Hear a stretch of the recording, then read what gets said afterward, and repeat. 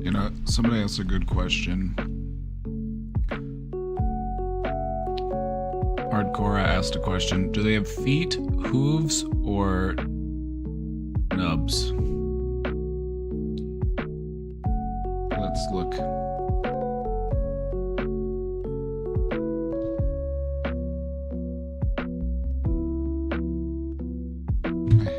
Hold on. I had a... Hold up, let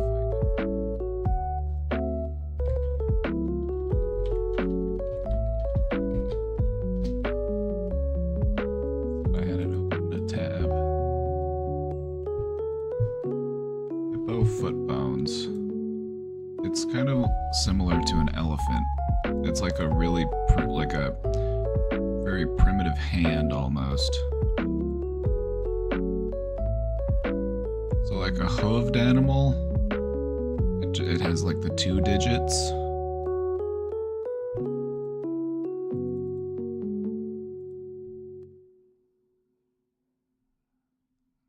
But the hippo, they have multiple digits.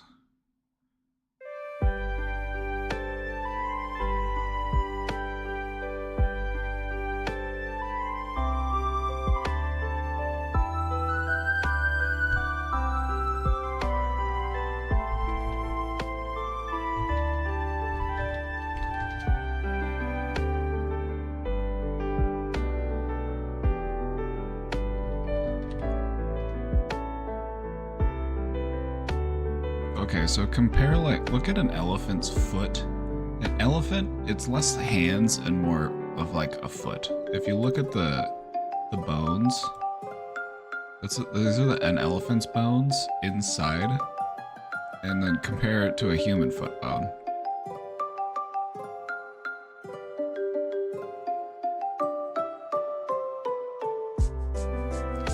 Whereas, so I was wrong when I was comparing a hippo to an elephant. Elephants have more foot. Elephants are 4 feet, whereas hippos are more like, well, I guess it's a similar structure to like a human's in some ways, but it's more like not quite a hand. It's like it's more of a foot, obviously. It's got all the digits, but it doesn't have like the dexterity of a hand. Not like a monkey. That's what really sets us apart.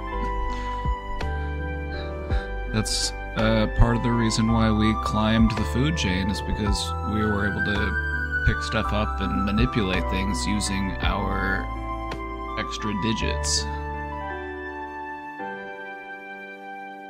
If Mudeng could pick up a stick and start waving it around, you'd have to watch out. You'd have to be careful.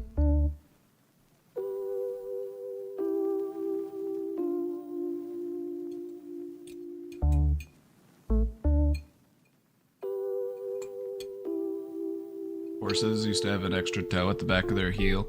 Wow. You know those, you seen those videos that pop up where it's like somebody cleaning out horseshoes, like doing like, it's called like farrier work or whatever? Those always make me nervous.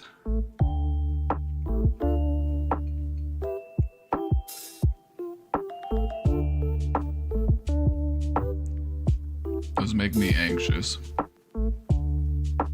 I'm like, I don't want to see this. I'm like, it makes me think of cutting my own nails, and it makes me feel like I'm cutting my own nails too deep. That's why I don't like watching the horse videos. I don't find them oddly satisfying. I find them oddly uncomfortable.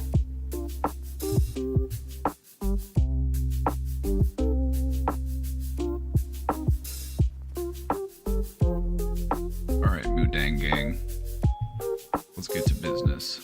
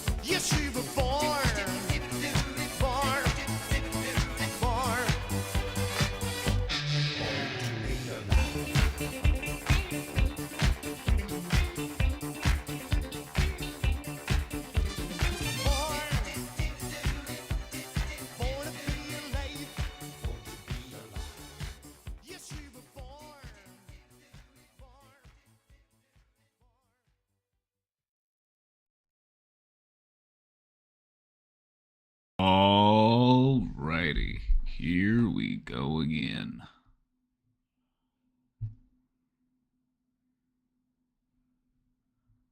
Welcome back, everyone. Please make yourself comfortable. It's Monday. And you know what you might be thinking? It's Monday?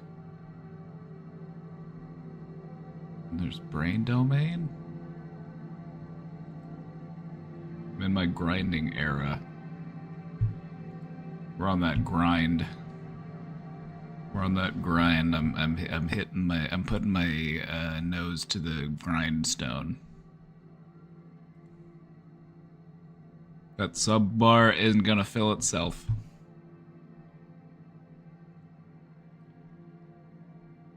I'm adding a bunch of cowboy emotes because I find them to be funny at the moment. I'm adding a bunch of new cowboy emotes.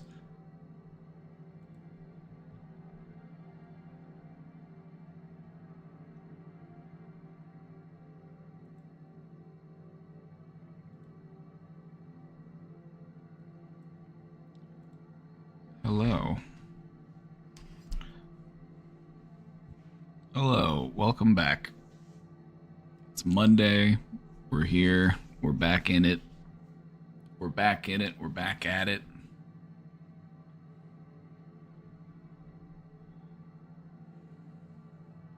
Don't see them.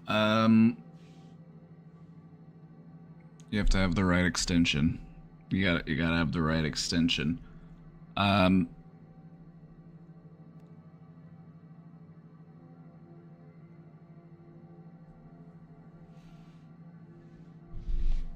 If you want the emotes, you gotta have the extension.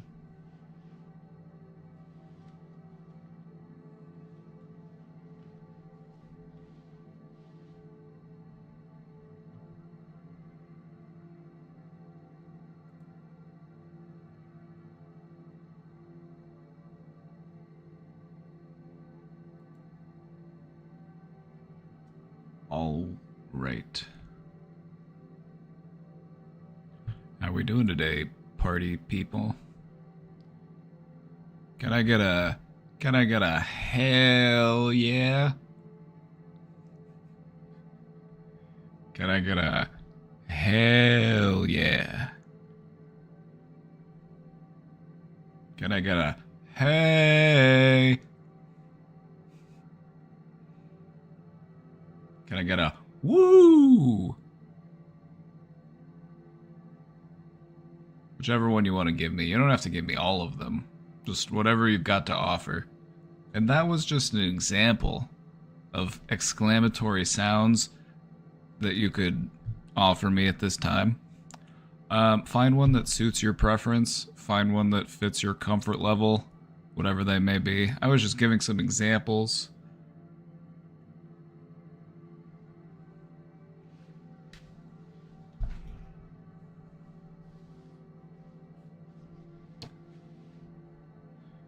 You can give me a whoop whoop if you, if you're down with the clown, you can give me a whoop whoop. I'll even take a whoop whoop. One of the things that I've always wanted to do, because I like to think of myself as a bit of a people watcher whenever I'm out in public. I like to go to certain types of events and just see what it's like to see all those people who go to that type of event. One that I've always wanted to go to is the annual Gathering of the Juggalos. I want to go full incognito. I want to do the full face paint. I'm going to drink Faygo. I'm going to say whoop whoop. And I just want to see what goes on at the the Dark Carnival.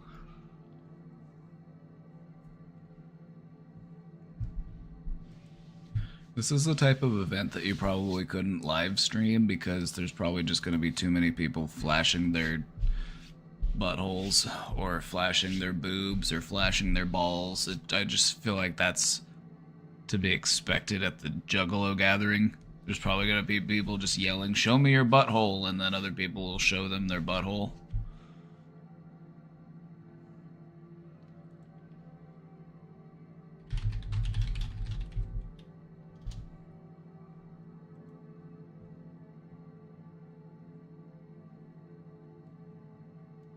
Are these pictures safe for work? Yeah, it's censored. I can show you some of these pictures.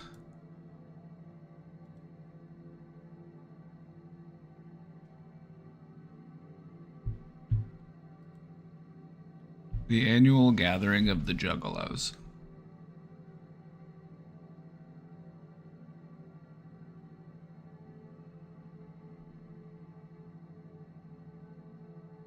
Always wanted to go. Where is it? I think they do it in Michigan. They might do it in different places. I don't know if they always do it the same place every year. But yeah, I just want to go to the gathering of the Juggalos. I'm like, what are these people up to?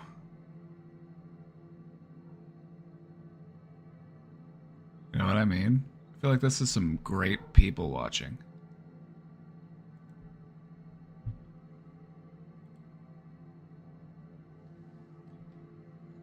As in juggling? Oh. No, Juggalos are... That is the name for fans of the music group The Insane Clown Posse. They refer to themselves as Juggalos. They are known for wearing face paint. They are known for drinking Faygo soda. And they are known for their signature greeting, which is whoop whoop.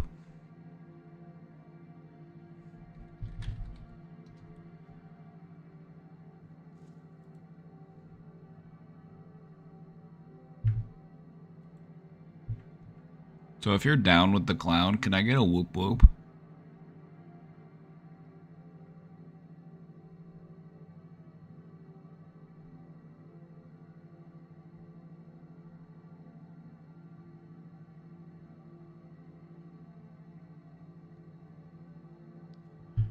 According to the BBC, it's ranked among one of the world's most extreme festivals. And it seems like it would be. I have a feeling that there's going to be a lot of chicanery going on at the gathering of the Juggalos.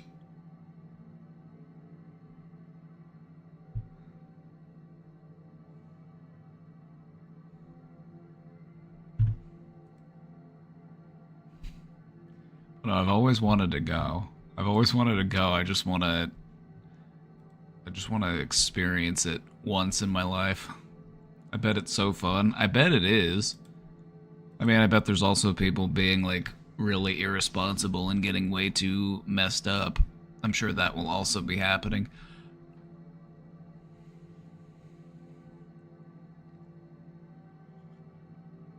But by all means, Juggalos are actually a pretty welcoming and, accepting group of people. While they might appear outwardly frightening with some of the body modifications and face paint, deep down, a lot of them are, they're perfectly fine people. I haven't heard many bad things about the Juggalo, except for for the most part, a lot of people who identify as Juggalos come from like a lower socioeconomic bracket, and so with poor people comes, some poor people decisions, like a little bit of like light larceny, a little bit of casual shoplifting. We've all done it.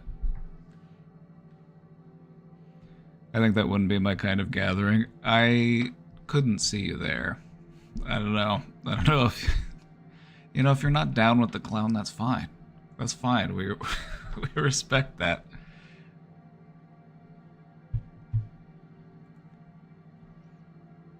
Can we watch the Miracles video? It's Miracle Monday. Is this gonna get...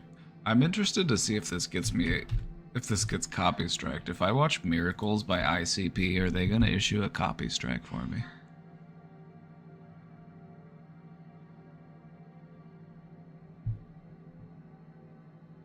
Only one way to find out. If you haven't seen this one before, buckle up. This is a piece of art. We got a theory. You see, Mike, we got Happy a theory Monday. about It's Miracle magic, Monday. miracles. That's right. That's right. If magic is all we've ever known, then it's As ridiculous as it is, the message here is one that's, you know, relatively uplifting and relatively pure. So as ridiculous as this video is, you know, they're not wrong about a lot of things. Not a very high, not a very high ceiling, but still, the intention is there. Anyway, this is Miracles by the Unsound Clown Posse. Please enjoy. miracles. That's right. That's right. If magic is all we've ever known, then it's easy to miss what really goes on. But I've seen miracles in every way, and I see miracles every day. Ocean spanning beyond my sight, and a million stars way above them at night. You don't have to be high to look in the sky and know that's a miracle open wide. Look at the mountains, trees, the seven seas, and everything chilling underwater, please. Hot lava, snow, rain and fog, long-necked giraffes and pet cats and dogs. And I've seen 85,000 people all in one room together as equal. Pure magic is the birth of my kids. I've seen shit that'll shock your eyelids. The sun and the moon and even Mars, the Milky Way of fucking shooting stars, UFOs, a river flows, plant a little seed and nature grows. Niagara Falls and the pyramids, everything you believed in as kids. Fucking rainbows, after it rains, there's enough miracles here to blow your brains. I fed a fish to a pelican at Frisco Bay. It tried to eat my cell phone. He ran away. And music is magic, pure and clean. You can feel it and hear it, but it can't be seen. Can't be seen. Music is all magic. You can't even hold it. Do you notice and recognize miracles? It's just there in the air. Are you a believer in miracles? Pure motherfucking magic, right? This shit'll blow your motherfucking mind. Music is a lot like love. It's all a feeling, and it fills the room from the floor to the ceiling. I see miracles all around me. Stop and look around, it's all astounding. Water, fire, air, and dirt. Fucking magnets, how do they work? And I don't wanna talk to a scientist. Y'all motherfuckers lying and getting me pissed. Solar eclipse and vicious weather. 15,000 juggalos together. And I love my mom for giving me this time on this planet. Take nothing for granted. I seen a caterpillar turn into a butterfly. Miracles ain't nothing to lie. Shaggy's little boys look just like Shaggy, and my little boy looks just like Daddy. Miracles each and everywhere you look, and nobody has to stay where they put. This world is yours for you to explore. It's nothing but miracles beyond your doors. The Dark Carnival is your invitation to witness that without explanation. Take a look at this fine creation and enjoy it better with appreciation. Crows, ghosts, the midnight coast, the wonders of the world, mysteries the most. Just open your mind and it ain't no way to ignore the miracles of every day. And that's real, and that's real. Magic everywhere in this bitch. Magic everywhere in this bitch. It's all around you, you don't even know it. Magic everywhere in this bitch. I'm gonna steal that line. There's just so many good lines in this video, but I think that's the one I'm gonna take away and incorporate into my vocab. Magic everywhere in this bitch.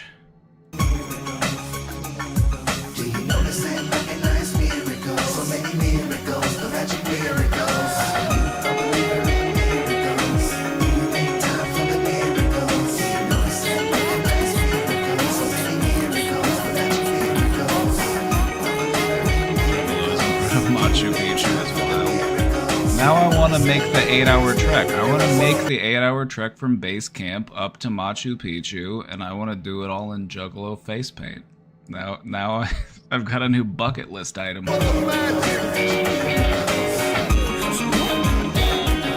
I'll only drink Faygo the entire day. I'll just I'll drink Faygo the entire way, and then I'll get up there and I'll take a selfie and I'll be like whoop whoop.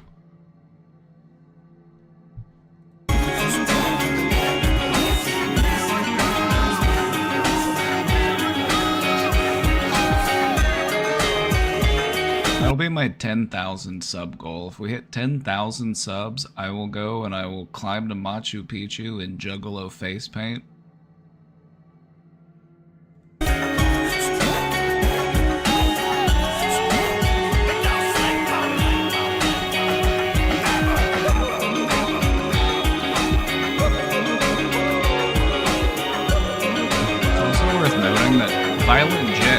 Violent J, this guy right here, this is Violent J. The other guy is Shaggy 2 Dope. Violent J is actually a very supportive dad. His daughter is a furry, and so he supports his daughter, goes to the conventions with them, even got his own fursuit that is ICP themed. You love to see a supportive dad, you know? I feel like too many dads today would be like, what the fuck are you into? You're wearing a fucking animal suit? Get a fucking job. What the fuck are you doing? But just to see parents passionate about what their kids are into, even when it can be cringe, you know, good for them. You love to see it.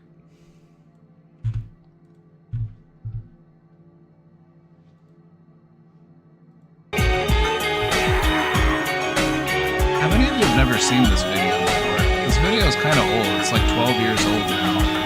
It really made waves whenever it came out. How many views does this video have? Only 4 million views. Honestly, it should have way more. That seems really low.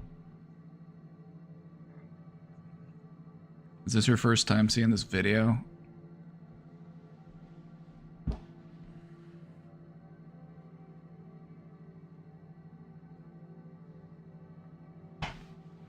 .2012 is vintage now. We didn't know how good we had it. We didn't know how good we had it. Back in 2012, we used to meme about the end of the world because they're like, oh, it's been predicted in the Mayan calendars or whatever it was. We're like, oh, the world's gonna end December 21st, 2012, and it didn't end up happening. That was the worst of our worries.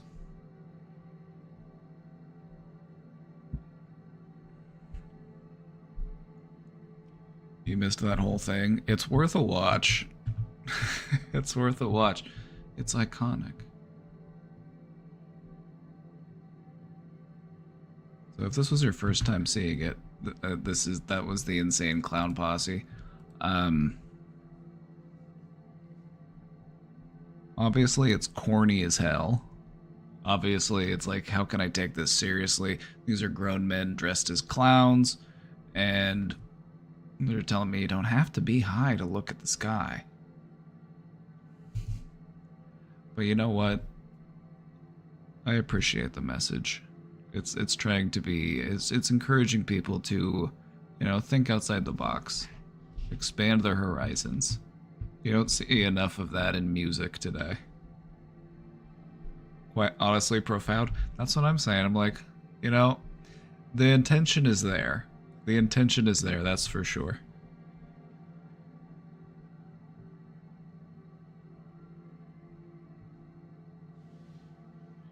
Oh, yeah, freaking out because of Sandy Hook in 2012. Oh, yeah, absolutely. I feel like any parent of a young child in school, it's like, it should concern people that rather than doing something about firearms, we are teaching our kids to have active shooter drills, and we're basically turning schools into little fortresses. I'm like, you really, is that the answer?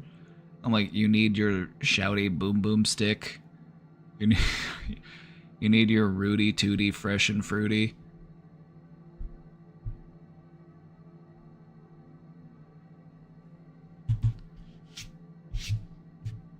The only point of having a high capacity magazine is so that you can shoot as many targets as possible in as little of time as possible. So what could you possibly need that for?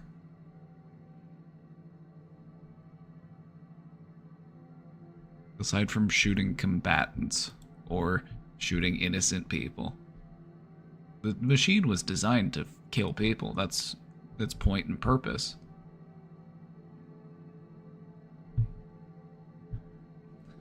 Or yeah, or of arming the teachers. I'm like, that's another terrible idea. It's like, too many people are dying because of guns. Maybe more guns would help?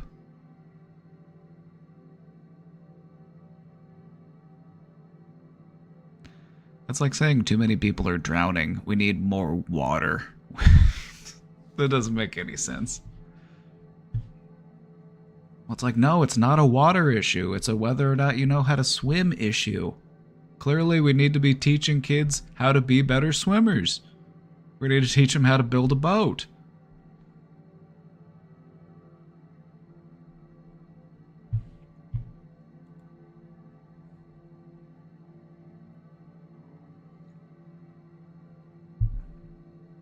Welcome in, everybody. It's Monday.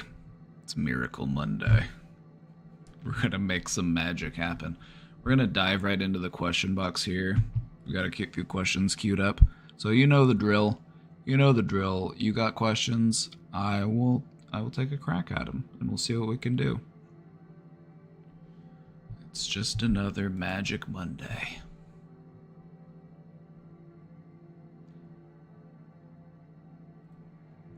Hi, Joshua. I'm gay. We got another one. We got another one fresh out of the closet.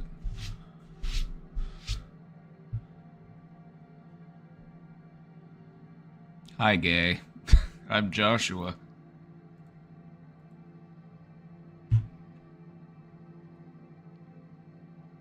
Sometimes I feel guilty having sex in front of my stuffed animals. I feel judged particularly by the squishmallow at the foot of my bed.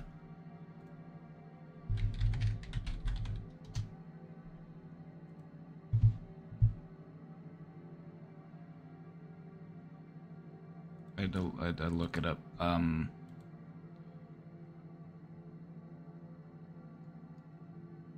It's like one of the... Like, I could imagine having a face looking like this at you while you're getting... While you're doing the despicable. While you're bumping uglies.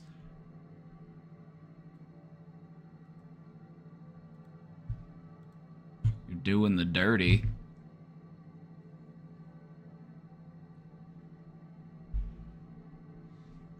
What were you getting? Getting your freak on.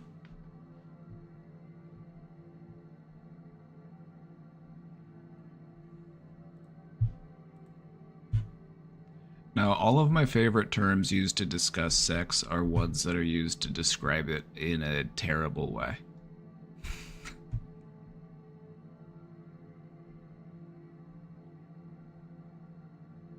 You know, taking the express train to Pound Town.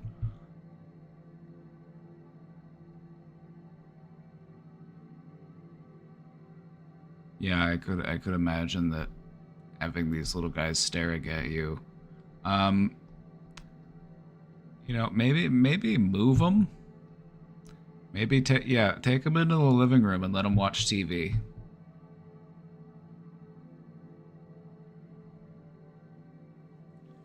Take them. You know, go. Have them go play in the other room. We don't need you here watching.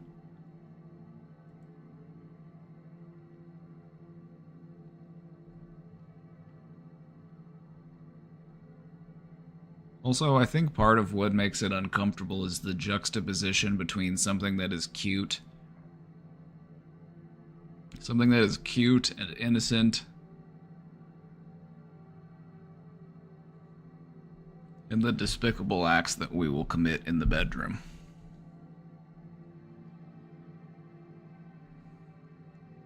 It's the contrast that really makes it jarring.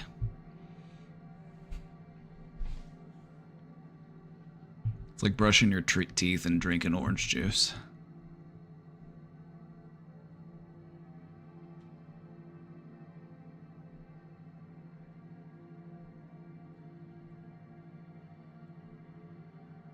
We all had a Furby we couldn't shut up, Lamau.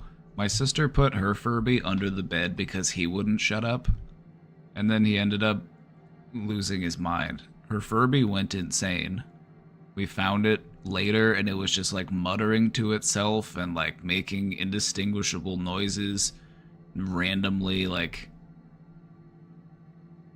blinking its eyes individually and just like glitching out.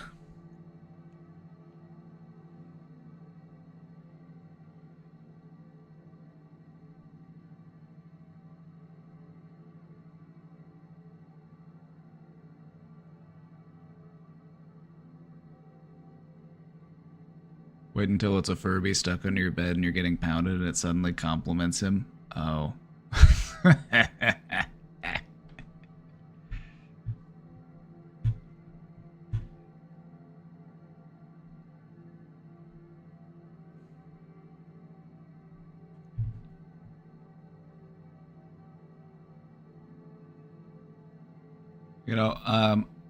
I would look at the stuffed animals on your bed in the same way that I would look at like a throw pillow or like a decorative, like, you know what I mean? It's decoration, and sometimes you have to get the decorations out of the way so that you can focus on the task at hand.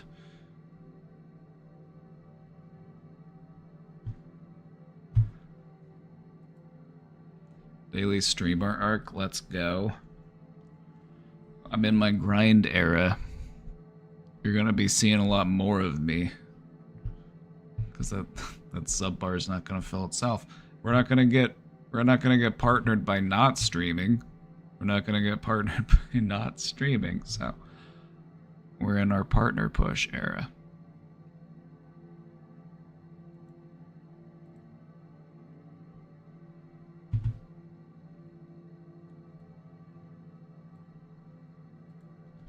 I noticed lately my road rage is becoming more frequent, and I'm over it. I don't like that hateful feeling I get inside of me. What would be some ways to manage this or change the behavior? What causes us to act this way? Thanks. Alright, I got you. Let's break it down. The thing about road rage is that it is a reasonable outlet for any anger or other powerful emotions that we might be dealing with in other areas of our life.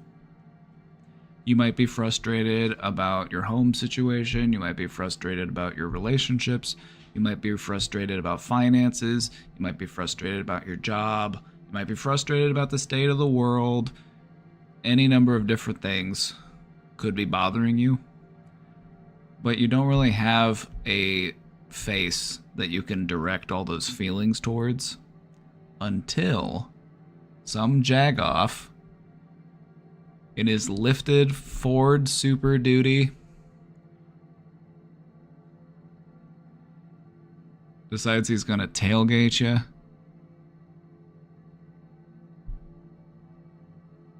and now you're enraged. You've found the outlet for all of those feelings that were bubbling beneath the surface, and you're taking them out in a place that feels justifiable. That's why we road rage, is because driving is serious business. When people are inattentive, or when people, don't follow the rules of the road, or people break that etiquette, that puts people at risk. Not just at, not even like a minor risk. This is a serious risk. You could fuck up your car, you could fuck up your body, you could potentially die.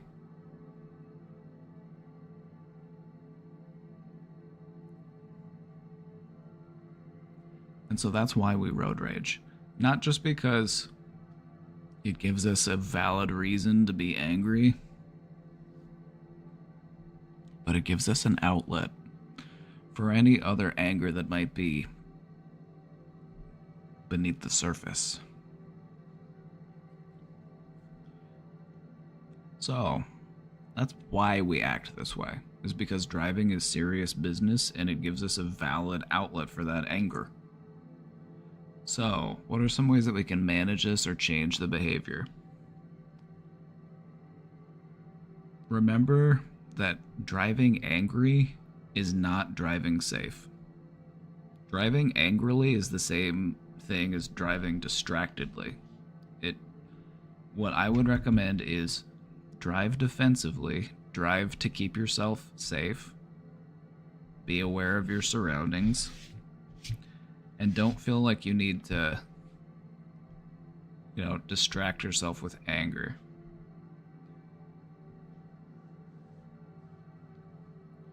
So, what I would recommend is find a better outlet for those feelings.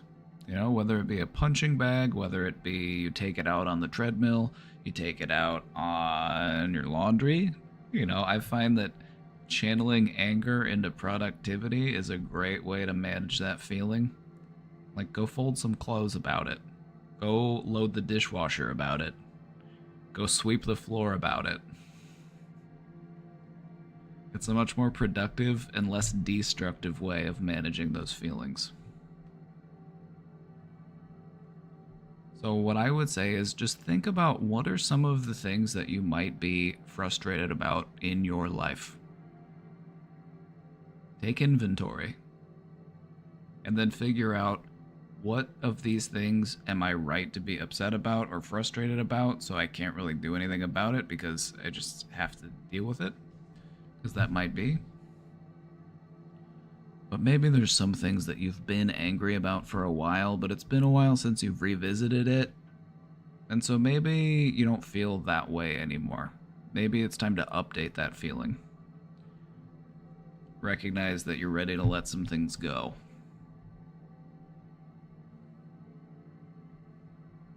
Also, when all else fails, just return to your breathing. Just when all else fails, return to your breathing.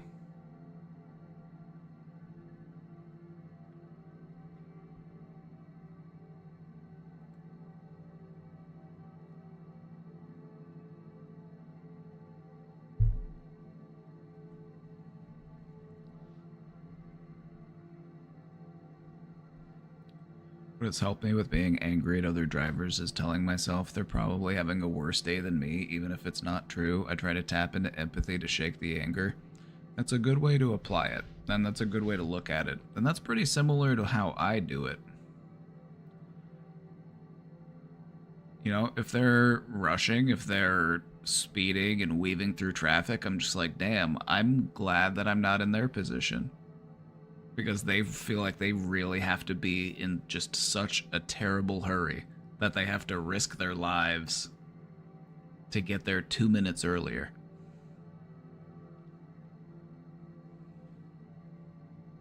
How many times have you found yourself in a situation where somebody will dramatically speed around you? Like you were only going 5 over, and that wasn't fast enough for them. They needed to go 15 over.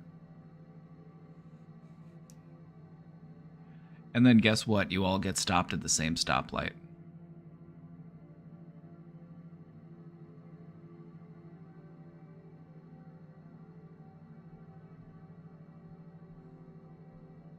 Happens all the time. And that's kind of what what changed my perspective on driving in general. It's just all that speeding really does for you is just mean that you're going to get to that red light earlier. You're going to have to spend more time stopped than if you were just driving a regular speed.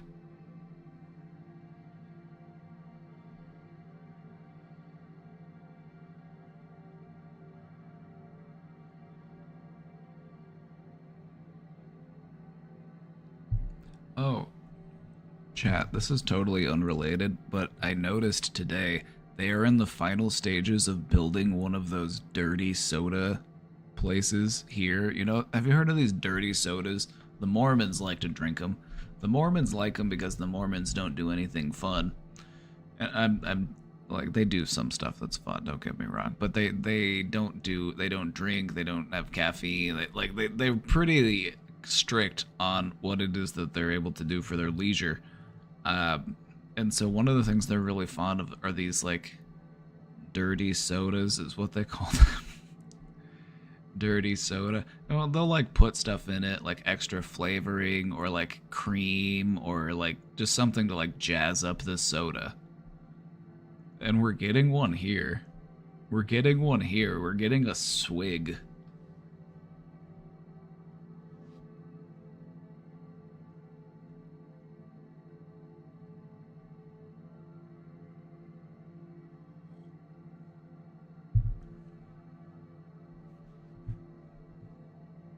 Quick side note, just while I'm on it, let's hold on.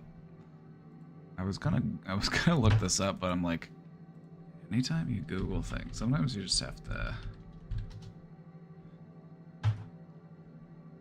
Like, I don't want to Google dirty soda and then have it pull up some like Rule 34 picture of like a Coke can getting pounded by a Mountain Dew can or something. Like, I don't need to accidentally Google that. But no, it's, you know, it's got stuff in it. But yeah, we're getting a swig. We're getting a swig here. And Sean is very excited.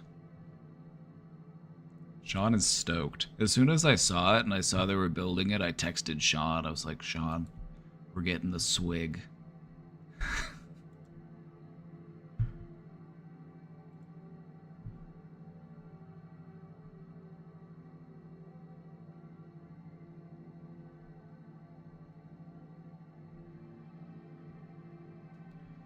Anyway, before we move on to the next question, just one last thought. It's like, what is it that we want to do with anger in the long term? Because I feel like these types of feelings of like frustration are normal and they're not entirely unavoidable. It's like you could have the most peaceful life in the world, but eventually you're gonna drop something or stub your toe or something's gonna happen, you're gonna get stuck in traffic. It's like there will always be moments in which we can be frustrated. And I've found that for like a long-term game plan of like, what do I want to do with those emotions when they pop up? Use it as a tool. Channel it into productivity. Even if it's just thinking about your anger. Use that moment of anger to think about, how angry am I right now? Why do I need to be this angry? What is this trying to motivate me to do? You know, just approach it with mindfulness. Turn it into something productive, you know? Go get a workout in. Go rake leaves in your yard. You know, go pull weeds. Go do some gardening. You know, channel that feeling into something that accomplishes a goal that you've been needing to work on, and then it becomes useful instead of destructive.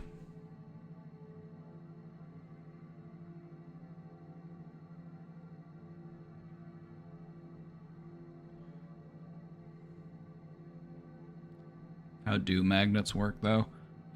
It has to do with how the molecules in the material are aligned. And then, like, when you have metals, the molecules in metals tend to be very neatly aligned. And if they...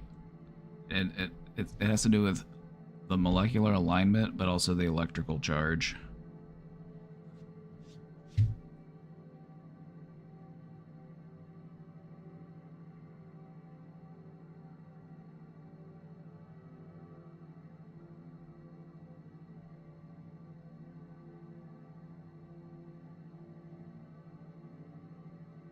My recommendation, the next time you start to feel frustration build up, just watch it. Just watch it as it builds up inside of you. Like you're watching a flower bloom. Just try to approach it from a perspective of being an observer, being curious about it, studying it, get a better understanding of it.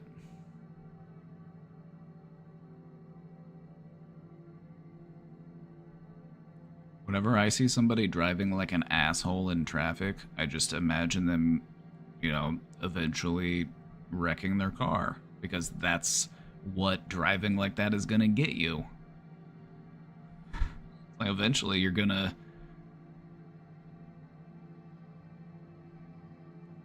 Like that streamer. You saw that streamer who wrecked his McLaren? He had a brand new, like, really fancy, expensive car, and he wrecked it because he was texting and driving.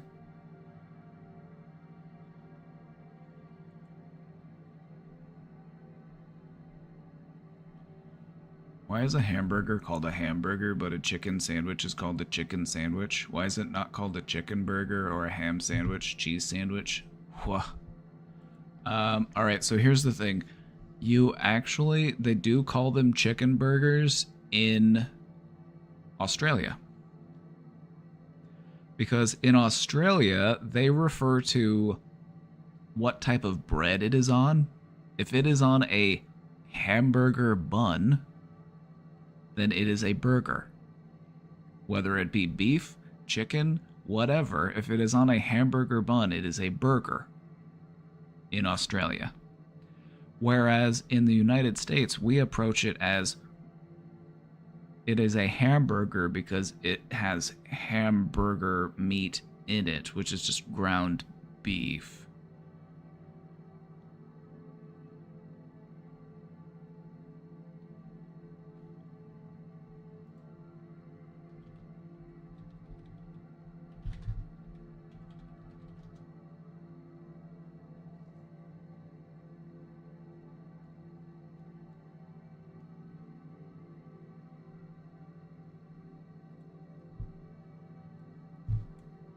Time for a little bit of hamburger history. It originated in Hamburg, Germany. They called it a Hamburg steak, but we didn't actually have like a hamburger sandwich until early 1900s, or maybe even earlier than that. The oldest hamburger restaurant is in the United States, and they're still open. And they still cook them in the way that they were cooked. Yeah, it's called Louis' Lunch in New Haven, Connecticut, making hamburger sandwiches since 1895. It's this dinky little place. And the way that they make the hamburgers is they press them in this, like, wrought iron contraption. But back then, it was just served between two pieces of bread. So the name hamburger comes from the style of preparing the meat that way. And then what eventually became to be known as a hamburger was known for its entire presentation. You know, it's got the bun, it's got the meat. It's not just bread. And that's what would differentiate it from being, like, just called a sandwich. But what I find interesting is that in other parts of the world, they'll refer to anything that's on a hamburger bun as a burger. So if you went to Australia and you had a fried chicken sandwich, it would be called a chicken burger.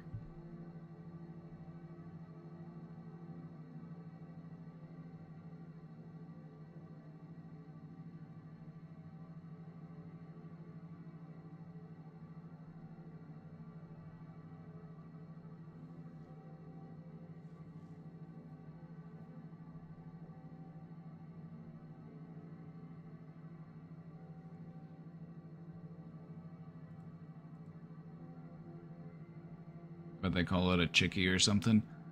It depends on what it is they're referring to. If you were to order chicken parmesan, which is also very popular in Australia, you order chicken parmesan, you order a parma. If you say give me a chickie parm, they're gonna fight you.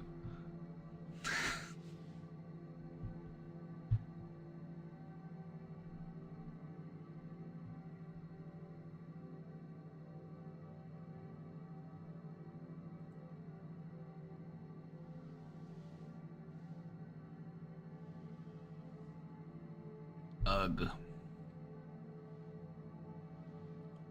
Ugh. I'm just gonna start off by saying I'm insecure. And I'm gonna start off by pausing you there for a moment. I'm gonna start off and pause you there for a moment. Think about how much security it takes to admit to your own insecurities. Just take a moment and consider that everyone in the world has insecurities, but only some people are actually brave enough or secure enough to actually identify and acknowledge those insecurities.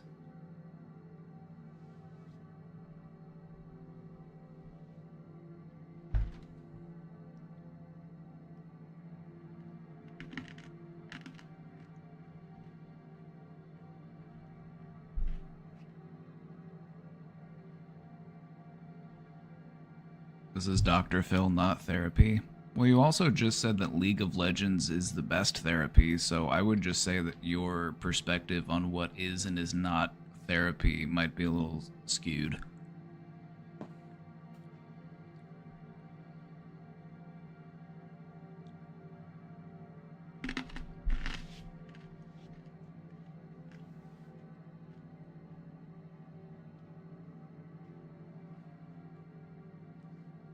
Whenever my friends play too much League of Legends, I have to check in on them, because I know that they're not at a good place. Whenever you find your friends spamming solo queue, check in on them. They're going through something.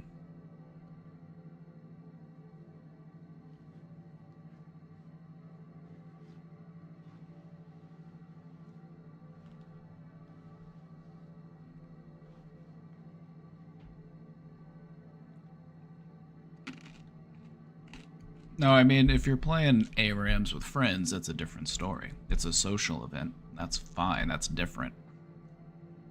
But if you're just trying to climb the ranked ladder on your own, you got a million other things that you could better be spending your time on than having a little digital emblem associated with your League of Legends account.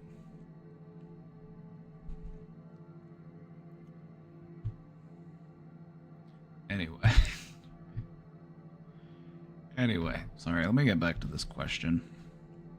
But I just wanted to acknowledge that identifying that you feel insecure is a huge strength.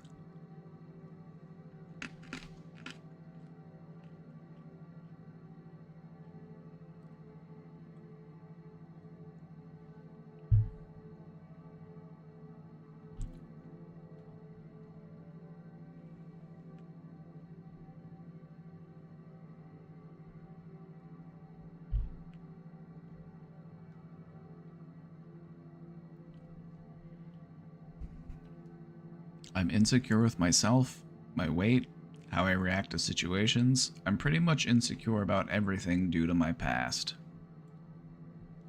Relationships make it worse on me too, because I'm always feeling not good enough. Sometimes I get insecure with my partner and ask who he's texting. Ugh.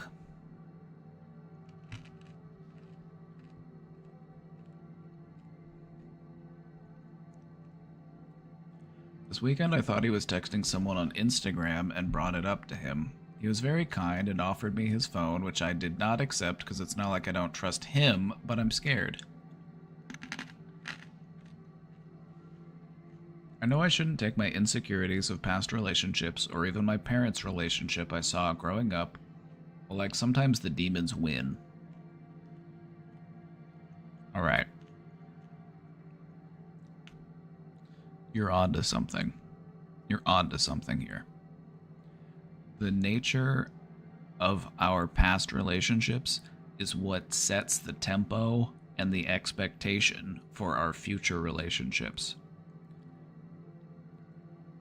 The reason why it can be difficult to change our minds about this, and I say difficult because it is challenging, it's not necessarily easy to go against the things that we have learned, but it is entirely possible.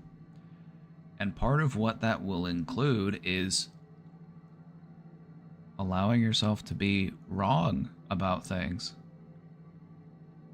Because right now you have an idea of what relationships are like and what they should be like based on what you were taught.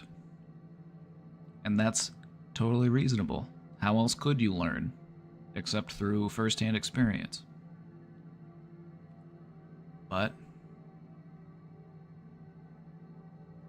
to extend that beyond those relationships is not correct. Because each new relationship we form can manifest in a different and unique way.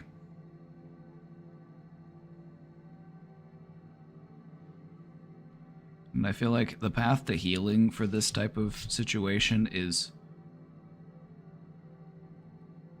identifying these feelings and just figuring out, is this something I want to keep? Is this something I want to let go of?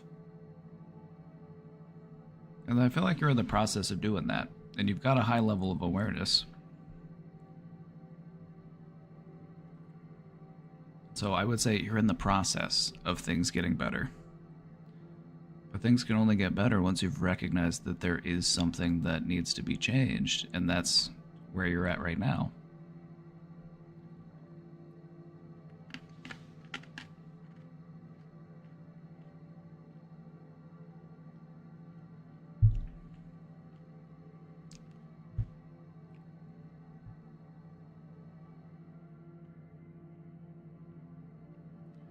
He's really calm anytime I do cave into my demons, and he just asks if I'm being weird right now, which I love that response because it's lighthearted and gives me the opportunity to say yes without feeling attacked, but he still feels attacked.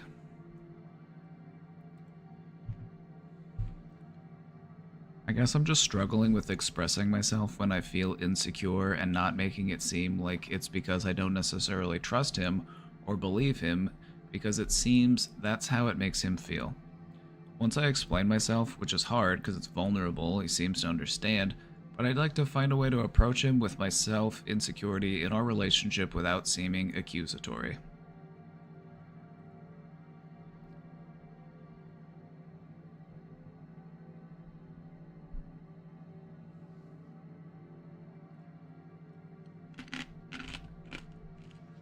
Hold on, Cutie Cheeks is cooking something up.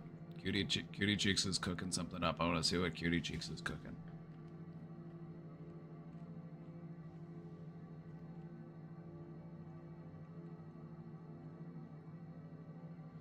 I would say, in the meantime, what I would say is, when we have these conversations about our insecurities and our vulnerabilities, it doesn't always have to feel so dire. It doesn't always have to feel so serious. You know, if you catch yourself worrying or feeling some type of way and it's because of these past experiences, these past expectations, and you recognize that you're starting to feel a little bit insecure, it's okay. Just call it out and then try to redirect. Try to redirect yourself in a positive way, rather than spiraling downwards, because that's kind of what focusing on our insecurities does, is it causes us to start spiraling down. Once we start thinking about the things that make us insecure, it makes us think about other things that make us insecure, which can lead into thinking about more and more things that make us feel insecure, and then next thing we feel terrible. So what I would recommend is, when you catch yourself feeling insecure, call it out, acknowledge that I'm in the process of changing this belief, and then redirect it in a more positive way. You know, go give your boyfriend a hug. Go out for a walk. You know, go do something fun.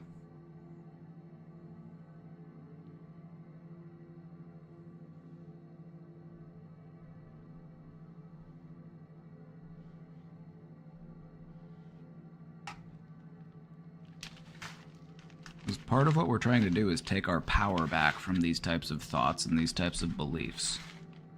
And part of the power that they hold over us is that when we start to think about an insecurity, it makes us think about more of our insecurities. And it just takes us down a path that we don't enjoy going down. Just taking inventory of all of our insecurities. So catch those moments as they pop up.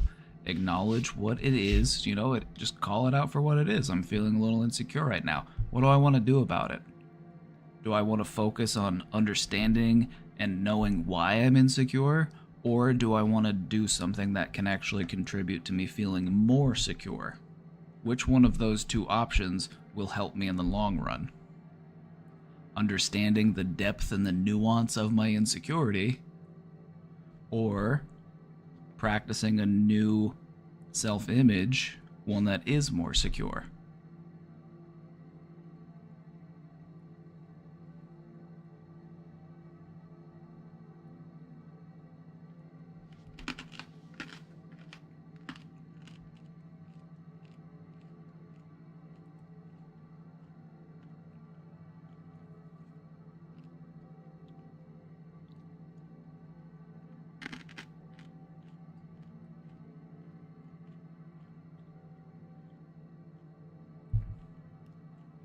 See what I mean? Does that make sense, what I'm saying?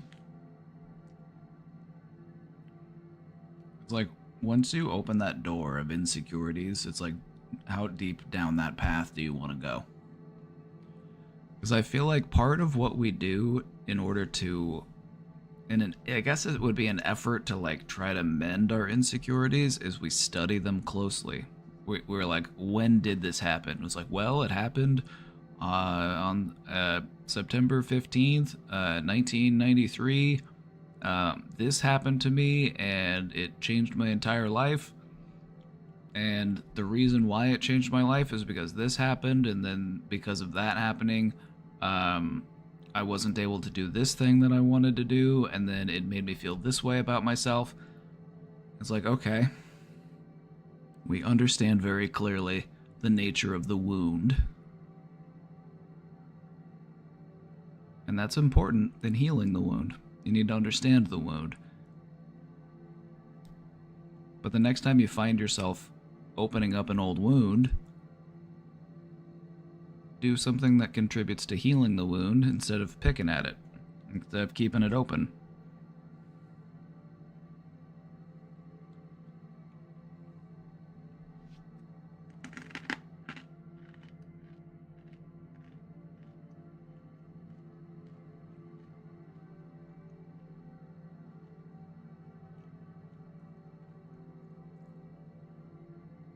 Cutie Cheeks also has some good advice there, breaks it down into some nice steps. So I would take that as well.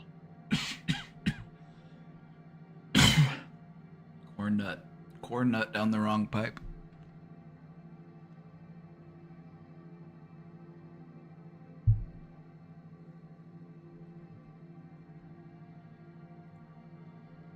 YouTube video. Alright, let's see what this is.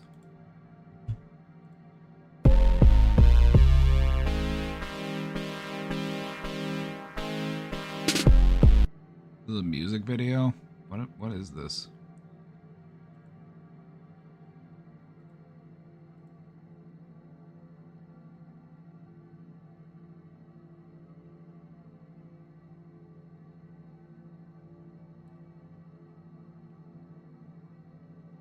Fuck the police, though we smoking like it's legal.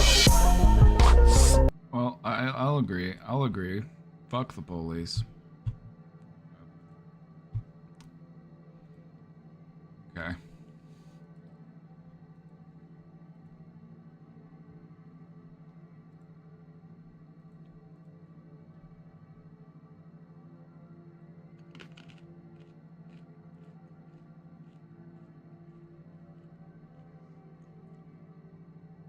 Well, it happened again.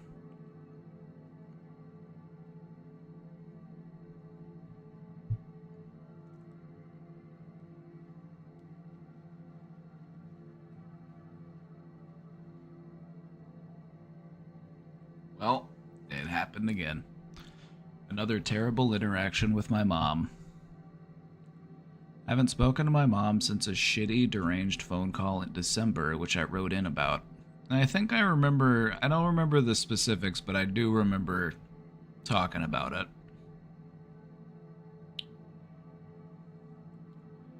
She didn't want to listen to any boundaries or why I had cut contact from her. She berated me, said I couldn't do anything when I told her I couldn't continue the convo with her.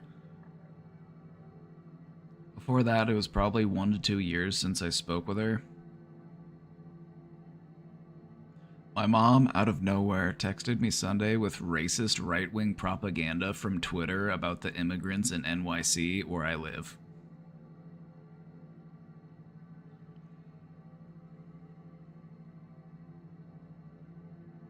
I responded, "Not sure what you hope to achieve, but this isn't how you fix a relationship. Your actions continue to push me away."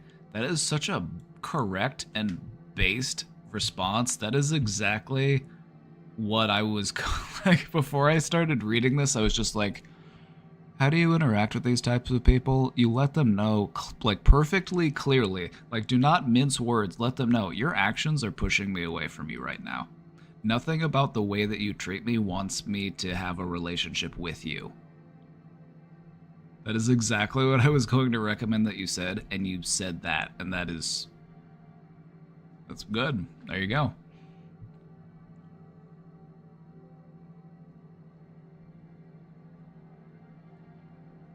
Here's the thing.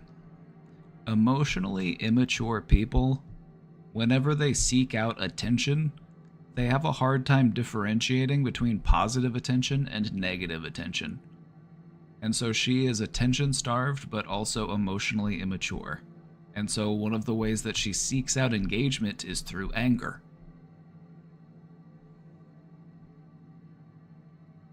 Like a child throwing a temper tantrum.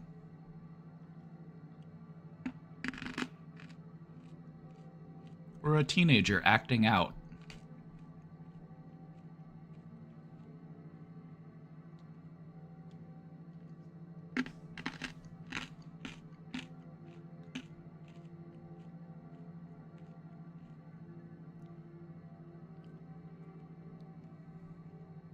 She said she isn't trying to fix anything and that I've been lied to and she is trying to save me. I responded with, if your goal isn't to fix this, then do not reach out to me. Some fucking mother. Goodbye. She then berated me for not reaching out when she had cancer, and what kind of daughter am I? My stepdad texted afterwards, your mother tried to fix this in December. You shut her down. The ball was in your court. You dropped the ball. So this is all your fault.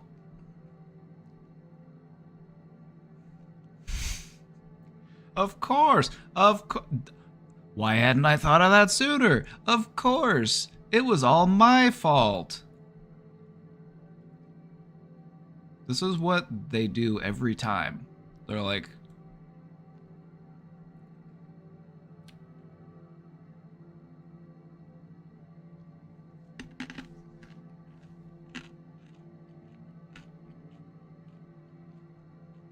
if you want to follow up, I have some more follow-ups, some things that you could say. First off, don't say anything insulting. As much as you want to be insulting, don't be insulting because they will use that as ammo against you. They will say, oh, they're angry. Even though they're very angry, they have to be the only one that's angry.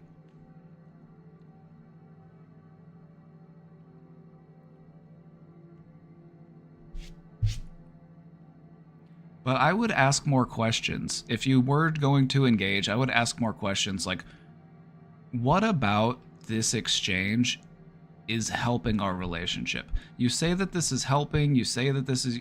In what way? Elaborate. Explain it to me. I need to understand where you're coming from.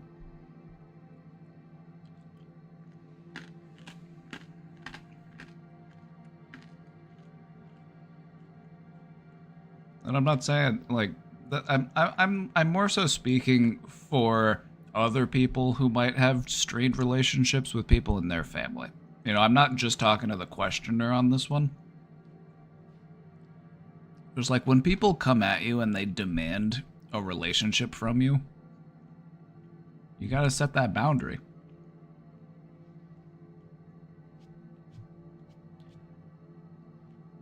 And what they're looking for is they're looking for you to match their energy. They're looking for you to match their freak.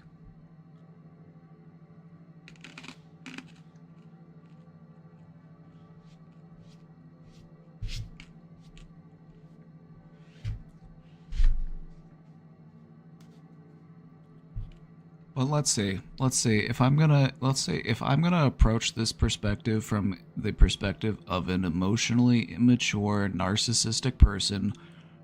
Whenever people actually try to act like when they get me to reflect on my own beliefs, I'm going to start accusing you of doing more things. It's like, oh, well, aren't you just perfect? Aren't you just perfect? Oh, you're gonna hold that over my head? Like, I'm just a human. You know what I mean? Like, I'm predicting the future here.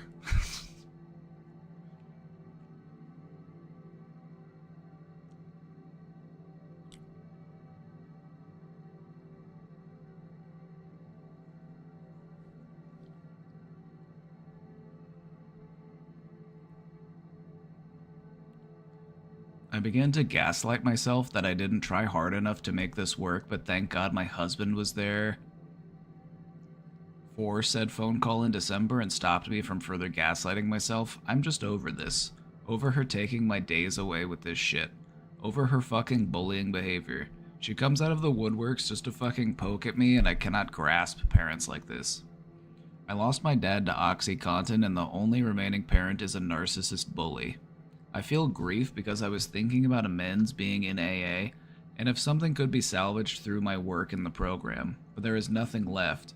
I have such resentment and remorse. Thanks for letting me vent here. I appreciate this channel so much. One more thing. Also, you're welcome, by the way. One more thing. Remember this when it comes to narcissists. They talk about themselves by talking about you, which is why they will accuse you of all these terrible things. This is what they actually are afraid of acknowledging about themselves. But they can't do that because it terrifies them. So instead, they do it to you.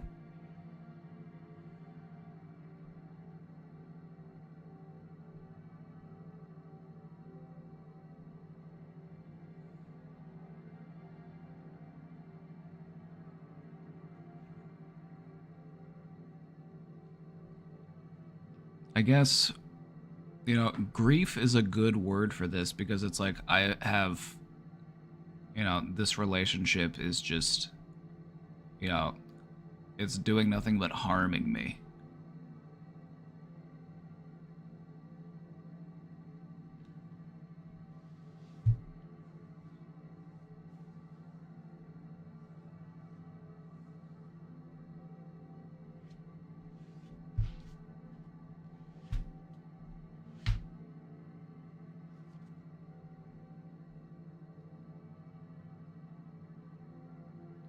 Dealing with narcissistic parents is incredibly frustrating. I'm not going to say it's impossible, but it is really, really, really, really, really, really hard. Because when narcissistic traits are this long-standing,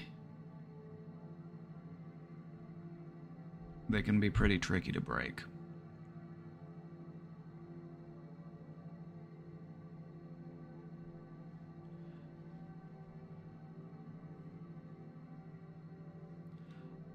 I think one of the ways to start approaching that or to start having that conversation with a parent, and I'm saying this, you know, just for anybody who might find themselves in a similar situation.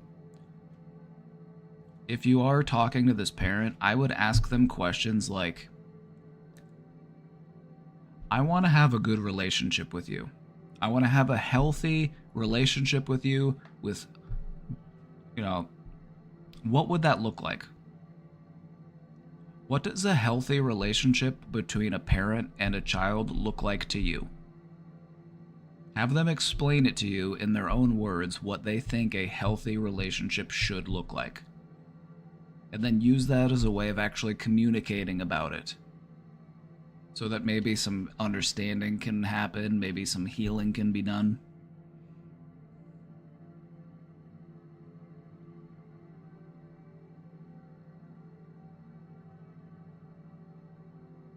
Because deep down, your parent is this frightened little child who needs to have a relationship with you because the idea of accepting that their failure as a parent is because of their own actions is too much to stomach, and so they have to blame you for it, which isn't fair.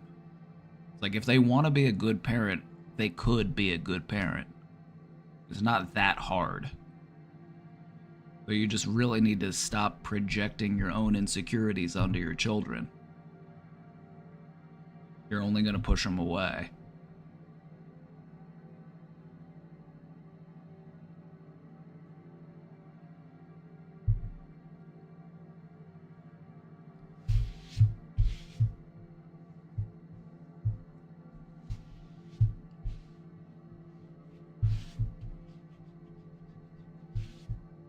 Other things that you could talk about, you know, if you have a parent who has these types of narcissistic trends and you're trying to like mend things with them, just talking to them about healthy relationships and then asking them things like if they say something to you that is like hurtful or accusatory or whatever, it's like, repeat it back to them and ask them, like, what about saying this helps a healthy relationship to exist?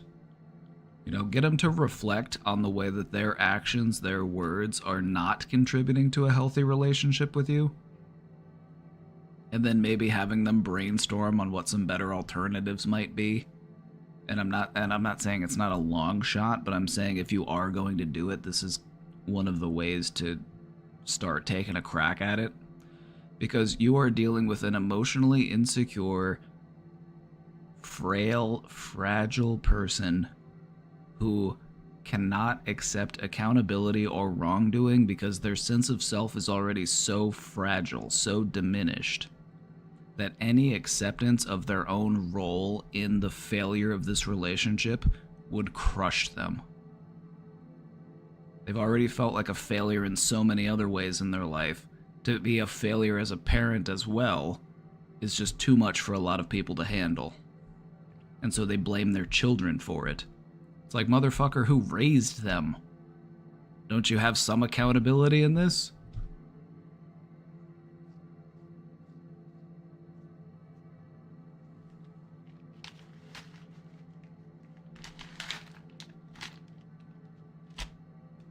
Exactly, 15. Keep your side of the street clean. Don't worry about going over there and cleaning up anybody else's mess unless they ask you to come over and help them.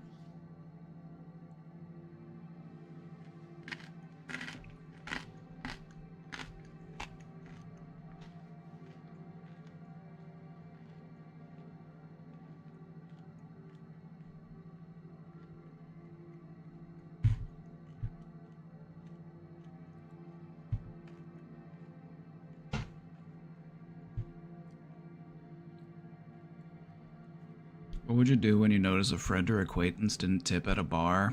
I am afraid of bringing this person around to one of my spots again.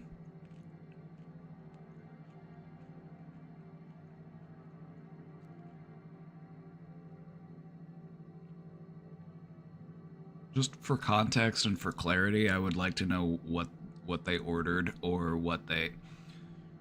You know, because here's the thing. There are other explanations other than my friend just doesn't like to give tips. It's like, who knows? Maybe they're worried about overdrafting their account, or maybe they don't have they don't... You know, maybe they just got a single drink, and it's like, okay, I could see not tipping every single time you get one single drink. Like, if I go to a bar and there are multiple transactions, like, I'll ring up, like, okay, I tipped on the first one. I tip on the second one, too. So I guess some of it is contextual. So I would just try to be mindful of the context. Maybe take another opportunity, but take them to Applebee's. Take them to Applebee's and see if they tip.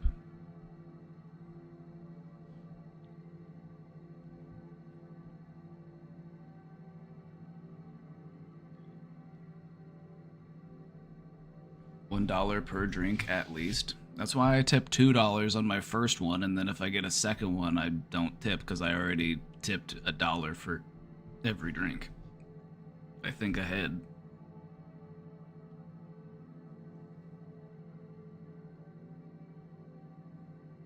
Also, why don't we just pay our fucking workers so that we don't have to rely on gratuity and generosity in order to pay their bills?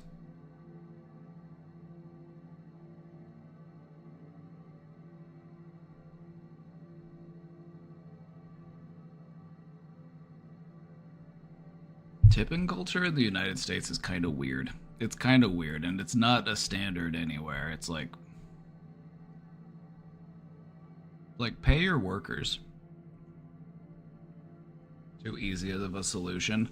I know, we need to make it more complicated and convoluted. We need something that's not sustainable in the long term and doesn't really help anybody. That's what we need.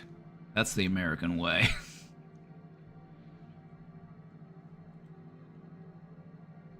I was born and raised against my will. what are you gonna do about it? This life is an opportunity. Do with it whatever you willst. Do what thou willst. Because here's the thing, every one of us was born and raised against our will. None of us chose to be here. None of us signed up for this. But here we are nonetheless. Perhaps we should try to make the best of it.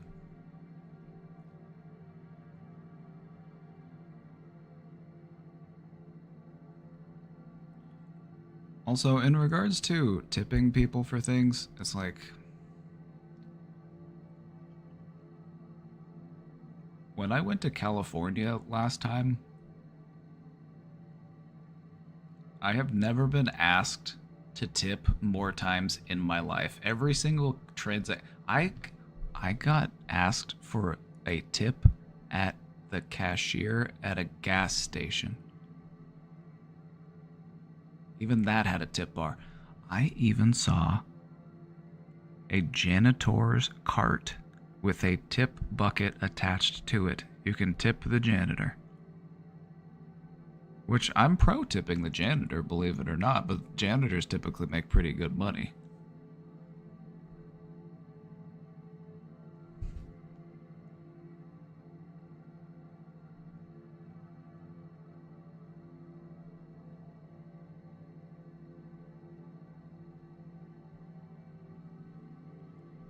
But no, I've never been asked to leave a tip at the checkout on and it was like a convenience store. I'm just like, really? I'm like, I have to pay a tip here too?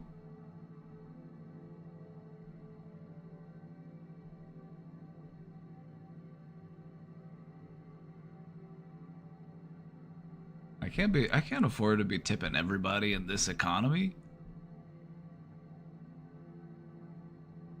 You can tip almost anything here. Yeah, that's California. California is wild with those tip prompts. I was asked for a tip on, like, when I went to TwitchCon and I was in San Diego, literally nearly every single transaction gave me a prompt for a tip. Can't even go to a regular store anymore without having to tip the cashier. I don't know if you overcome trauma or if you just learn to live with it. What's the difference? Here's the difference. Surviving versus thriving.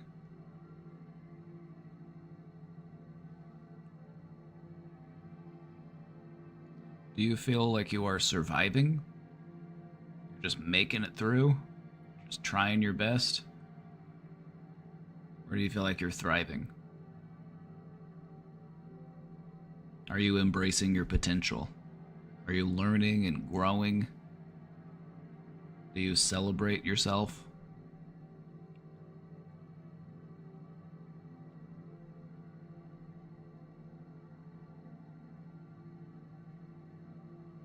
I feel like part of what indicates that we have overcome trauma is we're able to look back at it and say, yeah, I made it through that shit.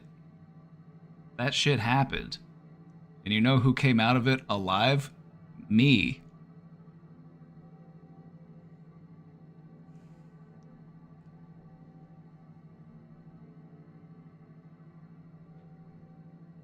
In some ways, trauma helps to mold the person that we become, but it doesn't have to define you.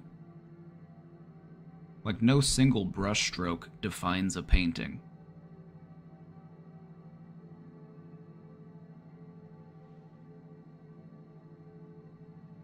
That was a good one. That was a good one. Should write that down.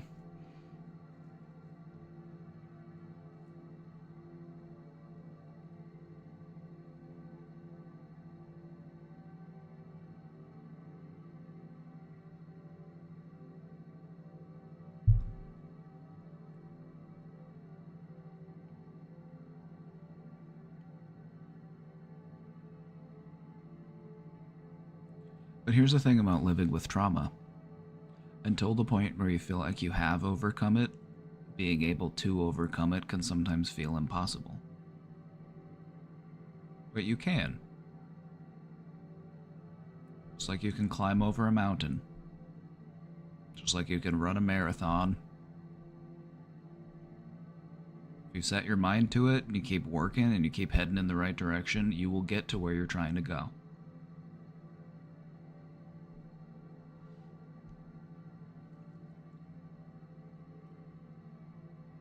The clipbot. I tried to implement a clipbot and I don't know if it's working correctly. It's so hard to clip on my phone. Shout out to the Clippers. Shout out to the Clippers. Clippers make the world go round.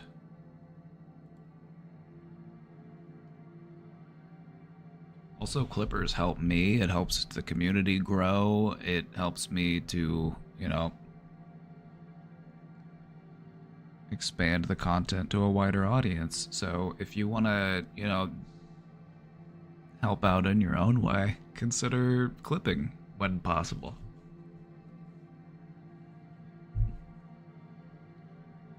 Clippers are the real MVPs.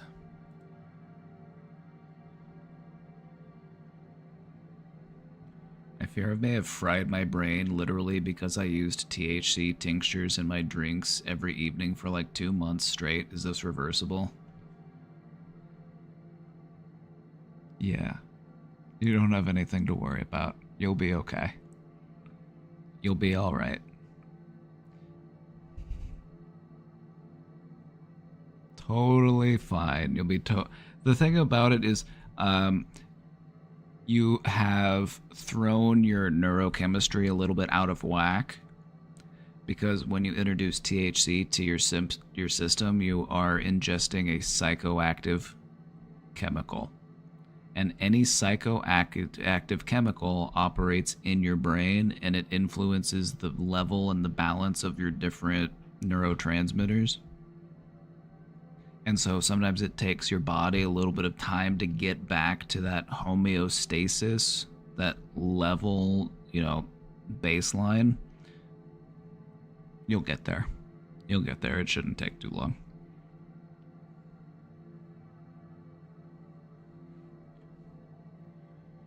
Just remember that some people have traumatic brain injuries and are able to learn how to walk again. They're able to teach themselves how to talk again. The brain has an incredible ability to heal.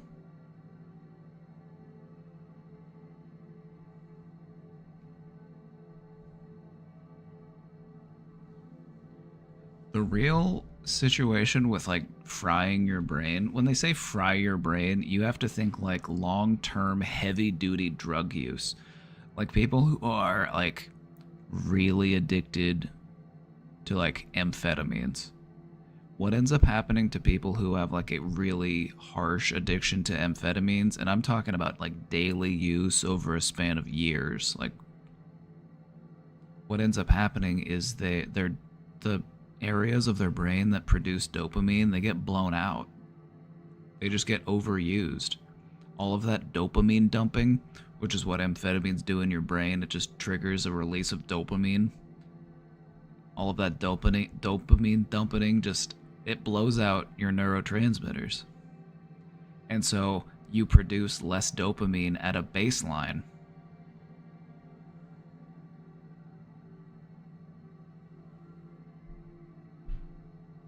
I started using drugs again. Well, stop.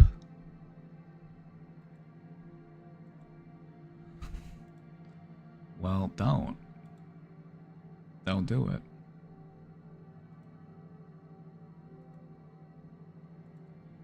But now, your brain has a remarkable ability to heal. So just give it some time, treat it well, do some meditating, do some mindfulness. You'll get to where you're trying to go.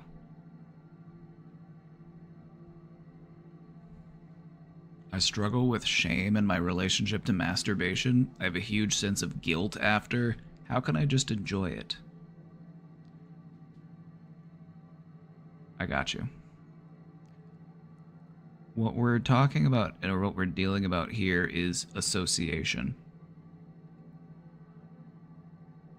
If you are doing the deed, just to, you know, feel better, like maybe you're stressed about something and you're using it as like a stress reduction tactic, which is what a lot of people end up doing. They find themselves stressed or overwhelmed, and so they, you know, crank one.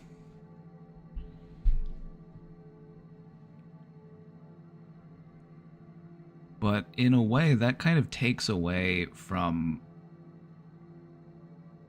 what it could be. You know, it's meant to be fun and pleasurable and enjoyable. But if we have this association between it and, like, stress, it's got to make us feel bad, like, worse about it.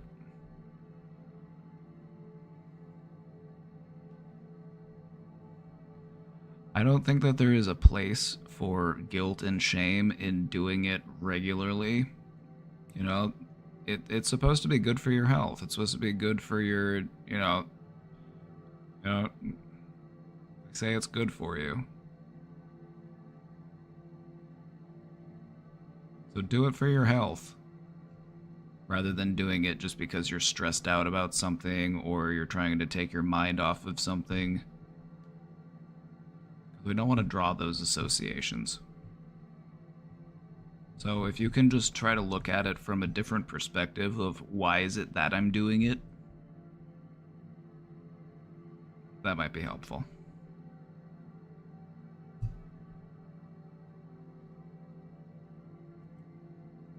Maybe light a candle, you know, make it fancy.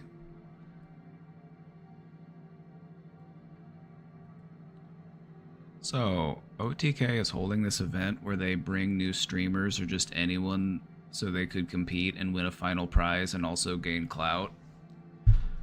No specific amount of average viewers needed, so you can have 0 viewers, but there's this one very attractive girl, it's Kachi, who never even fucking streamed before, somehow made it all the way to the top and now averages thousands of viewers. Meanwhile, some of the other contestants at the top who have been streaming more than her have way less viewers. And personally, I don't even find her that entertaining. I just don't get it. Like, what's the science behind it? Or is it really just simps row full? Okay. That number is probably going to go down. Because if the content isn't engaging and interesting, it's really not going to sustain that level of engagement. I feel like because it's new, because it's, you know... Or she's an industry plant. That also could be true. Gotta watch out for those industry plants.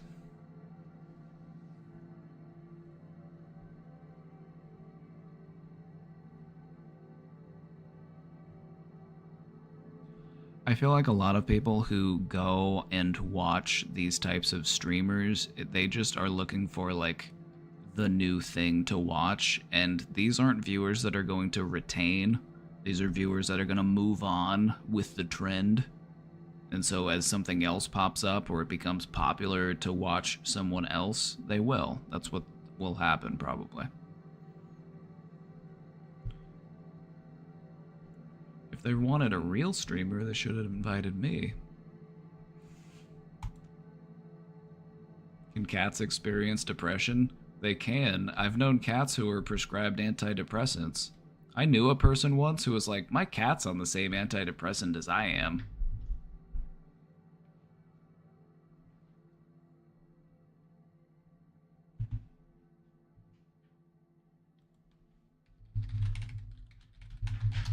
What are the signs and symptoms of cats in depression? Let's look.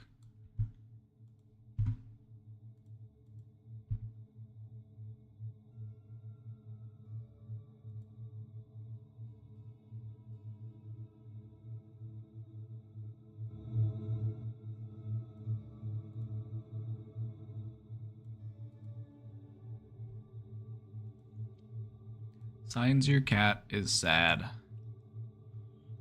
Low-pitched, mournful yowls, not interested in activities, they're not grooming themselves, they're sleeping too much, and they're not eating. Cats can get depressed.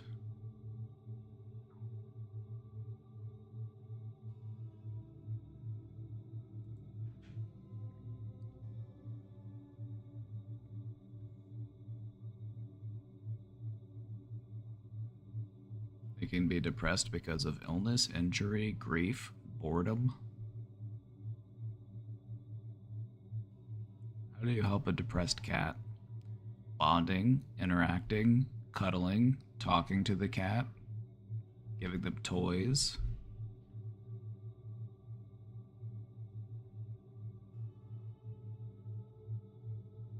Get your cat a pet.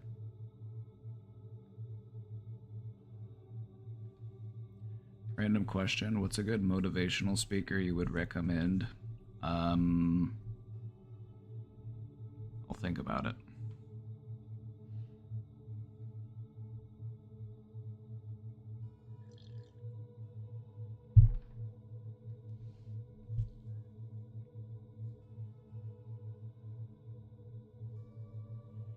Yes, cats can get depressed.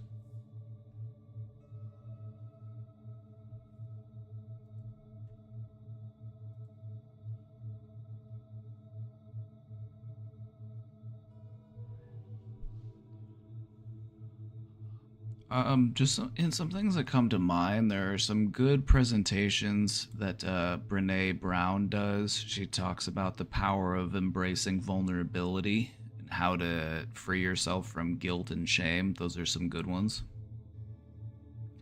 I guess it kind of depends on what it is you're trying to get motivated for, or to, what type of motivation you're looking for.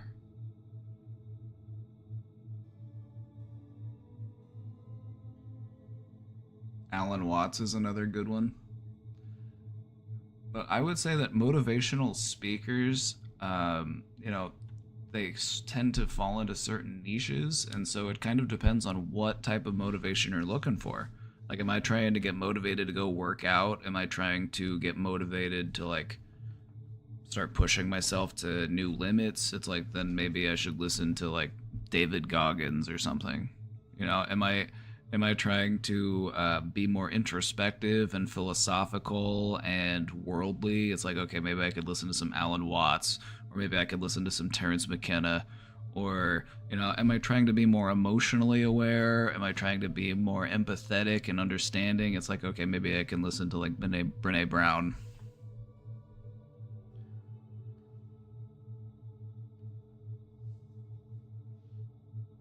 The Carpe Diem type.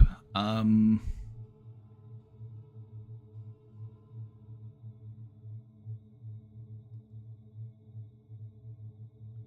not sure.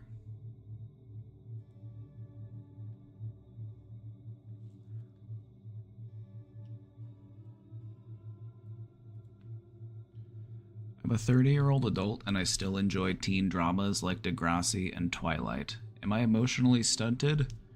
I find it comforting, but I feel like I need to grow up.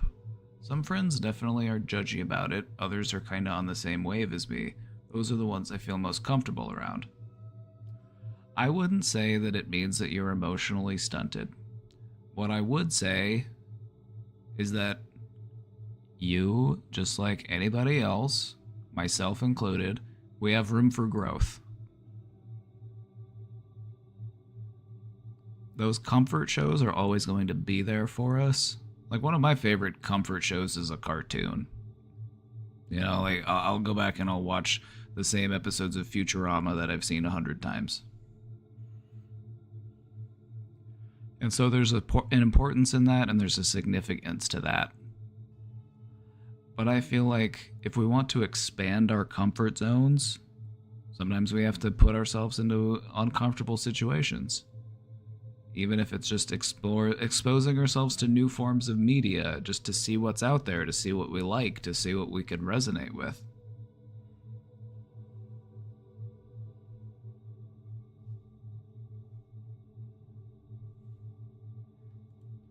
It's kind of like having a comfort food.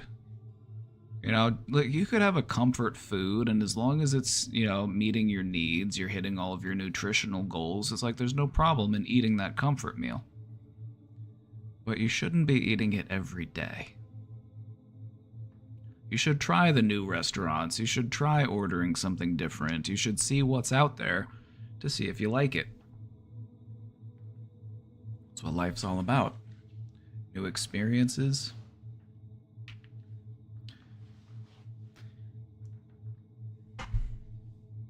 There are many things out there that you might really, really like, and you won't find that out until you go out there and try.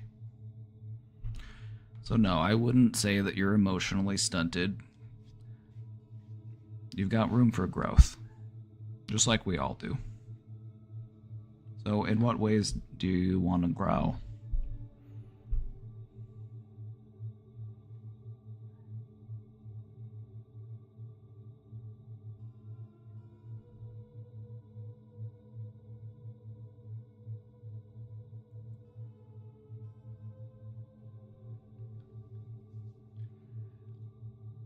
I've always felt that I'm on the outside of my family, that any conversation I try to have with family members in social situations doesn't connect like it does from other family members. It makes me want to run away from them and give up on trying to communicate, and then they ask why I'm quiet. What's the best way to deal with this? To become a better communicator. None of us are perfect communicators. Especially when it comes to trying to tell people, what it is we're feeling, what it is we're dealing with. Like, everybody has room to improve as far as their communication goes. And so we can't expect ourselves to be perfect communicators because, as it turns out, vocal communication is an inherently flawed system. There's all sorts of rooms for misinterpretation. It's hard to sit down and have a genuine, honest, open, understanding conversation with somebody. That's why people actually go so far as to pay for it.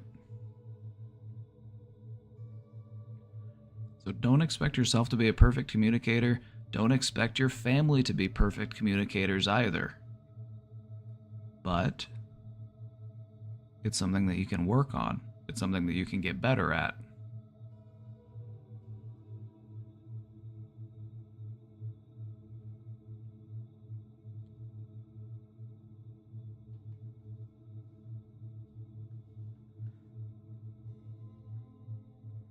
To maintain a connection with somebody takes work.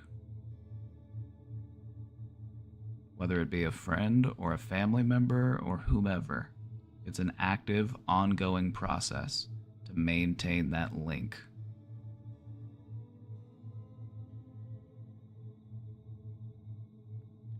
So I guess my question is do you want to have that connection? If you do, work for it, try and just see if it can happen.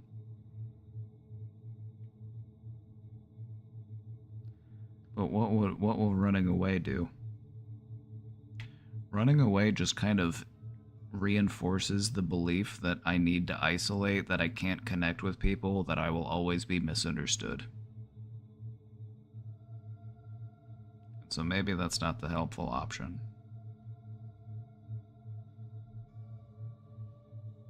What if they interrupt you and shut you down on things?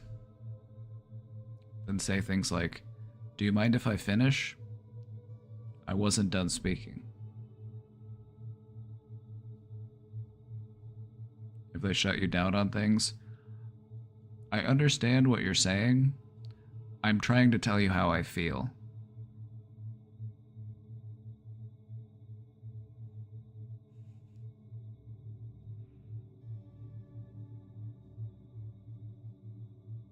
You have to assert yourself. You're talking with this person. You're not being talked to. You're having a conversation. That means give and take. That means back and forth.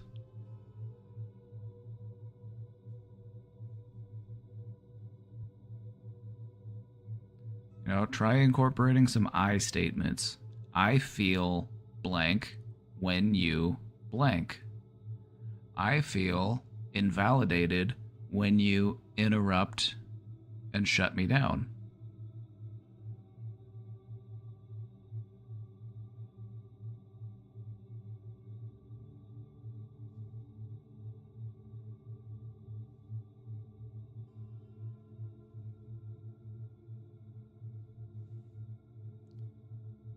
When spiraling mentally, the thoughts of running away run through your brain. That's that fight or flight reflex. It's like, well, do I fight my way out of this situation or do I run away?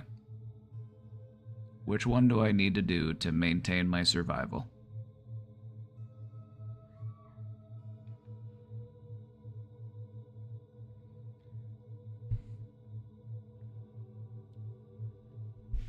Here's the thing.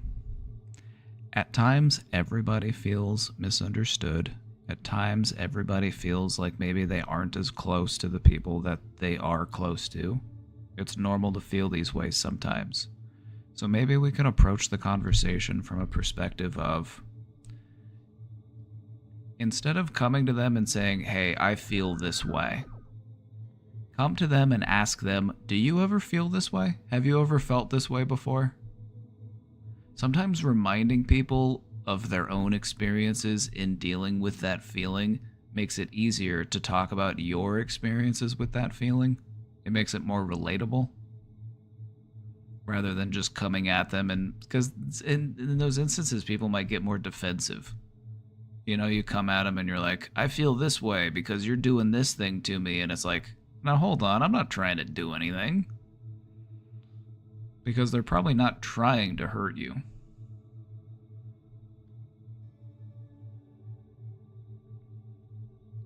And so sometimes one of the things that can be helpful in approaching people and talking about stuff like this is to come to them and ask them, hey, have you ever felt like this before? Asking them if they have any experience with what it is that you're dealing with. And then that opens up the opportunity to say, well, yeah, I've just been feeling that way lately, and I just wanted to know what did you do? Like, what helped you with that feeling? So instead of coming at them and treating them like they're the problem, you're coming at them and you're identifying a problem and you're trying to figure out a solution together.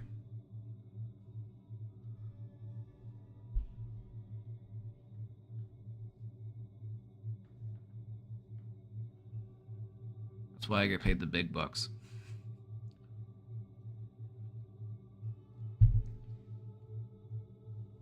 All those years in school was to learn how to become a better communicator. To navigate these types of emotional issues.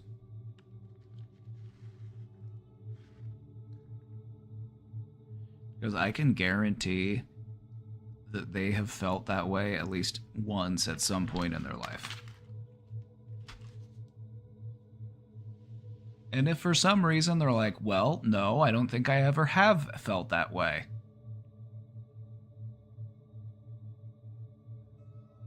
That's okay. They probably have, they just probably try not to think about it. Because we all get insecure sometimes, and not all of us can so easily identify the moments of insecurity in our life. As it turns out.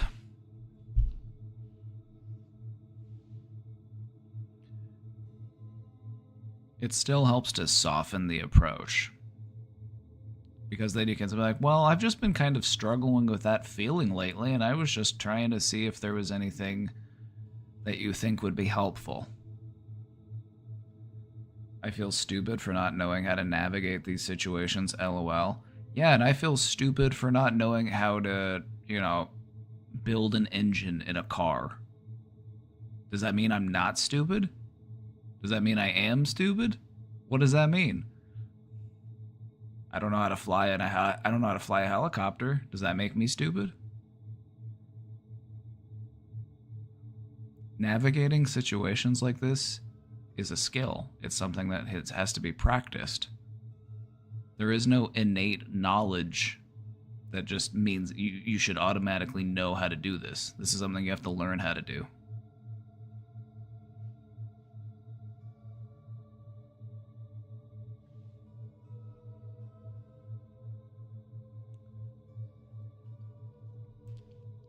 Also, just a quick perspective shift for you, Dean.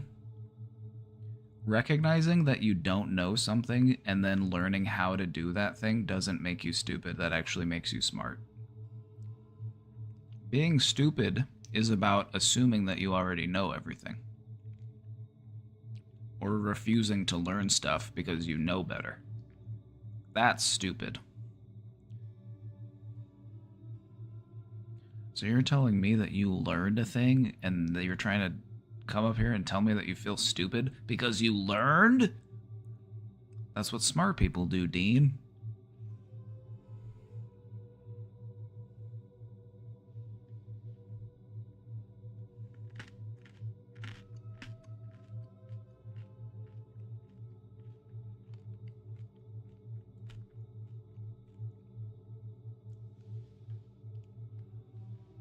I feel a bit stuck. I've been in a long-term relationship and nothing seems to be progressing in my life. I finally have a decent paying job, but my lifelong partner isn't who I was planning it to be. I can't tell if it's me who doesn't want to be married and have a house with someone, or if it's just the person I'm with. LOL, how do I know? Take time to think about it. I want you to sit down and think about it like you've never thought about it before. Because there are probably times where you've sat down and you've thought about it, but then you got distracted. I gotta go make dinner. I gotta go to the store. I gotta do something's calling to me. I, gotta answer my phone. Gotta check my emails. Sit down and think about it like you'd never thought about it before. Play those 2 tapes out. If I go with option A, what could that look like? Pros and cons. What would be good about it? What would be not so good about it? And then do the same for option B. You're doing a cost-benefits analysis.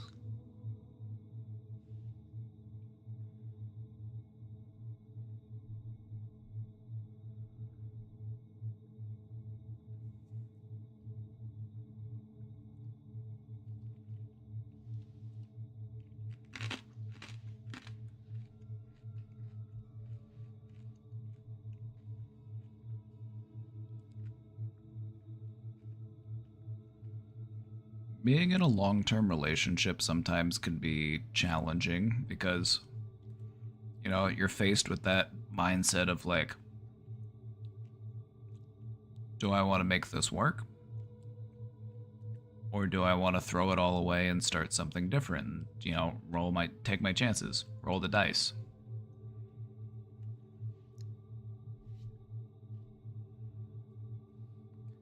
If the person that you are with is committed to becoming a better partner, which I feel like is a really great thing to be in a relationship, is like if you're in a long-term committed relationship with somebody, you should be committed to becoming the best partner that you can be.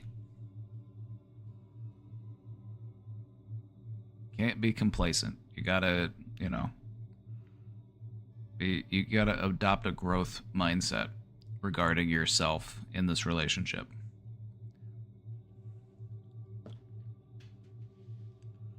What if it's the person you want, but you need to see if you still share the same life goals, where is adjustment needed?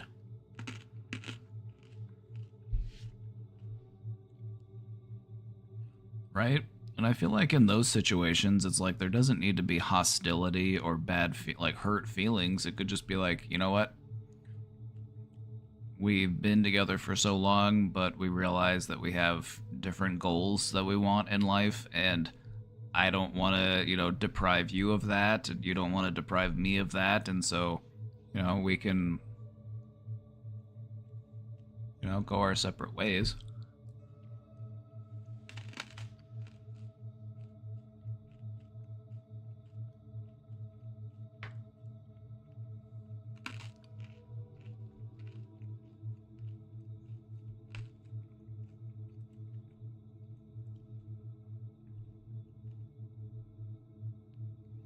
No, I would just sit down and think about it long and hard. I would talk to your friends about it. I would talk to people that you can trust about it and just, get some perspective and then weigh it out and then sit down and have a conversation with your partner.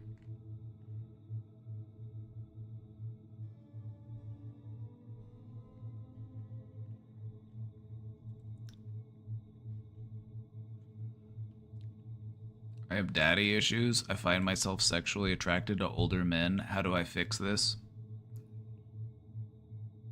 What is there to fix? I don't think there's anything inherently wrong with being attracted to older men. I feel like that in and of itself isn't a problem. Like, everybody's got a type. But as far as the daddy issues part,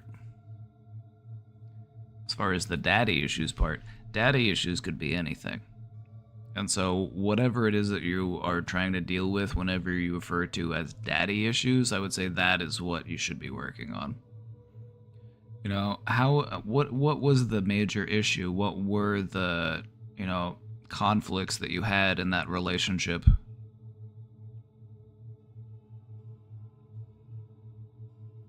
And I feel like, you know, engaging in sexual acts with older people isn't really a way to process those feelings in the long run.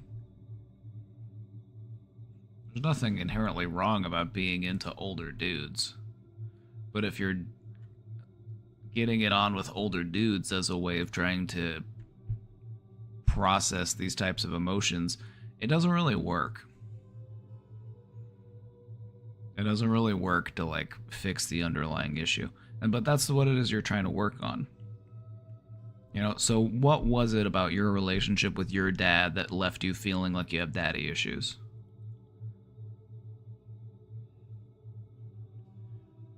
Was he emotionally distant? Was he not there much at all? Was he abusive? Was he manipulative? Was he distant and cold? Was he emotionally invalidating? Like, what is it you're trying to work on? Like, that would be the issue that you're trying to work on.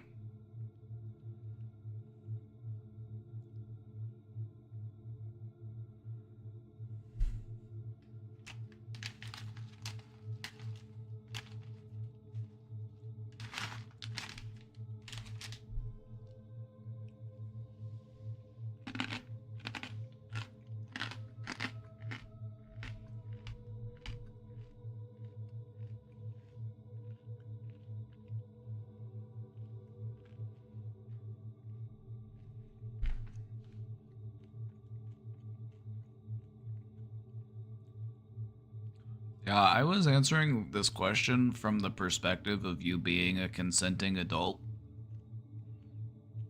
But if you're like a teenager, or if you're younger than that, it's like, okay, yeah, that's definitely a big problem.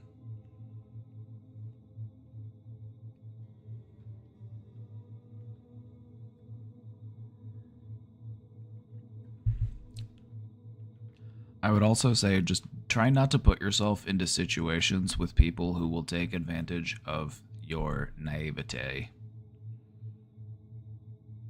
You know, older people who target younger people for these types of interactions, they don't always have the purest motives.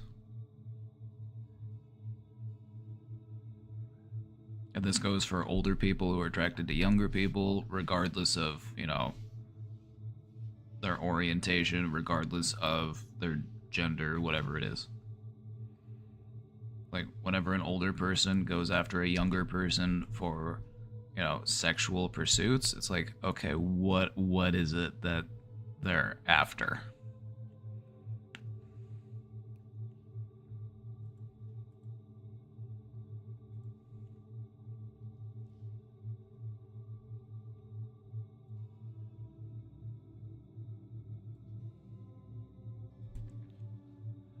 Had a bad breakup with my ex of 4+ years.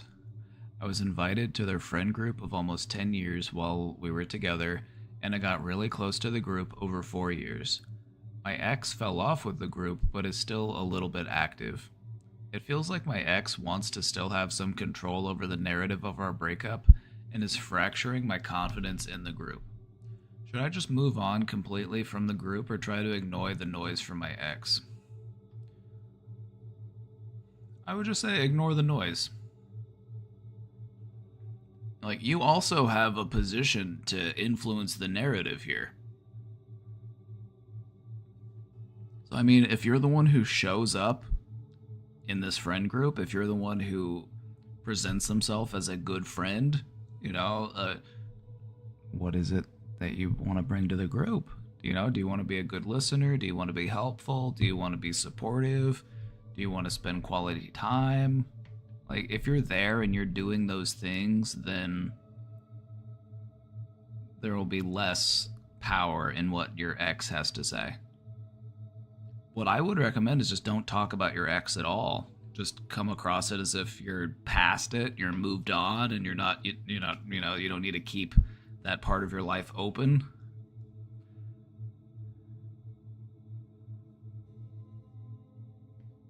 And in that same light, it also creates, this understanding that, like,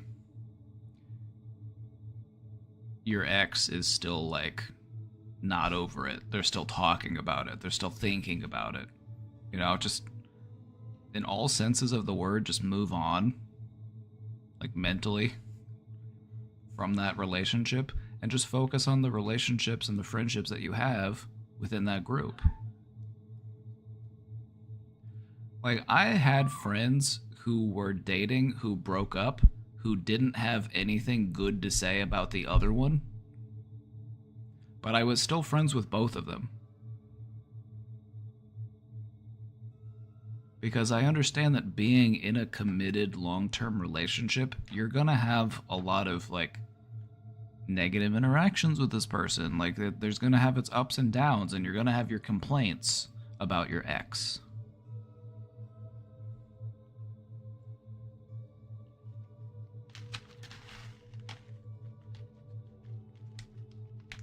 But yeah, I would just say these are your friends too, and you don't have to give up on them just because of your ex. That's giving your ex far too much power. They're your friends now. So just be friends with them.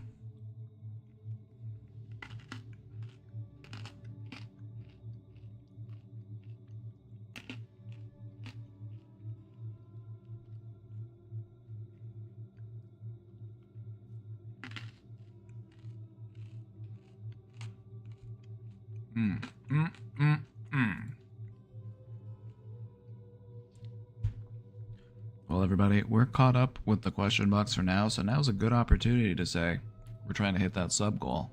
We're only 8 subs away from hitting our 150 sub goal. So consider supporting this content. If you like mental health, if you like me, if you like this beautiful, amazing community that we've built, go ahead and show yourselves. My beautiful, amazing community, where are you? Show yourselves.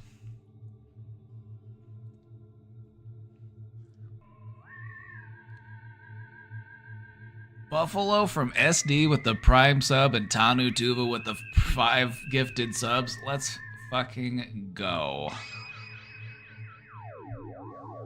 We're at 148. We're on a hype train. We're at 148. We're on a hype train. Let's fucking go.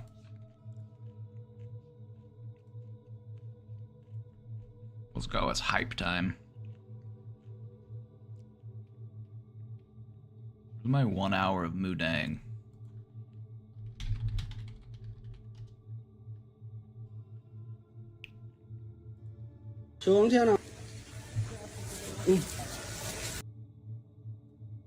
Let's watch Mudang at 2 times speed.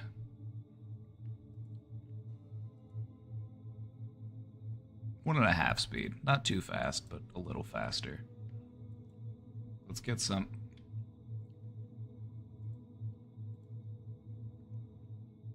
Let's get some DMCA free hype music.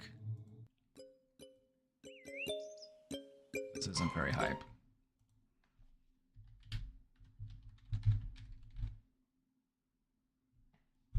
Oh, here we go. Hype DMCA free music. There we go. Let's hype.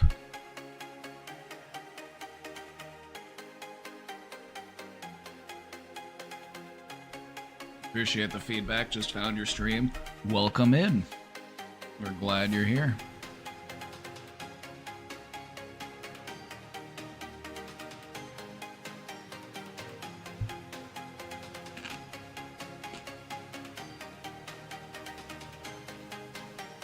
We're on a hype train chat. You know what that means.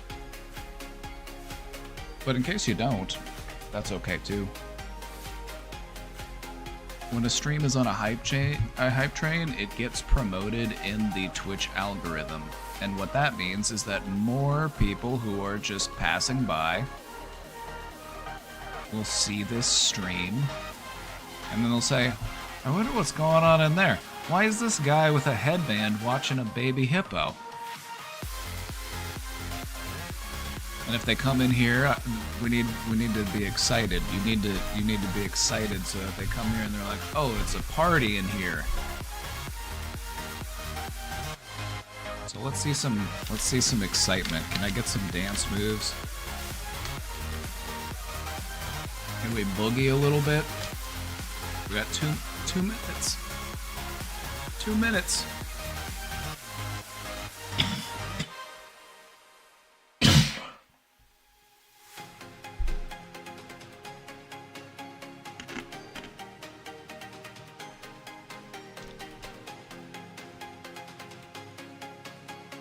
We can do it, chat. We can do it. There we go.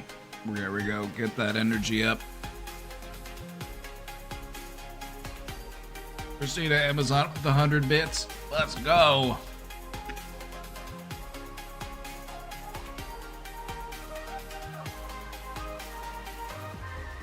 Substitute Scholar with the 3 gifted subs. We did it. We hit the goal.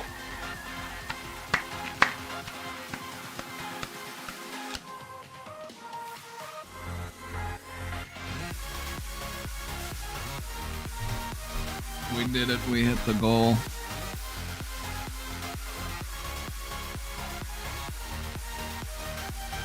But can we exceed the goal? One thing I know to be true is that hitting a goal feels good. Exceeding a goal feels even better.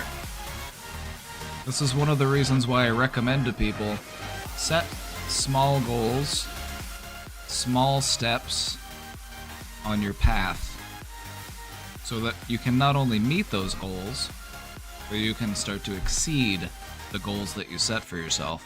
It feels even better.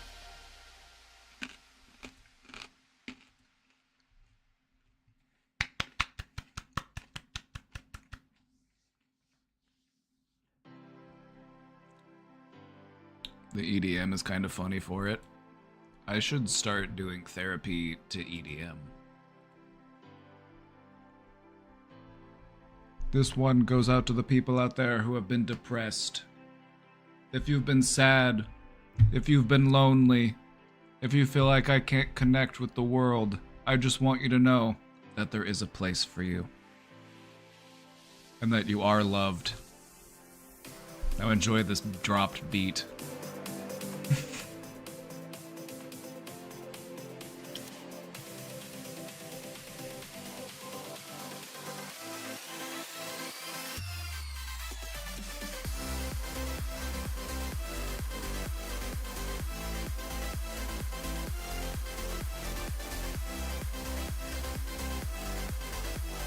We're live from Ibiza.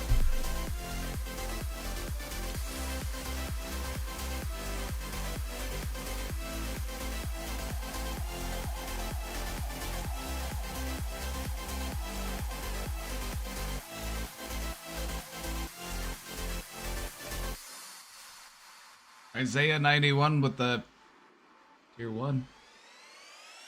Hey Isaiah, it's been a little while. How you been?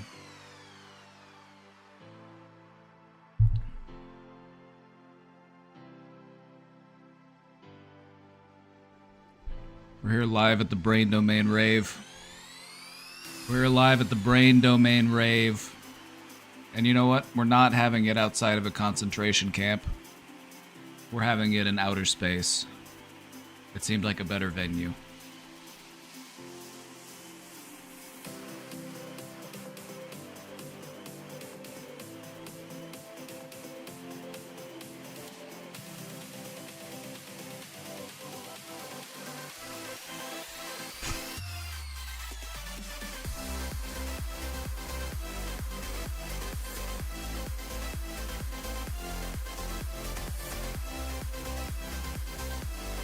Don't you love the EDM DJ dance moves? They're always like holding in their headphone.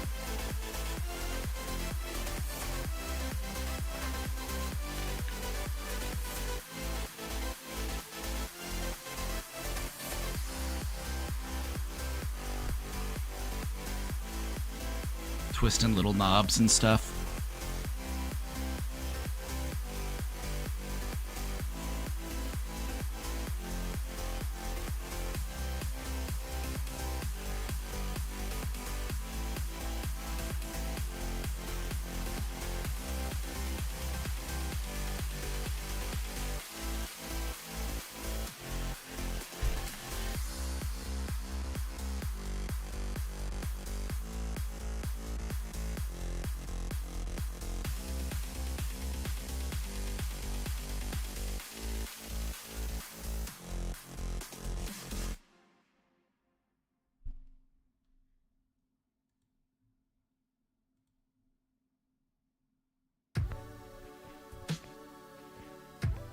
This one's not hype enough. Where's the hype? Here we go.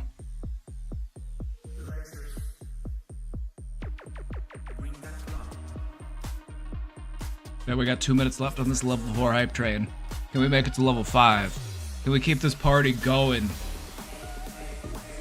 I'm DJ B. We're here from the Brain Domain. We're dropping sick beats, and we're uplifting weary minds. Let's go.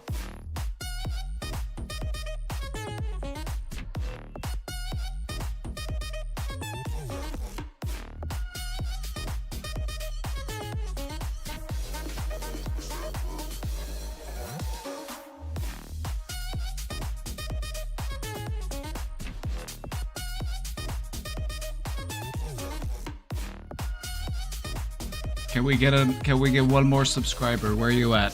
Where are you at? I know you got it in you. I believe in you. I just want you to know. I believe in you. Everything you don't need, you can let go of.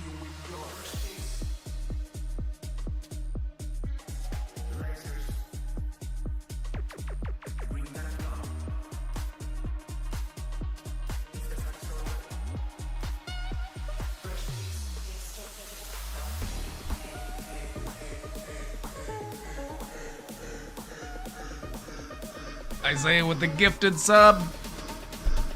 Let's go. There's my boy. Just ate Amazon with 100 bits.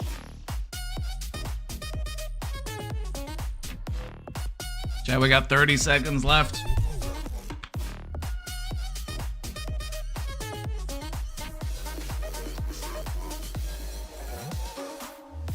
Substitute Scholar with another gifted sub to Amberful.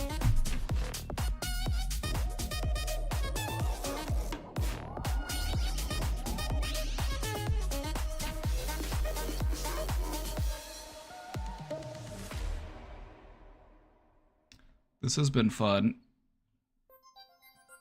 Junkie GS with the gifted sub. Let's go. We made it to level 4. We made it to level 4, 74%. That's good. Got 14 subs. Thank you all so much for the support. Thank you for the hype. You did great. You did great. It was beautiful. You did a beautiful job.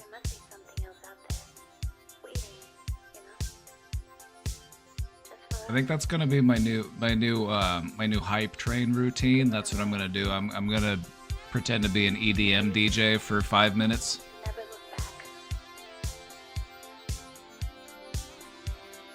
I think I've found my new shtick. Do a little rave.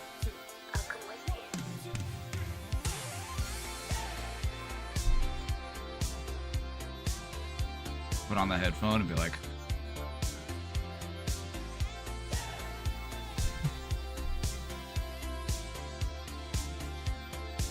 you know, maybe if we're good, we can rave again later, but rave time's over.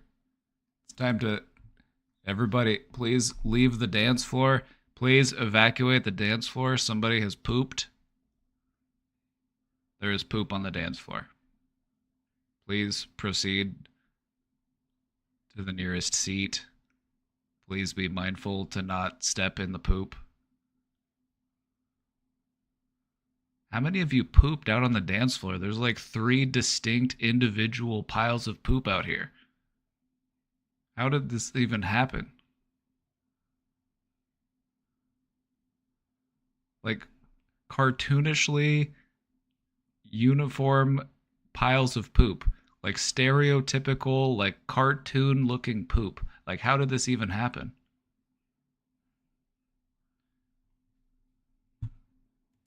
When we said leave it all on the dance floor,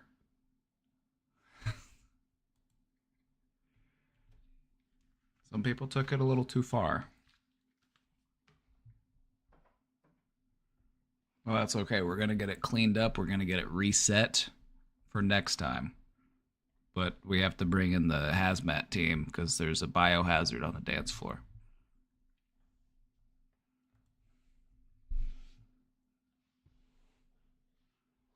Somebody took a big mic right on the illuminated platform. Somebody busted a grumpy right by the DJ booth.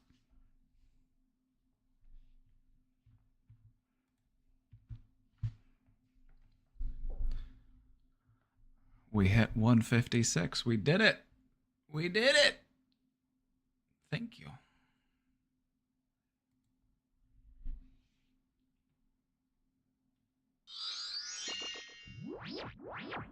Gold Fart with resubscribed.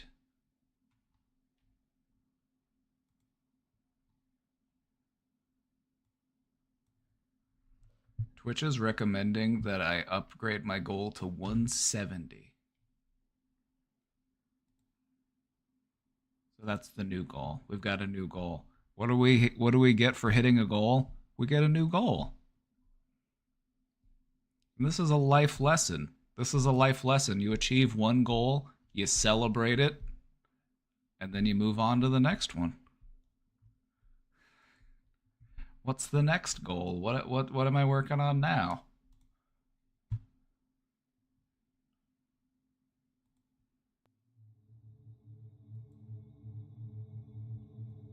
What's up next? We're all caught up with the questions for now. If you have a question, you can drop it in the Dropbox and we'll get to it right away. I think I might take a quick bathroom break. And we give some time for the question box to repopulate.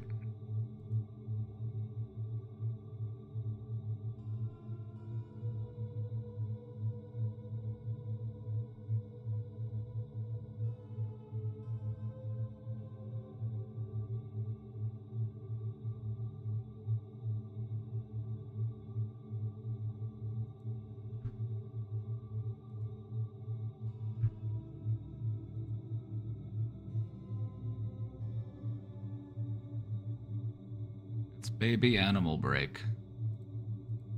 It's time for a baby animal break.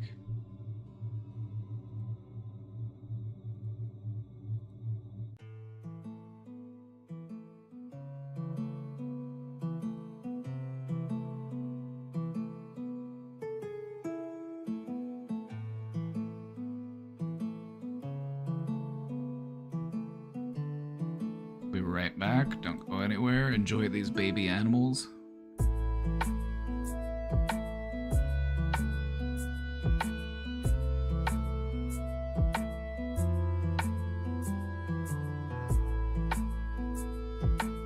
Thanks again to all the subbers, all the cheerers. Thank you, thank you, thank you.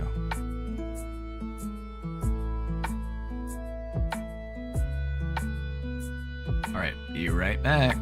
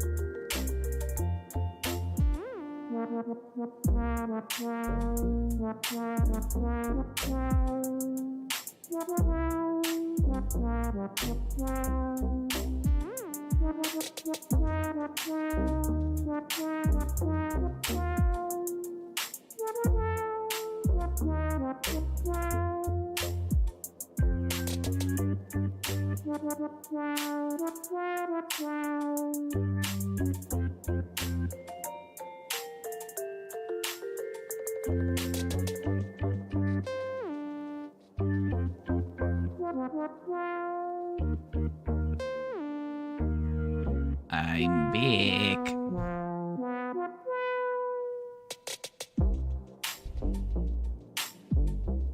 You know, I just gotta say, one of the things I've been thinking about, one of the things I'm super grateful for, is we've been growing.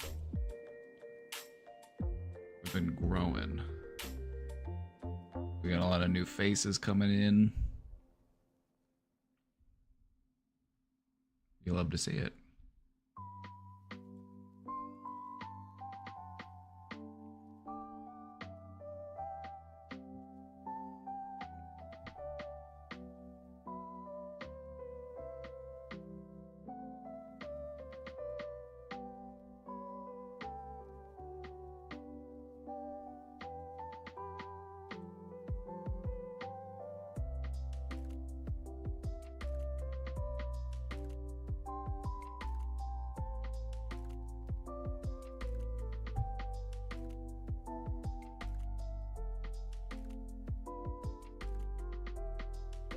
Oh my goodness.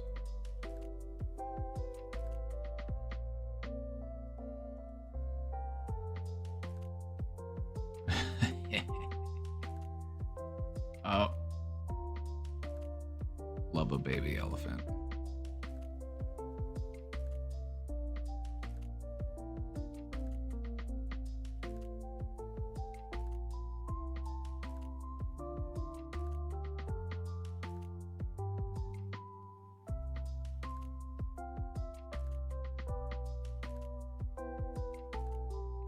If you could have any animal as a pet, what would it be?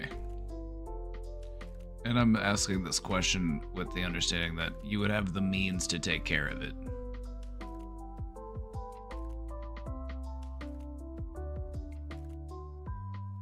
Like if I had the means, I would want an elephant. It'd be so cool to ride around on an elephant.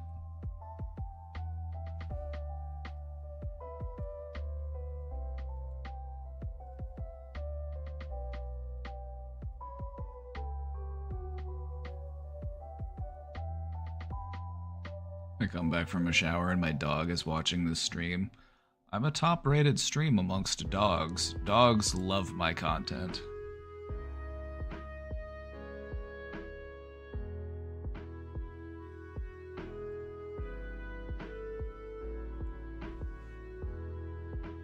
Dogs love this show.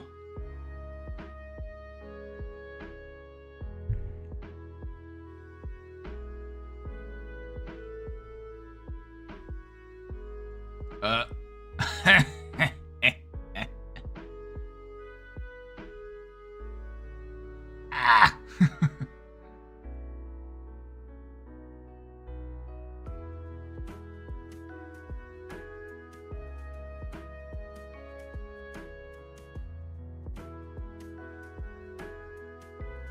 Alright. We still got some time. We still got some time today. So if you want to ask any questions, we've got... Last I checked, we were all caught up on the question box. I don't know if any have been dropped in yet. But if you've got anything that you want to ask about, you know, maybe you've been dealing with intrusive thoughts, maybe you've been feeling disconnected, you've been feeling isolated, maybe you've been feeling a little bit sad, a little bit anxious. Maybe you just want to vent. Feel free. Feel free to vent away.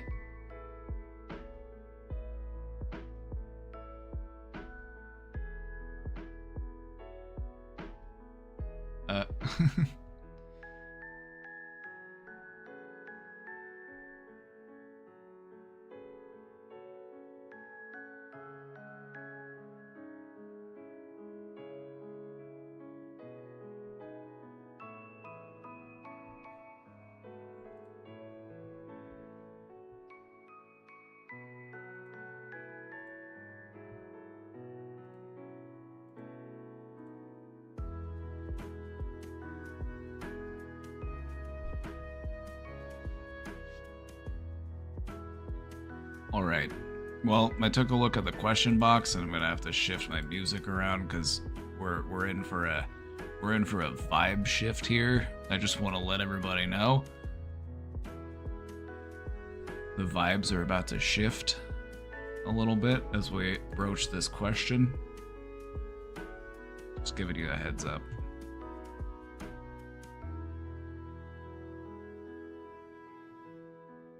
And it's nothing that we haven't talked about before. We actually talked about this a little bit the other day. So this isn't something that's just being brought up for the first time. But it is a serious topic of discussion.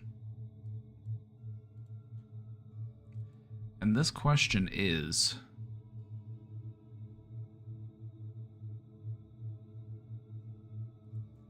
Is it possible to rehabilitate pedophiles?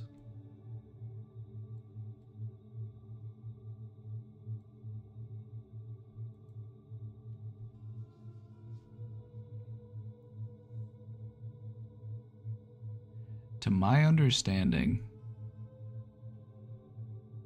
and my understanding of this is I've had conversations with people. Like when I was in graduate school, one of the people who was also in my program had experience with this, and he told me about some of the techniques and some of the methods, some of the ways that they try to like decondition or recondition.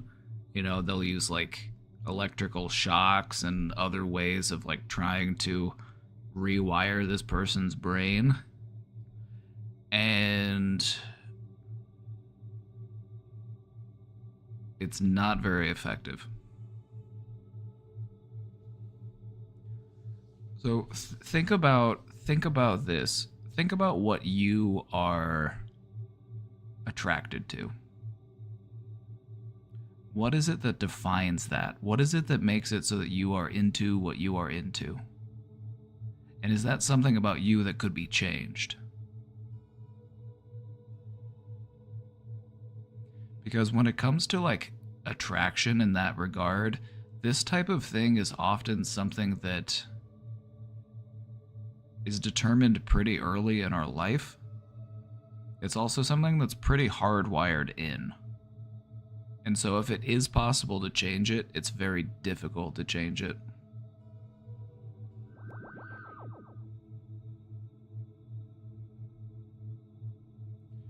Was that very effective or no?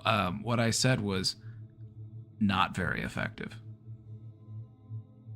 As it turns out, getting to change somebody's like sexual interests is something that is extremely difficult to do.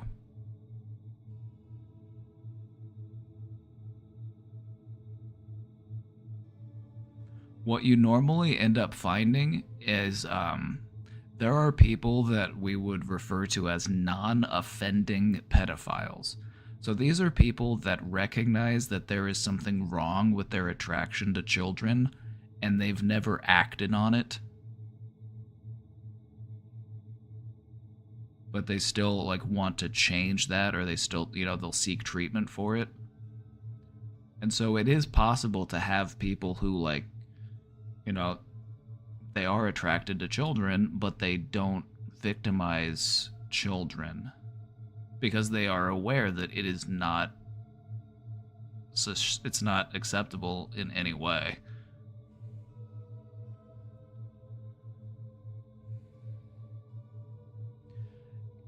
So the question here is, can you change what someone is sexually attracted to?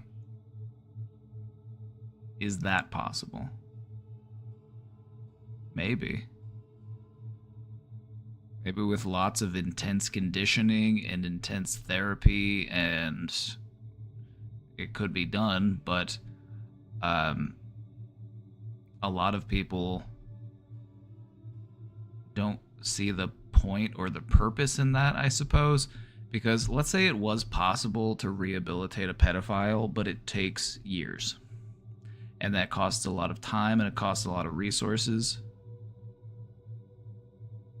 A lot of people would see it as like, why? Like, why do that? Why not just remove them from society? Why not just incarcerate them, or, prohibit them from ever being able to act on these feelings? Like, a lot of people just go with that option instead. Or they do something like chemical castration.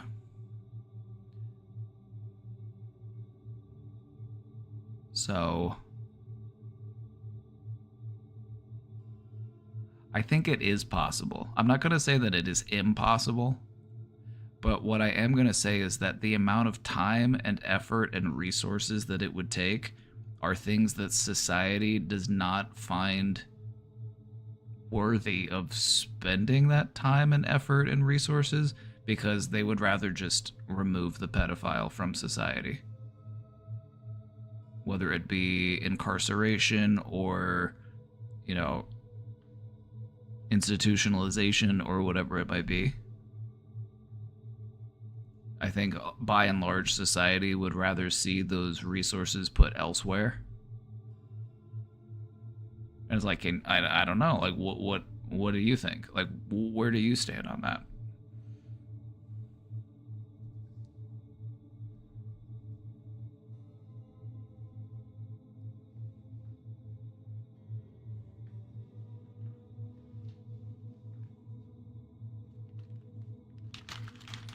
I don't like to believe that anything is impossible, especially when it comes to changing your mind.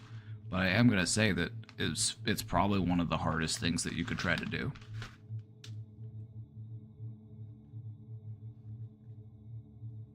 Also, unless the person wants to do something about it, unless the person actually wants to change, that's also going to impede.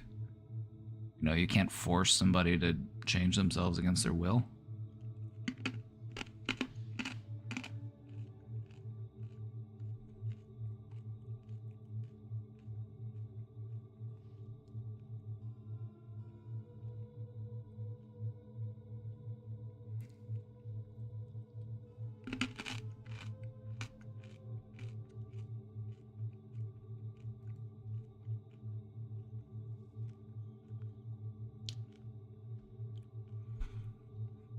Also, you have to take into consideration just the high degree of social stigma. And I'm not going to even say that that stigma is unwarranted, because pedophilia is reprehensible. It's disgusting. But should we stop that fact from trying our best to treat and rehabilitate? What do we do about it?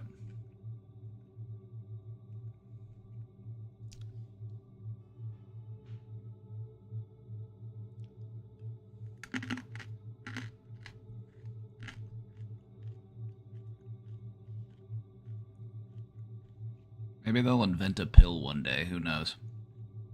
Maybe one day they'll invent a pill.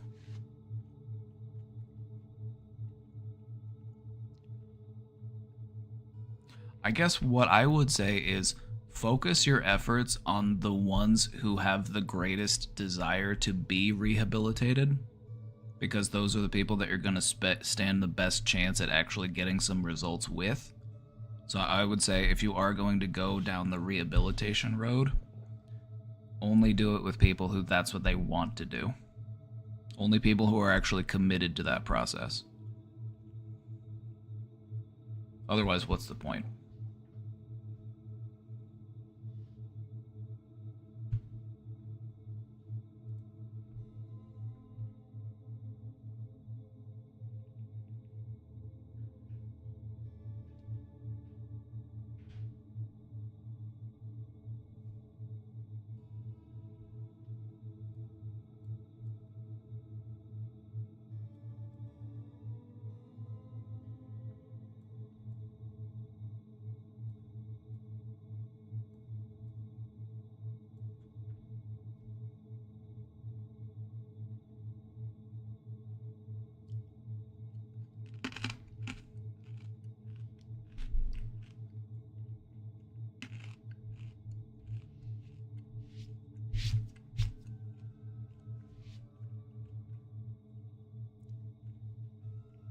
I would say, as fucked up as society is historically, one of the things that we are getting slightly better at is calling out creepy, predatory, pedophilic behavior. I will give it that. Is it still happening? Yes. Are we getting better at calling it out when we see it?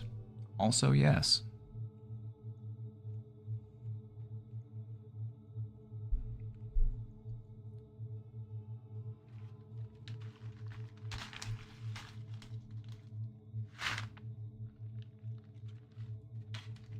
Like that picture that was plastered all over the internet of the guy from the Red Hot Chili Peppers.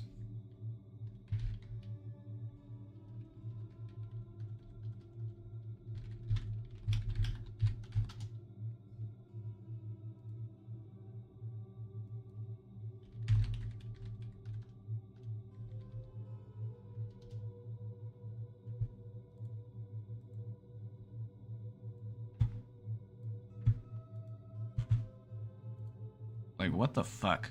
Like, what the fuck is this?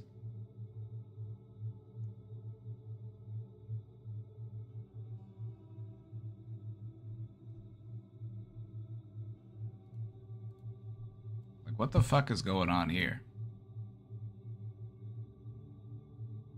Excuse me, young lady, where are your parents? Where are your parents?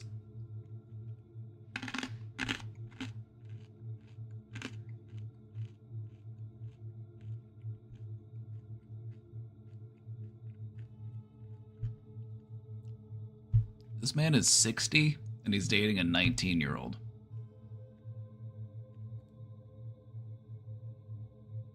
What do you have in common? What do you talk about?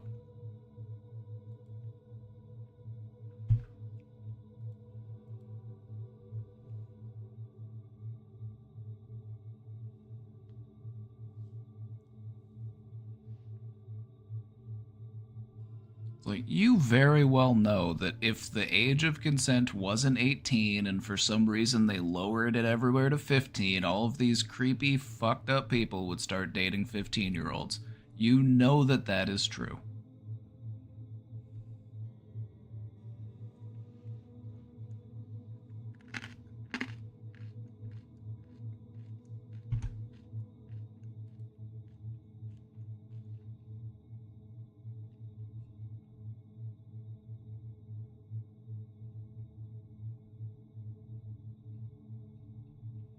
Let's just say that if I was the dictator of the world, I would find a very creative and innovative solution to deal with these people.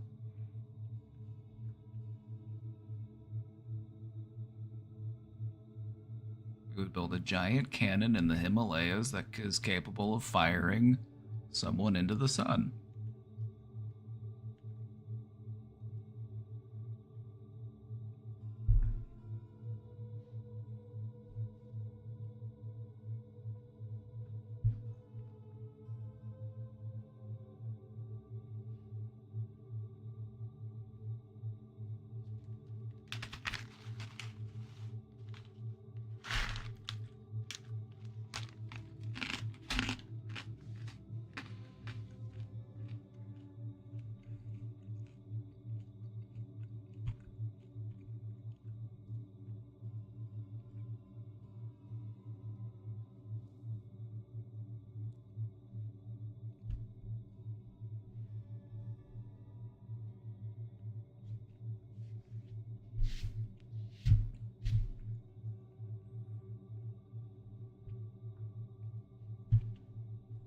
I've noticed I've been restricting my eating more recently. I think it's because I'm more stressed and I'm worried about money. Sometimes I feel like if I don't eat, I can save money and get skinnier, but I don't really have the body type that has much weight to lose. The less I eat, the more eating makes me feel sick, and it's kind of a cycle, just eating less and less. Part of why that happens is when you are in moments of stress, your sympathetic nervous system is active, the part of your nervous system that gives you that feeling of flight or fight. It's your stress nervous system, it's your anxiety nervous system, and it also inhibits your digestion. It also, because in those moments where you have to be either fighting for your life or running for your life, you can't be thinking about, man, I'm hungry. You can't be thinking about that parts of your system kind of shut down to redirect that energy elsewhere. Like, all right, I gotta get moving.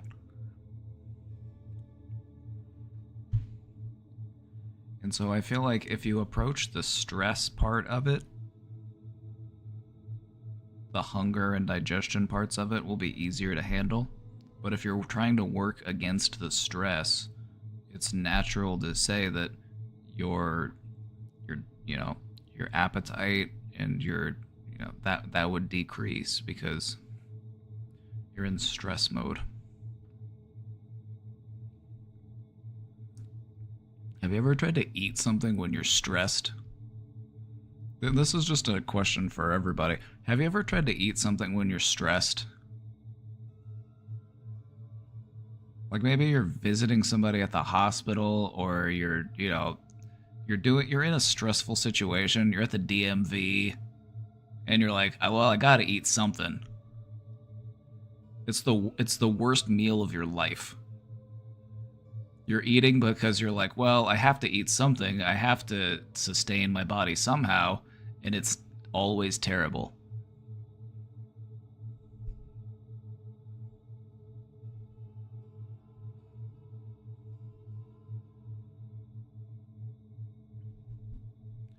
"15, yeah, you hit the nail right on the head. Digestion is an energy-intense process.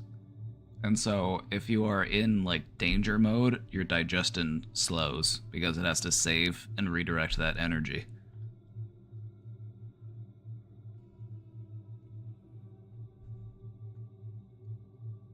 I've been using my caffeine and nicotine to suppress my appetite even more, or just sleeping through dinner time. I feel like I need to eat more and nourish my body, but I also feel like eating is stressful and scary. Why?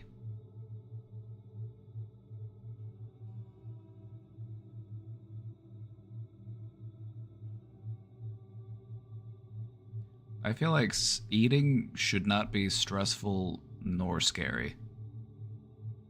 It should be satisfying, even if it's not like indulgence. Even if you're not like, I'm gonna go get an Italian dinner and I'm just gonna dive in and I'm just gonna, put myself in a food coma. It's like, no, even if you're just having, a piece of toast, like, it should still satisfy you.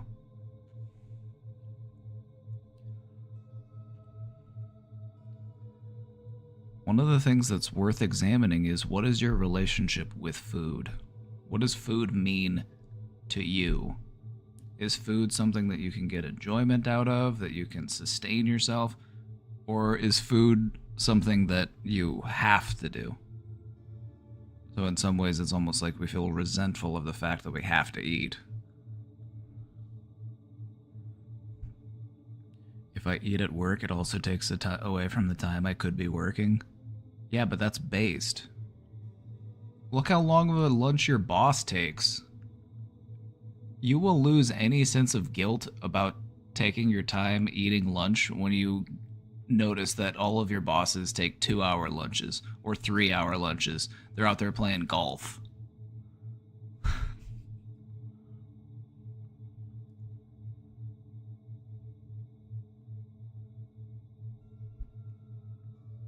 I'm afraid of getting sick when I eat, and I'm afraid of spending too much on food. Meanwhile, my partner is dealing with binge eating and eats everything in the house, which is frustrating and causes me to eat even less. I'm a bit resentful towards them for eating so much when I eat so little.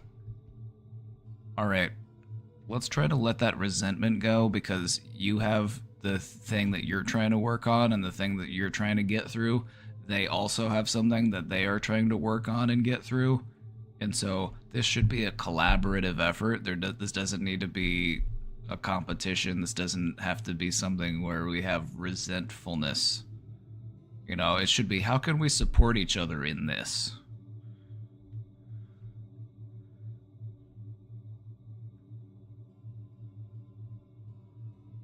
I have had times in the past when I did enjoy eating. Think back to those times. What was that like? What did it feel like? Now imagine yourself in the future also enjoying eating. You're just returning to yourself. It's a return to yourself.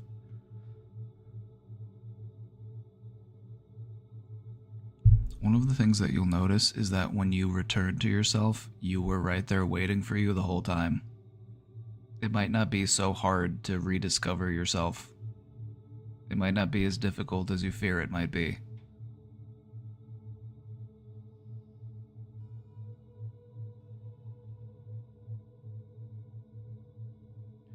Sometimes they steal my leftovers, etc., and then I feel sad because I barely eat and they don't mean it, but I get upset at times.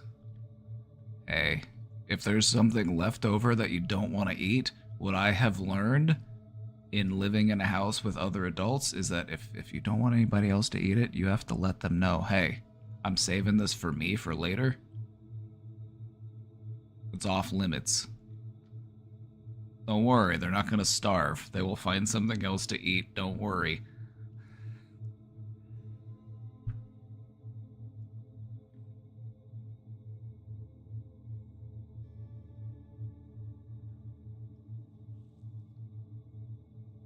Just write 4QT on it.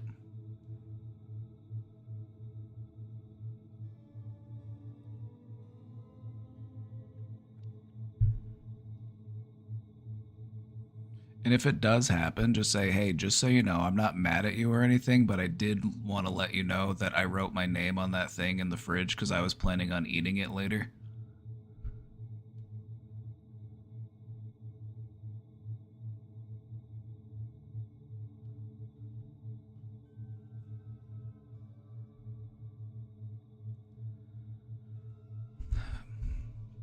It's interesting to think about, because we're talking about two different types of food-related things. It's like binge eating often stems from like food insecurity when we're younger.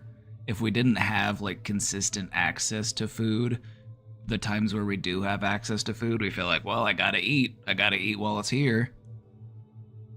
You know, maybe you had a lot of siblings. One of the things that people learn when they're younger is like the first one to finish is also the first one to get access to seconds.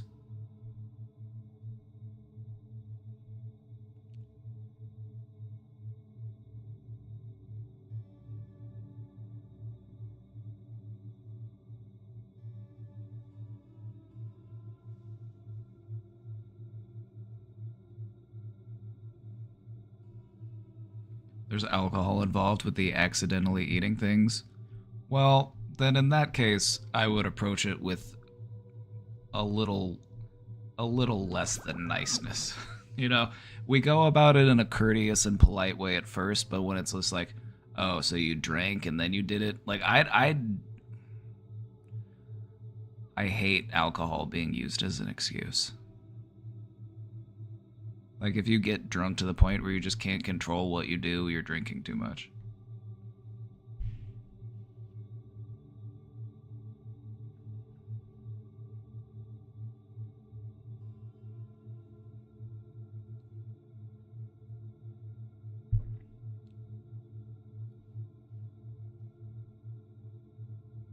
Where did I leave off with this? I don't know why.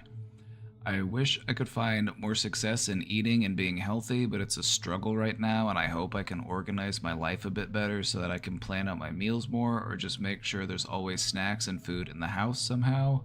I'm still working out my feelings on this topic. I know I need to work on it because I have some pretty painful symptoms sometimes, and my stomach gets worse when I don't eat or when I use more of the caffeine, etc. I'm hungry now at work, but it's past lunchtime, and I feel anxiety about going to get lunch, and I feel bad eating the closest thing to me, McDonald's, because it's gross and a bad company. But I don't have the energy to even get food from anywhere else. I'm just going to have to go there and get some food and force myself to eat as much as I can. I wish I didn't feel all this, but I'm just gonna push through it. I don't know what else to do. 8. That you're trying to solve this problem on an empty stomach.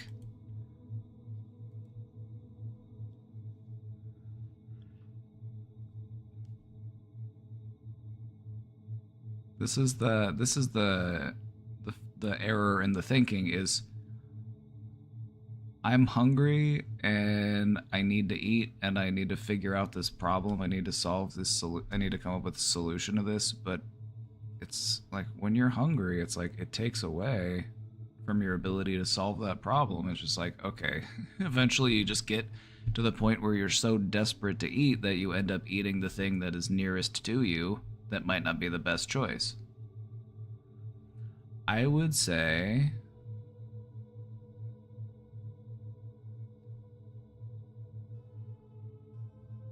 maybe pack some lunches for yourself. You know, reassert your autonomy in this situation. You know, go out, go to the grocery store, get some things that you know that you like, and then pack your lunches for yourself. You could put it in a little paper bag. You could even staple it shut if you want to. You can write your name on it, and that way everybody knows that it's off limits because it's your food for work. And if somebody else eats your food for work, well, then I guess they're going to have to get you lunch.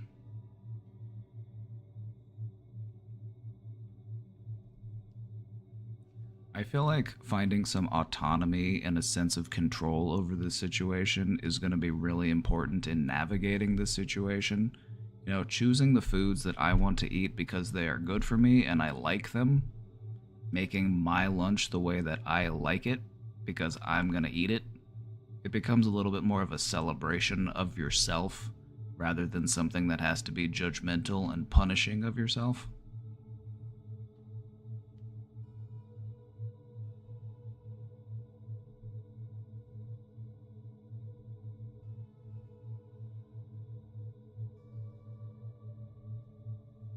So maybe, well, first off, go get lunch. Like, what are you doing? Like, you're hungry? Go get something to eat. Like,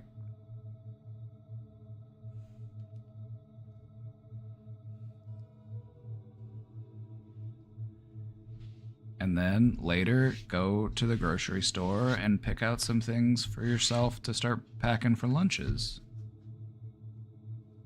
It's 3, I'm like, only 2 more hours.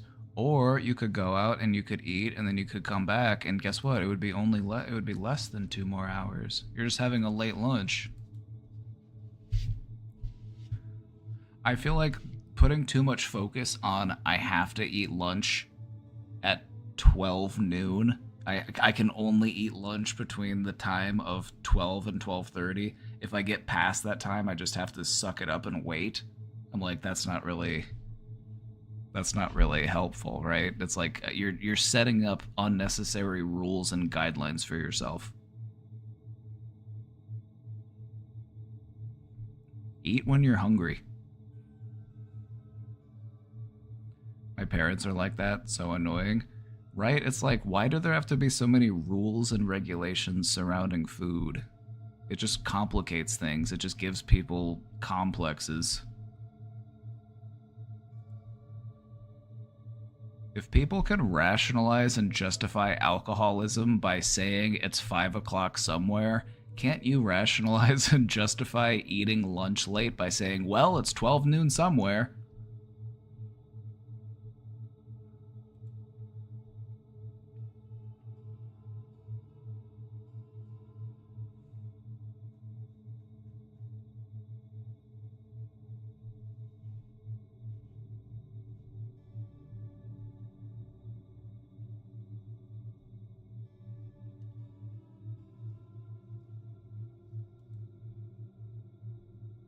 This is a tweet Alright, hold on. I have to...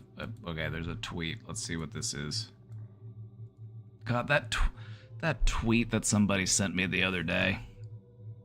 I found myself thinking about it later. That tweet that somebody sent me that said basically that therapy doesn't work if you have over 115 IQ. I was just like, ugh. I was still thinking about it, just how terrible of a take it was. It was so bad.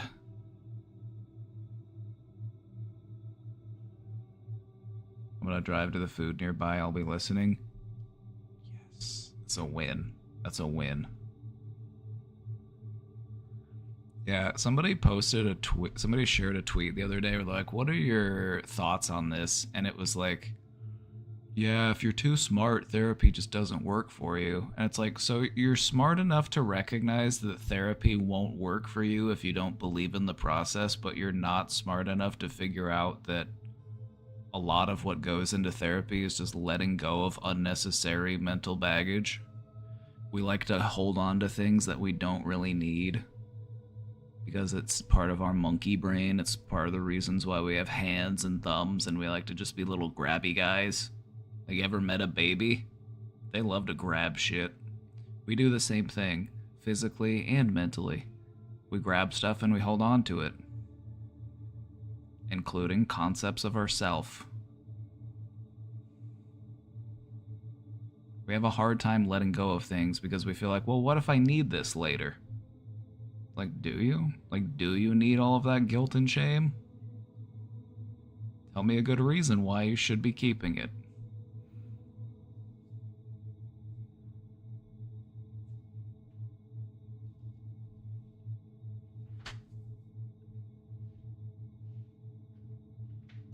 Nothing cracks me up more than people thinking they're too smart for therapy. All that tells me is that you're actually not as smart as you think you are.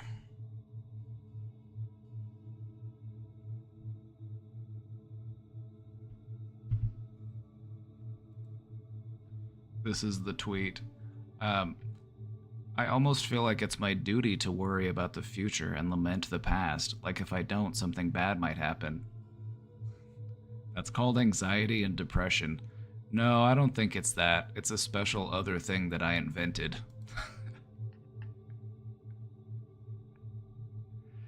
True. True. Whenever we have an idea, we like to think that we were the first person to ever think of that idea ever. Even though over the span of human history, there have been countless numbers of people. Most ideas have probably been thought of, at least to some degree.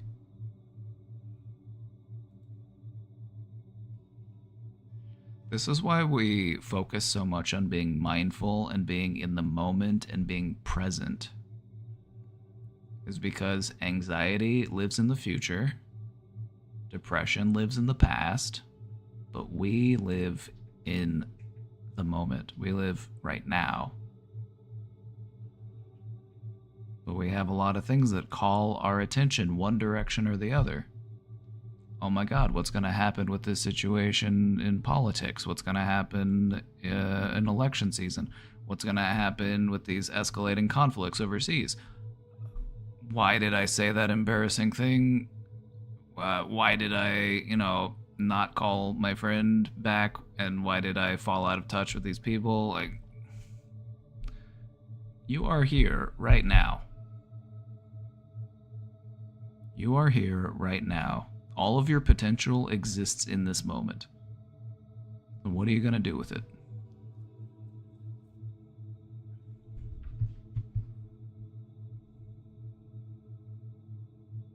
Well, I'm the first person to think about it from my perspective. And you were the what number of person to think that thought?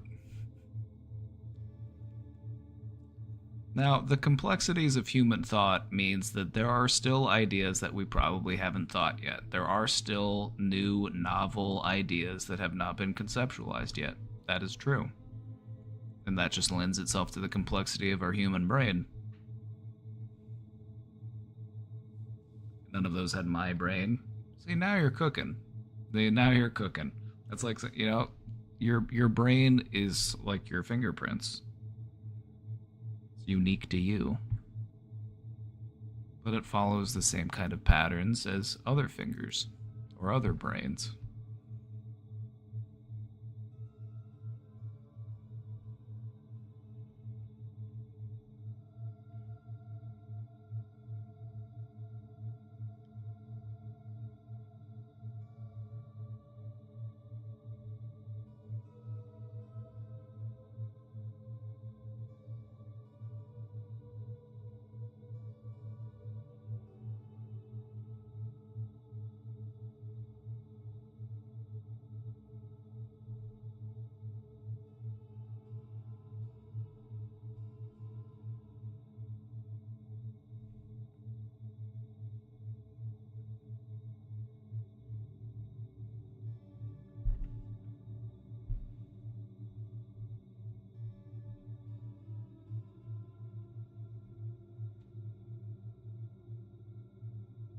I talk to myself in circle because I had to survive my mom. I work better in group therapy. Do you view it as I had to survive or I chose to survive?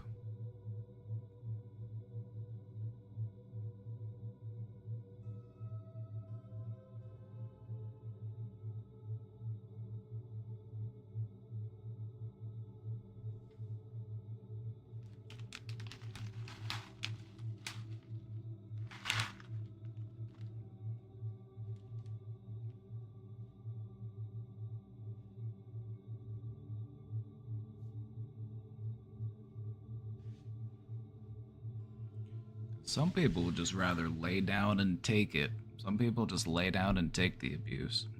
Not everybody actually takes a stand and, works for a better life. So, you're a brave one.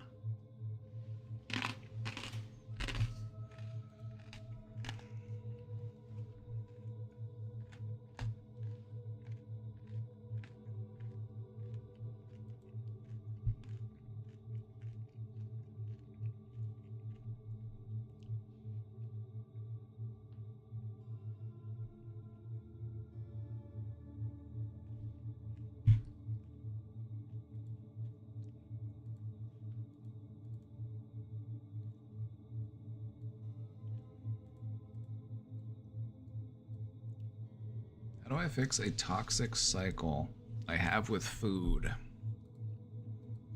Something I want to reiterate, something that I've said before because we've had questions that come in about, disordered eating, is that disordered eating is a big deal. And it's not something that you should tackle on your own. The more support you can have in place to help you with it, the better. So talk to people. Be open to guidance, see a specialist if you can, because disordered eating is no joke.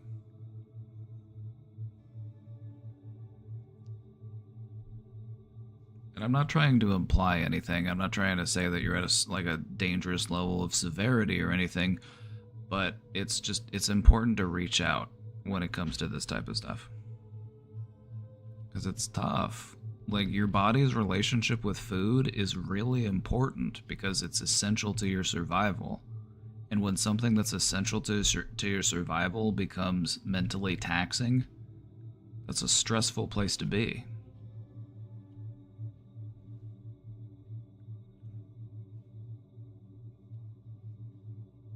Yeah, no, 15's right. It's like anorexia is the deadliest mental health condition that there is.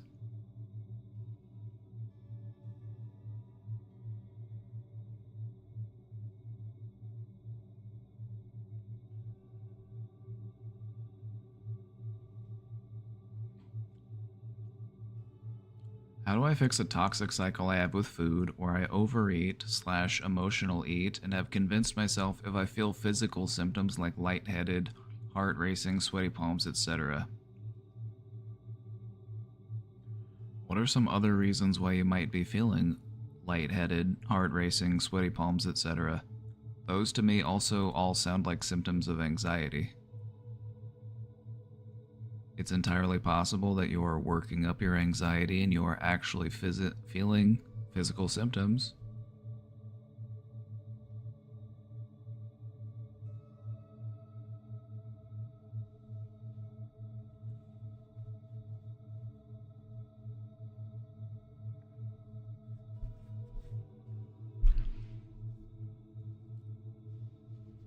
Like, one of the things that I noticed that I used to do with my anxiety is like if there's something coming up, like a social outing or something, and I don't want to go, like I will literally make myself feel sick so that I have a valid reason to not go. Anxiety is wild.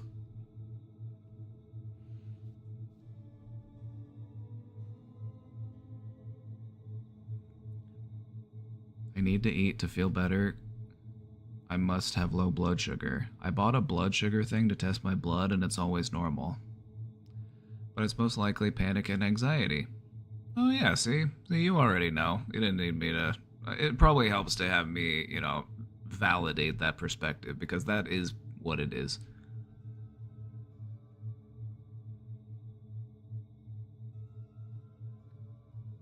But I will feel better after I eat, so it continues the cycle. It makes sense that you would feel better after you eat, because we have to eat to survive, and it's one of those things that we find naturally rewarding. And this is also why some people fall into that habit of overeating, is because when they feel a certain amount of stress in other areas of their life, they're able to distract themselves from those feelings, and they're able to feel a certain sense of relief by eating.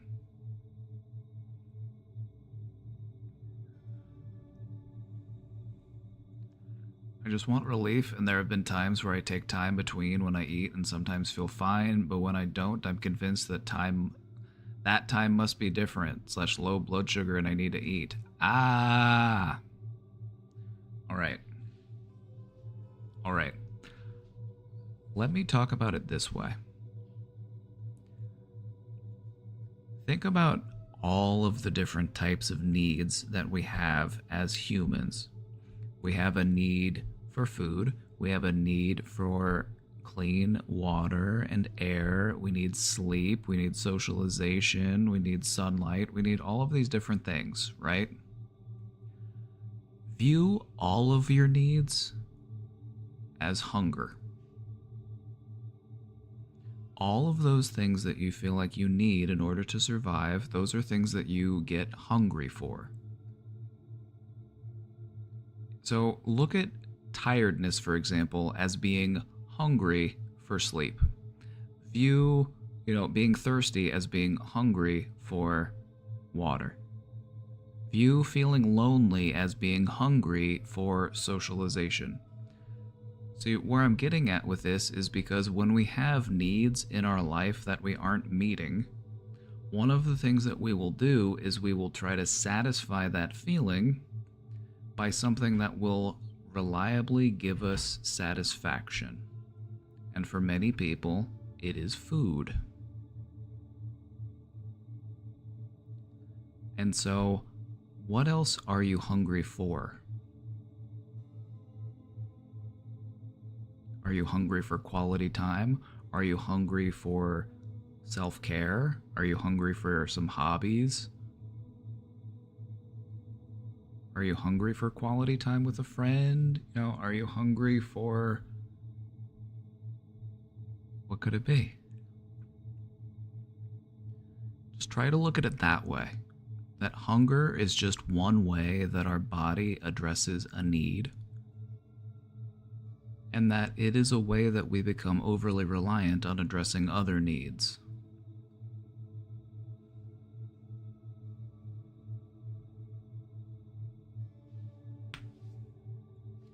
Cutie Cheeks, can I use you for an example real quick? Would you mind? I just want to use you as an example real quick. See, Cutie Cheeks was actually describing something similar, but almost operating in the other direction. So instead of satisfying those food needs, instead of satisfying that hunger for food, Cutie Cheeks finds other things to be hungry for. Like, what do I need to get done at work? You see what I'm saying? You're finding something else to satisfy that need that you are feeling because of your relationship with food. Now, if you have a good relationship with food, you might become reliant on food as a way of satisfying those feelings. If you have a complicated relationship with food, you might find other things to satisfy that feeling.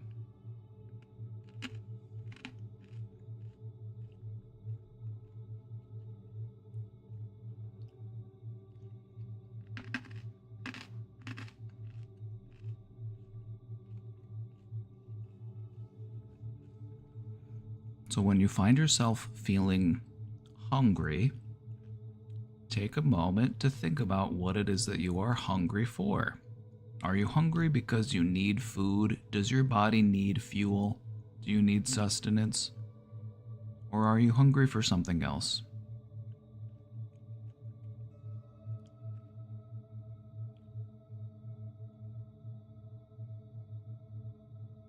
What I would recommend is if you find yourself overeating, try to figure out what other need you could be filling instead of eating food.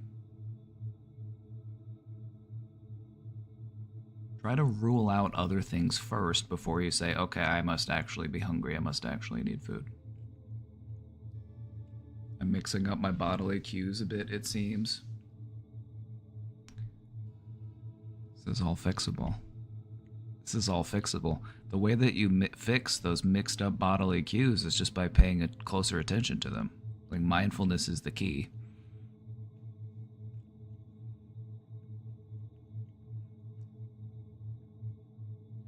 Like, I get it. Like, sometimes, like, let me talk about my relationship with food for a minute. Like, I love to eat, don't get me wrong. But then sometimes when I should eat, I find myself not hungry. And then other times I find myself hungry when I don't need to eat anything. And so I'll find myself snacking. A good indicator that you actually are hungry, just listen to that gut. Listen to your belly. What does your stomach say when you're hungry? It kind of goes, starts groaning at you. So sometimes I'll take that as my cue.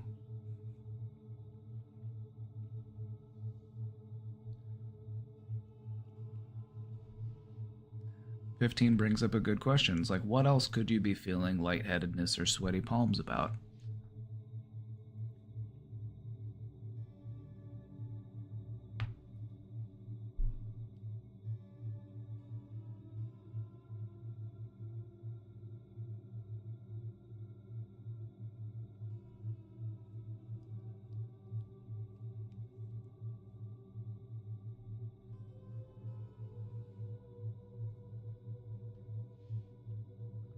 Just work every day on developing a healthier relationship with food. Food is something that should be enjoyed. It's something that you have to do because you need it to survive, but it should also be enjoyable. It should be satisfying.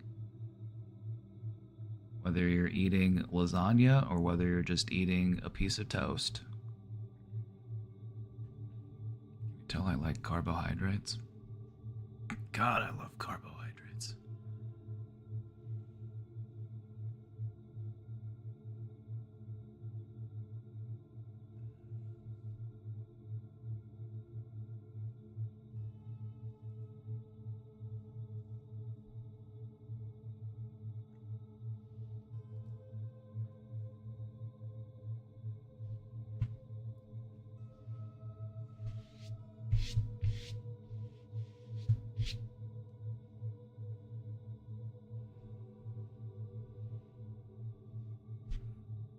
What Substitute Scholar said reminded me of a thought that I've had before, and let me talk about it real quick.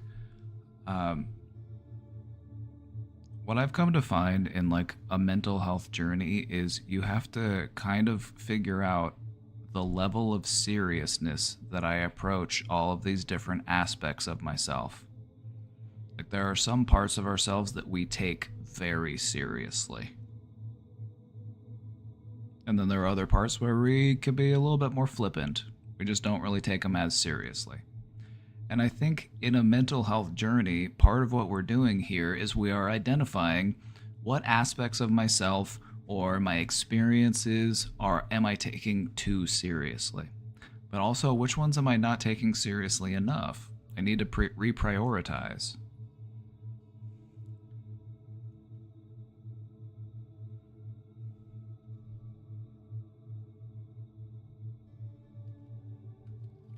It's a balancing act of taking things as seriously as they need to be taken without being too serious, without being not serious enough. Because you've probably met people that have been on both sides of that aisle. You've probably met people who take things way too seriously. Like people who will remember something that you said from 25 years ago and they still are angry, just as angry about it today as they were 25 years ago. It's like, I don't even remember saying that thing. And in reality, it's not even that big of a deal. Like, I will apologize and I will be accountable for saying it, but I'm surprised it has still been affecting you all of this time. And so that's one of the ways that I feel like we can be too serious about stuff is we hold on to those types of things. We hold on to grudges. We hold on to past offenses. We keep that fire lit.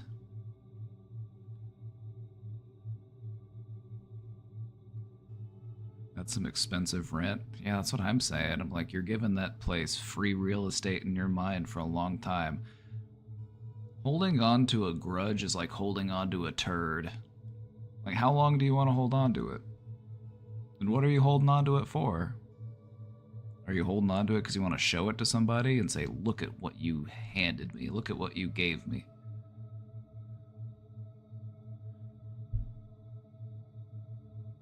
Are you holding on to it because it's a part of who you feel like you are? Are you holding on to it because it's a part of your identity? Always about the poop. We're always taking it back to poop, because you know what? One of the formative books of my youth was Everybody Poops. And in that, I realized that we are all equal.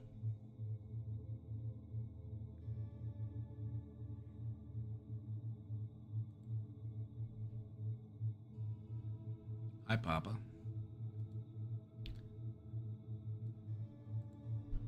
Something happened to me today which is making me very anxious.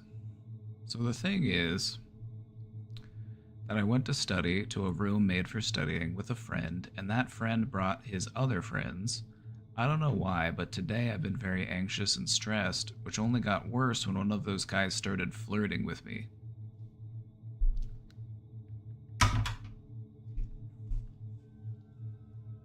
Name him. Go find this guy, give him the link to my stream, I need to talk to him. Bring him in here. I need to talk to this man.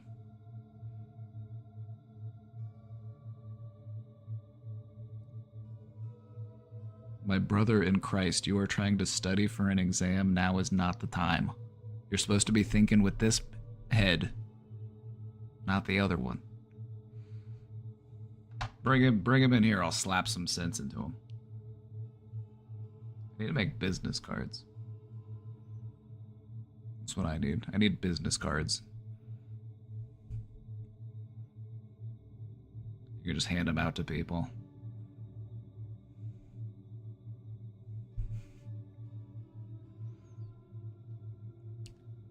Wow. What a...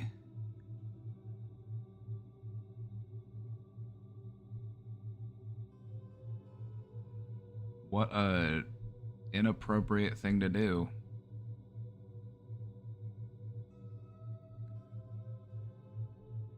We went out for some coffees, and on the way back he touched me in a sexual way several times without my permission and tried to kiss me several times as well.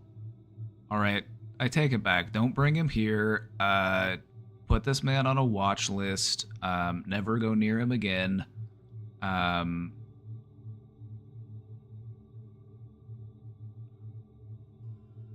Seize his hard drives.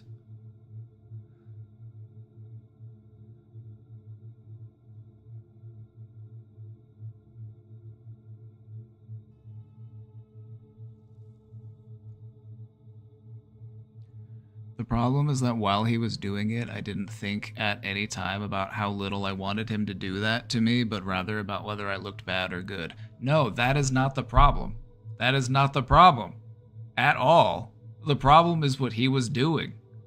The fact that you were just trying to navigate that situation and get through it is not the problem. Most people who are sexually assaulted don't realize it until after the fact. Because in that moment, we'd find ways to navigate through that situation.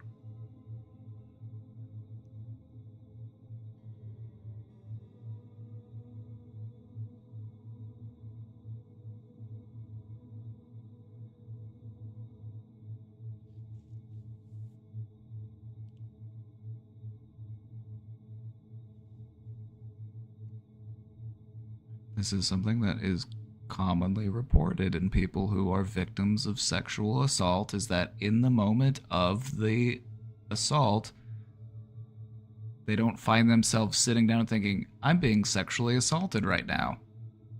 It's not until they actually have time to process it and they realize what the fuck just happened that they're able to look back and say, I was sexually assaulted.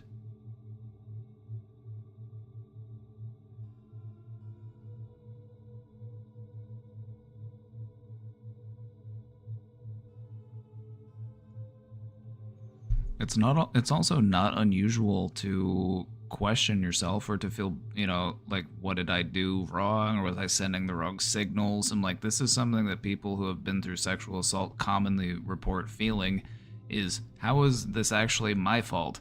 And it wasn't. The responsibility and the accountability entirely goes to the person who actually committed the assault, not the victim of the assault.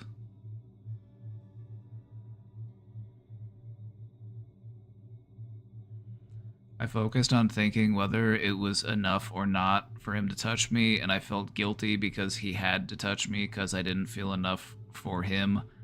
It wasn't until I went home that I reacted to the situation. I still feel not enough for him, but I don't want him to touch me either, and even less in that way. Yeah, because this guy is gross. What do you mean, feel not enough for him? What are you talking about? This guy is skeezy.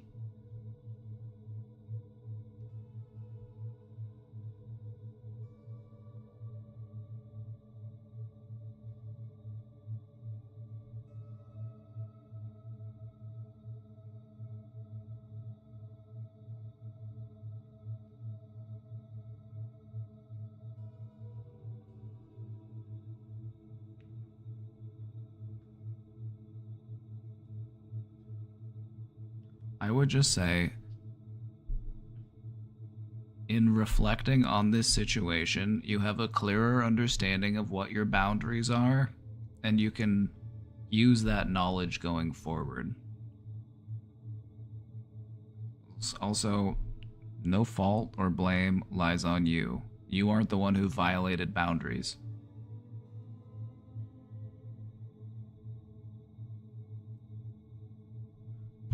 Notice how we are all reacting.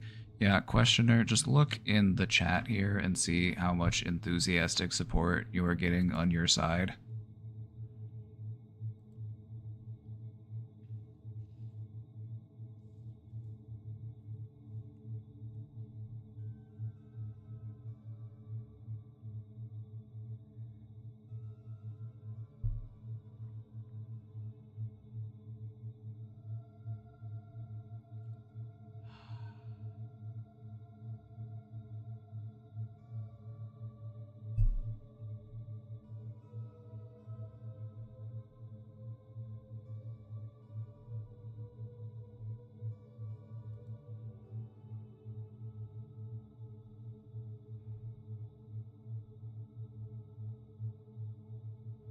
So where do we go from here?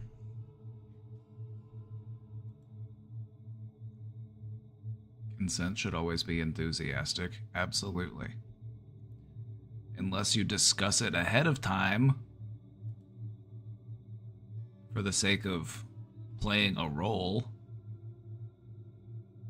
But even then, it should be very clear what is and is not on the table.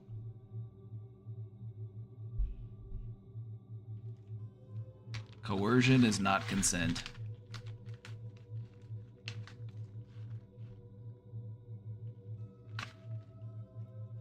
If you're at college, you said you were studying and you were in a study room, so I'm assuming that you're a college student. There are probably resources that you can talk to at your college about it, just to get some reassurance and just to get some, to help process your feelings right now. And I would say, if you're feeling overly anxious and that anxiety doesn't seem to be going away on its own, then it's okay to reach out and talk to somebody about it.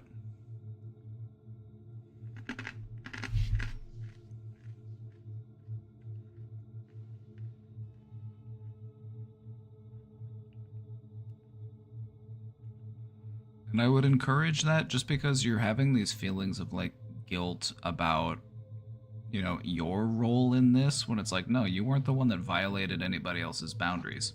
Like, you just met this person and they're already trying to like be inappropriate. Nuh-uh. Nuh-uh.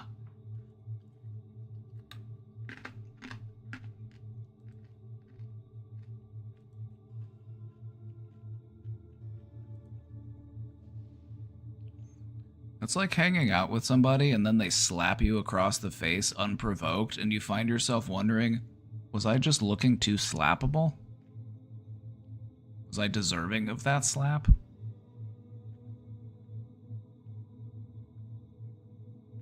Like, no, you weren't.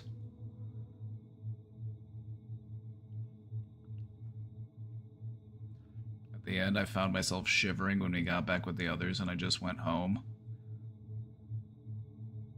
Yeah, because you just made it through you were just assaulted.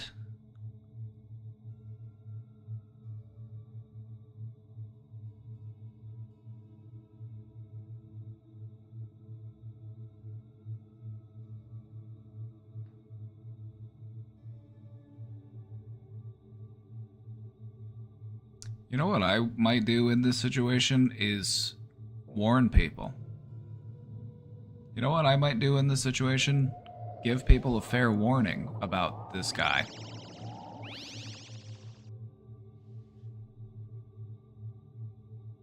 I mean, where do you see this guy's behaviors taking him?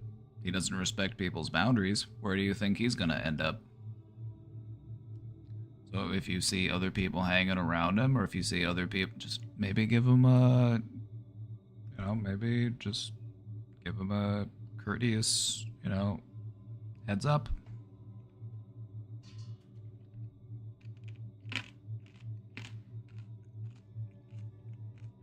Substitute Scholar, thank you for gifting that sub.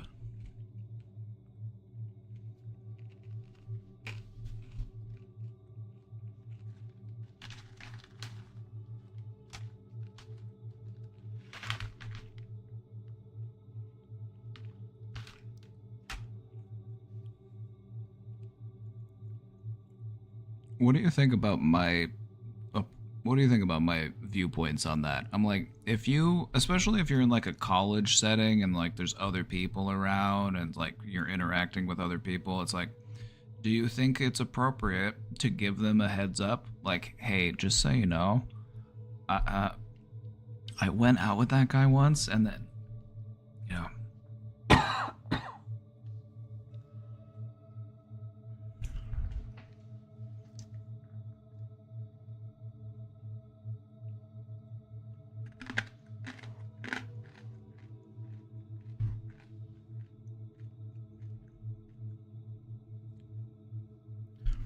I just talked about him with my roommate and she didn't believe he would do something so weird. I didn't want to tell her the whole story.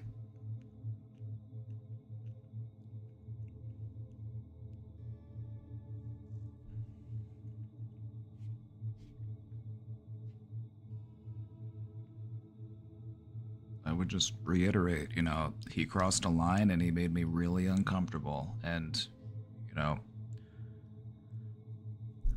what's really important to realize is that the type of person to violate boundaries in such a way, they tend to be very charismatic, very manipulative. They find a way to get close to you. If they were just abusive and, from the get-go, they wouldn't be able to get close enough to you. You would recognize them for what they were and you would run away. But of course, it's always the people that you're like, oh, I didn't think of them that way. I didn't think that would happen.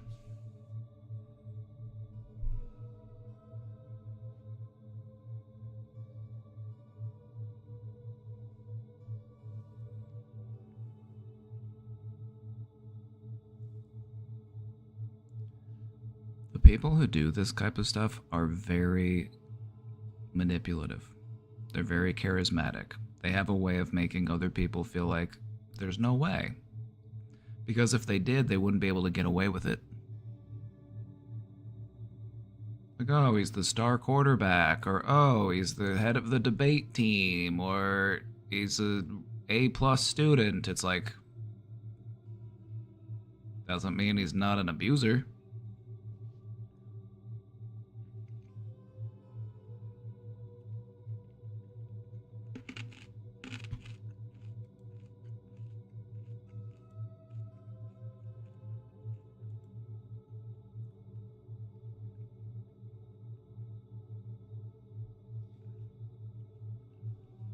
Yeah, no, you're right. They will also target people who they feel like they have a better chance of getting away with it.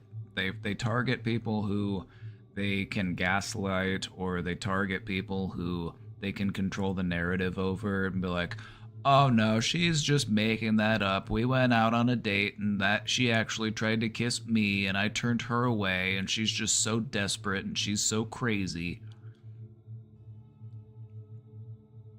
It's what they do. It's what they do. It's abuse 101.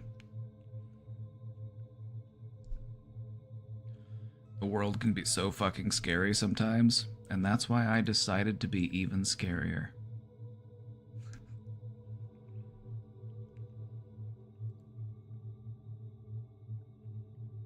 I would just talk, I would talk to your roommate about it, and I would just say, hey, this is how I was made to feel, and it was like, there was definitely a line that was crossed, and I just wanted to give you a heads up. You're just looking out for a friend.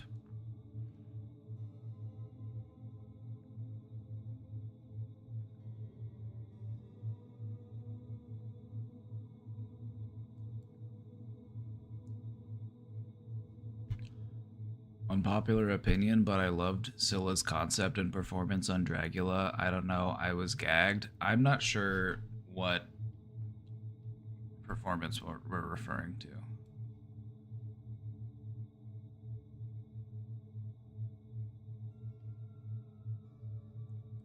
I only see him in class. I just decided to get some. He offered to come with me, so I accepted. I won't accept going with him anymore. It's like, yeah, I don't think you need to engage with this guy at all anymore.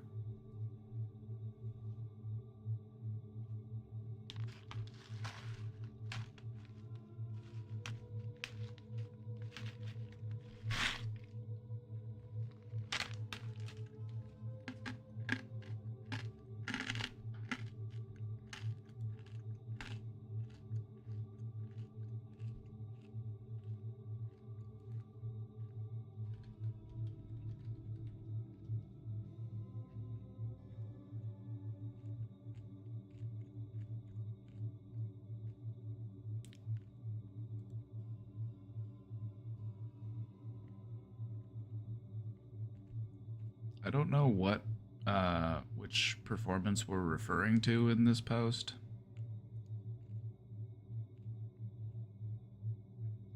I just hope it wasn't one of the gross ones. I didn't watch Casey watched an episode of Dragula yesterday, and I think this is what we're referring to.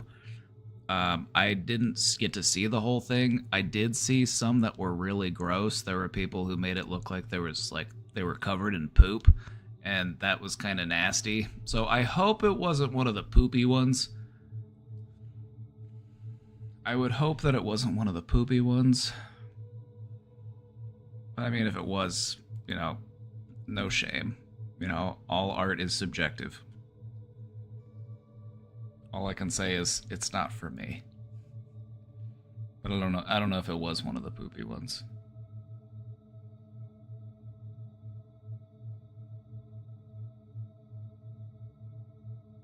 Oh, it was. It was the human centipede. Oh,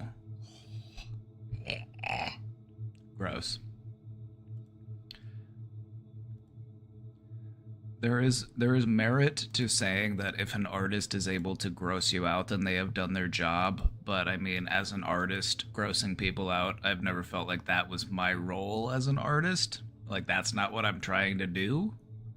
But there are artists out there who that is what they are going for, is they want to make you feel something. That's what all artists yearn for, is to make you feel something. Whatever that feeling might be depends on the artist. And some artists, what they're going for is the yuck factor.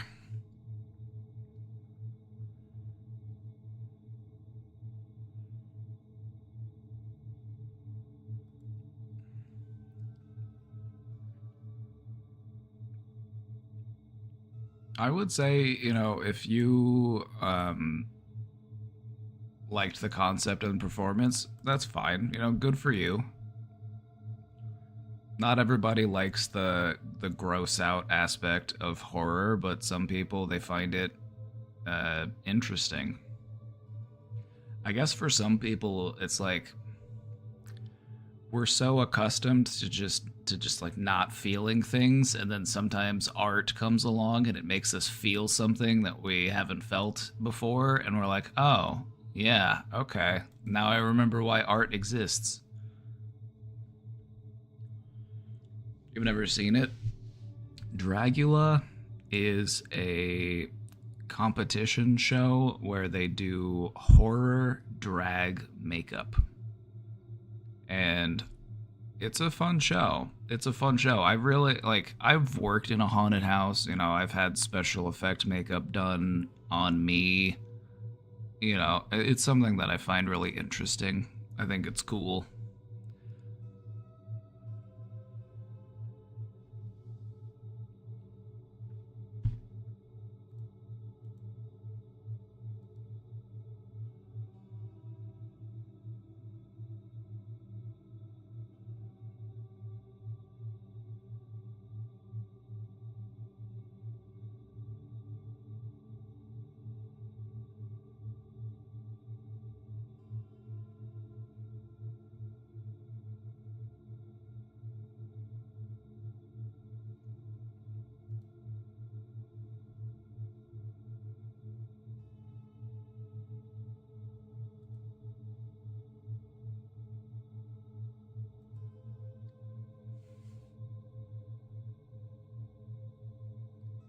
Did you know there's a haunted house not far from me that was certified safe for people who have sensory issues?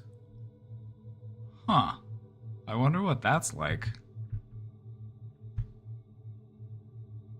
I wonder what that kind of haunted house is like.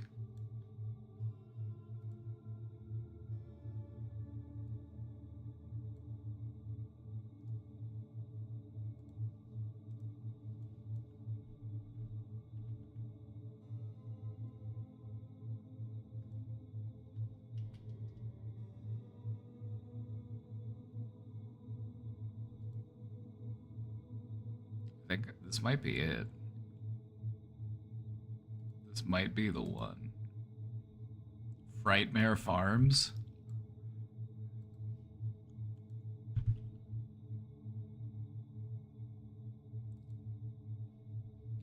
The world's first sensory inclusive haunted house?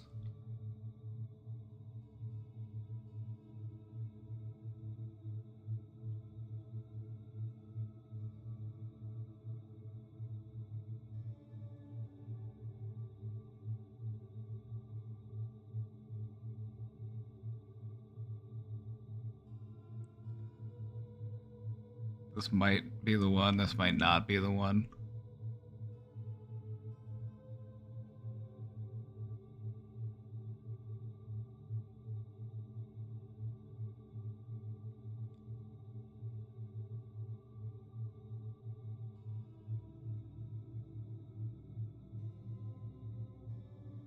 Well, good. Good. Oh, afternoon, Tuesday started early. No, I'm streaming on Mondays now. I'll stream every day until we make it big. That's the plan. That's the plan.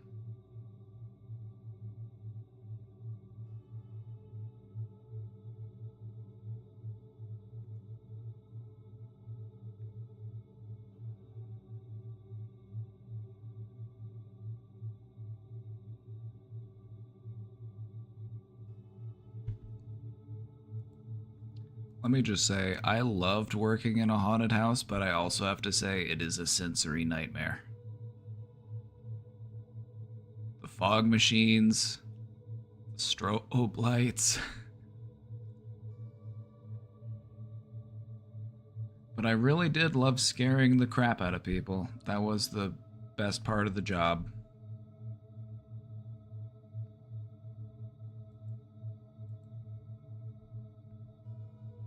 I used my knowledge of human psychology to make myself better at scaring people in the haunted house. I used to use some of my tricks to make me better at scaring people.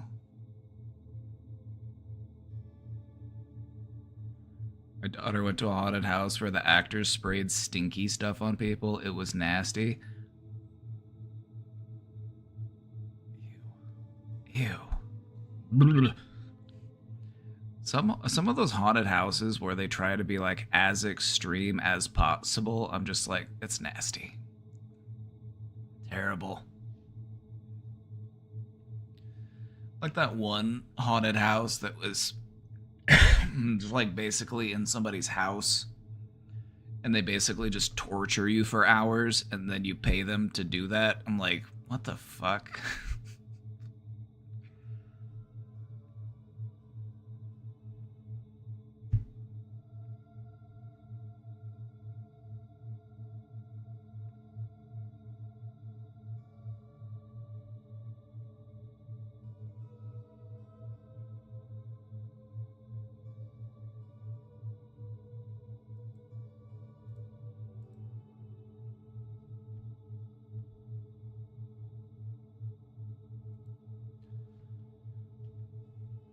How do you figure out if you are in love with someone or not? And if you are, how do you move on from that because you are certain it couldn't happen?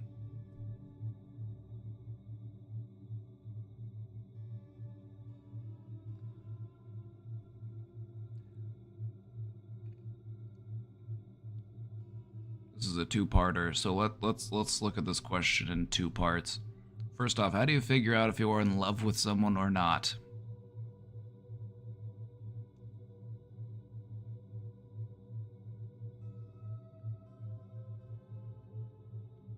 Is this someone that you could see yourself spending the rest of your life with? Is this somebody that it would hurt to lose? Is this somebody who has a valued position in your life?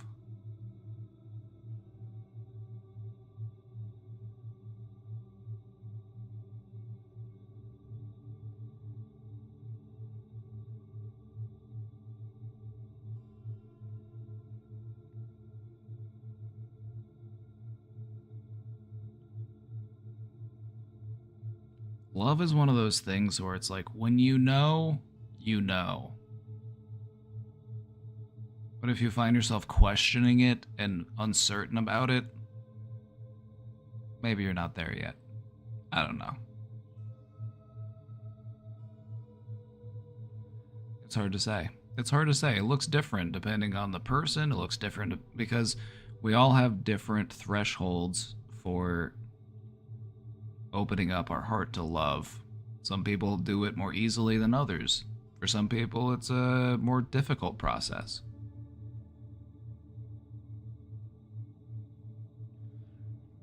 And if you are, how do you move on from that because you are certain it couldn't happen? What I would say is, don't limit the amount of love that you're willing to put out there.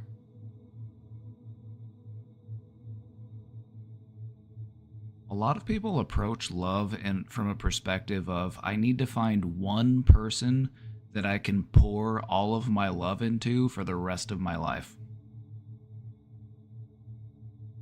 You have more love to give than that. So love freely, love without inhibition.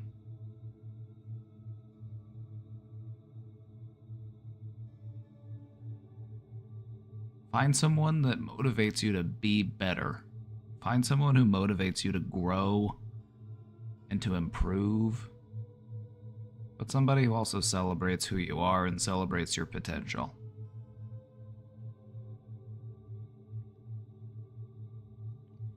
The thing about love is it is something that we all need. It is something that we all seek. And one of the things that we find ourselves doing is we fall in love with the idea of love. So are you in love with this person? Or are you just in love with the idea?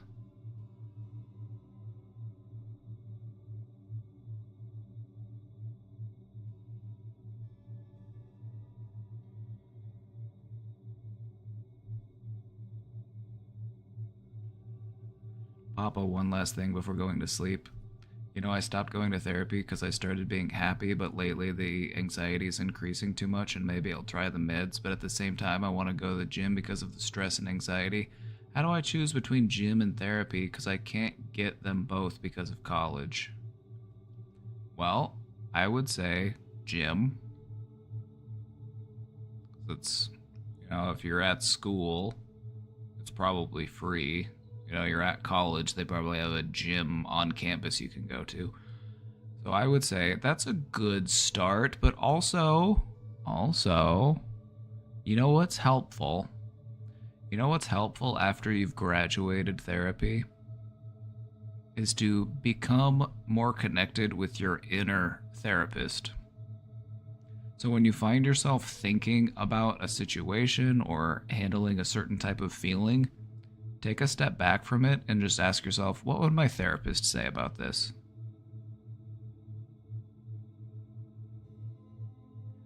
Odds are you'll probably have a pretty good idea. You'll probably get pretty close to what it is they would say.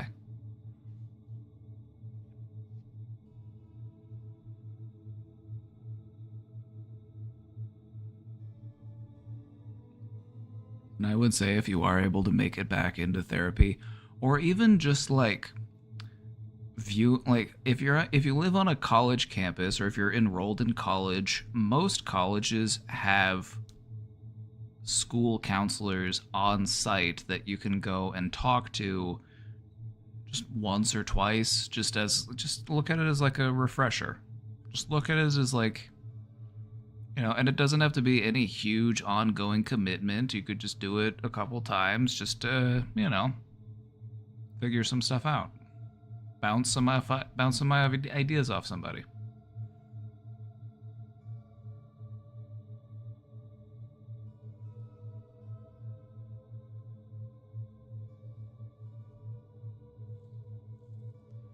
But yeah, a really important part of graduating therapy is remembering those tools that you learned during therapy and then putting them to use.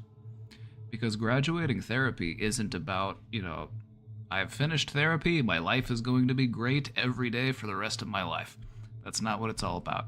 It's about being able to more confidently navigate those ups and downs that come in life because you've got a better set of tools. You are better equipped to navigate those situations.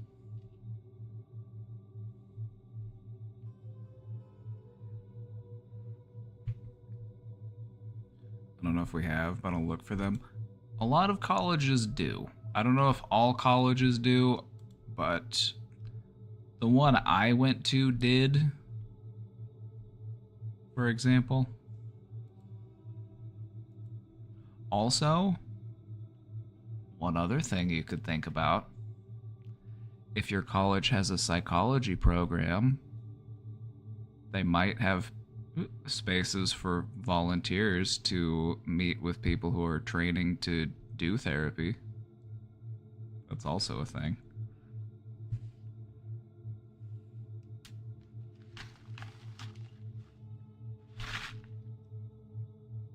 Or even if you're just talking to like an advisor, you know, it doesn't have to be like a therapist. It could be, you know, a guidance counselor or an advisor. You know, you can still bounce some ideas off of this person.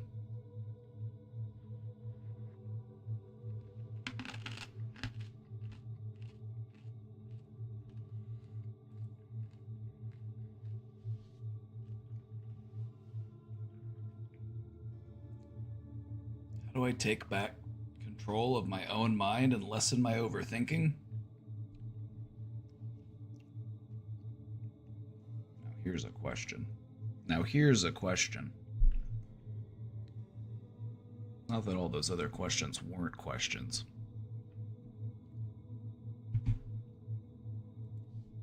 Hey there. Hey, how's it going?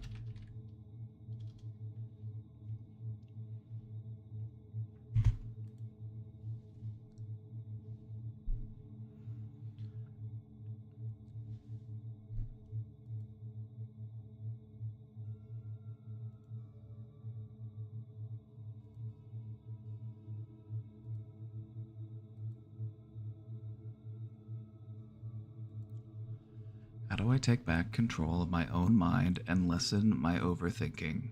It feels like it has taken control of my life. I've become so paranoid about everything and all situations. All right.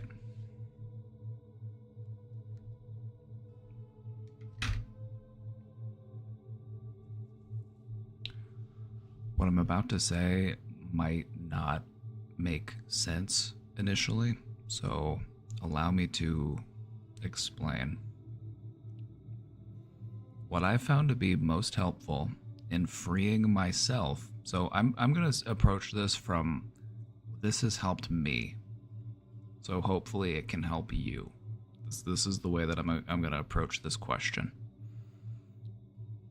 What I found to be helpful in freeing myself from overthinking is practicing meditation and putting myself into a position where I just observe my thoughts without participating in my thoughts. And so if my mind wants to overthink, I'm just gonna sit here and watch it and see where it goes. I'm gonna let it off the leash.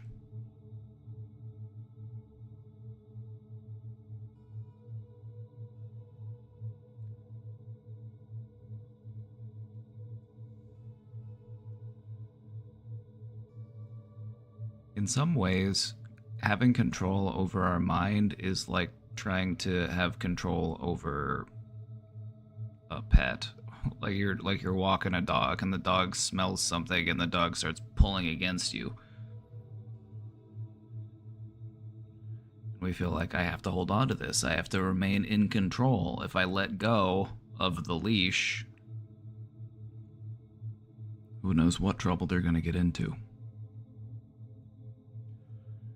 So what I recommend is let yourself off the leash and just see where your thoughts go. What is it that your mind is trying to process? What is it that you are trying to figure out? What is it that you're trying to work through? See where your mind goes and then work through the things that your mind takes you to.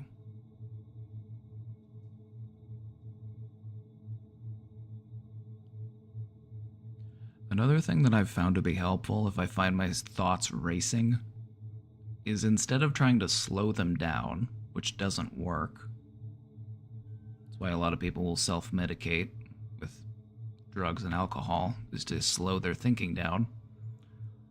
What I've found to be helpful is instead to speed my thinking up. To think as fast as I can. To just think about how fast my thoughts are going right now. To just think about speed. So I tire my mind out, so that it doesn't go so fast. You wear it out, like you wear out an overexcited puppy.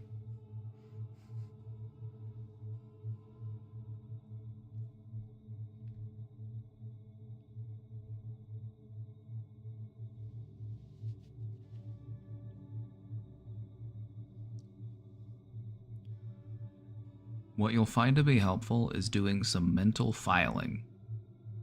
Your mind will take you to certain places, and then I want you to start making a distinction between, is this helping me or is this hurting me? Is this something I want to keep, or is this something that I want to let go of? Do some mental decluttering. That's what meditation is really good at, is it helps us do some mental decluttering.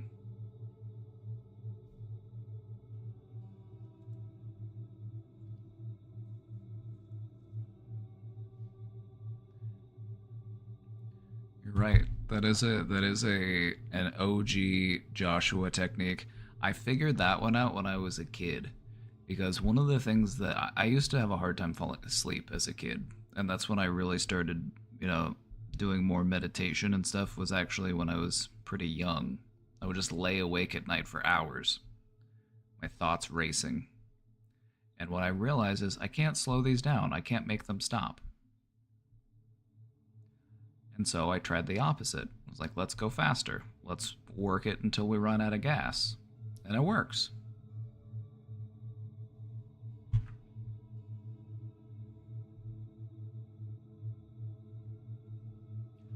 One more thing before we move on to the next question. One of the things that you will realize and really come to appreciate in meditation is that there are distinct and separate parts of your awareness. There is the part of you that thinks, that feels, and there is another part of you, the part of you that is aware that all of that is happening. So lean into that aspect of yourself, the part of you that is simply aware that I am thinking, aware that I am feeling, aware of what I am sensing and perceiving. That is how you take back control, is just by leaning into your own awareness.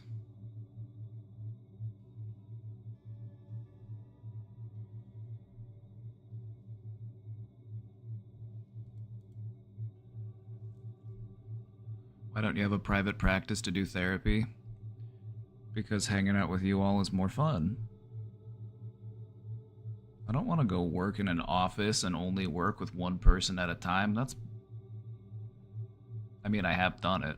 I have done individual therapy. But the whole time I'm sitting there, I always feel like I could be doing more right now. Instead of helping one person navigate through their problems, I could be teaching an entire group of people on how to become better self-healers. Now, I'm not saying that private therapy or individual therapy isn't important, not at all. I just didn't feel like it was my calling. Even when I was having success, and even when I was having great results with people, I still felt like I was being called away. Like there's something else I could do that fits me better. And that's what this is.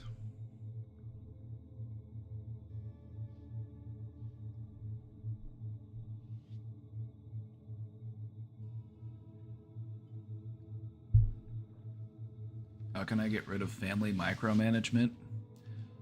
By setting boundaries, and that could be by saying things like, I appreciate the suggestion, I will take that into consideration. I appreciate your input.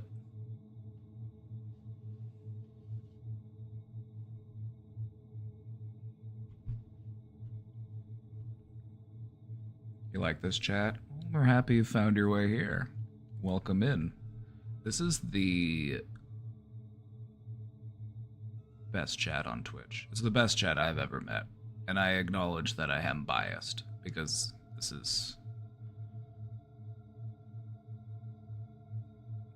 my channel. But it's our chat. It's our community. I really think that a community and a chat is a reflection of the person who leads the show. You know, they're a reflection of the streamer. And so Whenever I feel bad about myself, which we all do from time to time, we can be down on ourselves sometimes. I just think about how cool you all are, and it makes me feel better.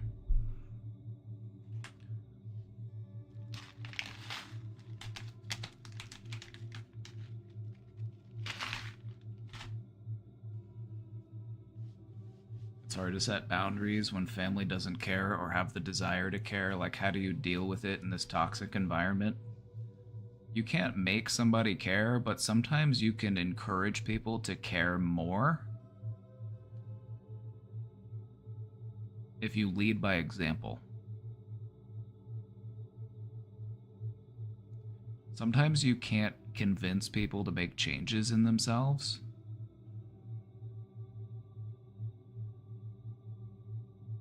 Sometimes all you can do is adopt better techniques, better approaches to life, better coping strategies, and then leading by example. Do I stream often? At the moment, I'm streaming every day. We're really close to hitting partner, so I'm in my partner push era. Calvin Boy with the 12 bits. Thanks for making it rain, bud.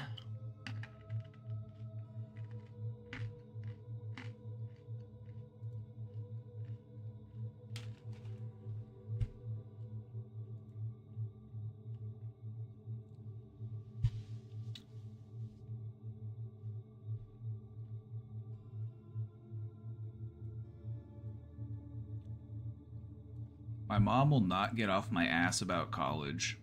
This is my second year and she still keeps worrying about me and nagging me about assignments. Does it ever get better?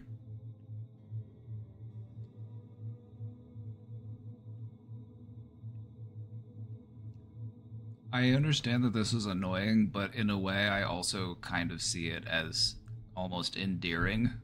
Like,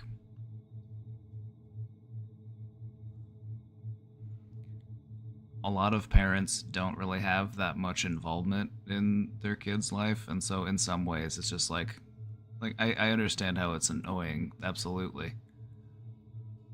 But on the other hand, I'm just like, at least she's involved. You know what I mean?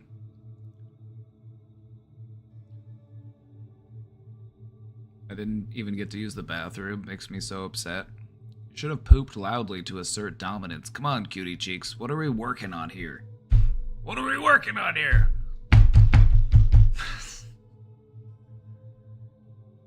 Gotta be loud and proud with those poops.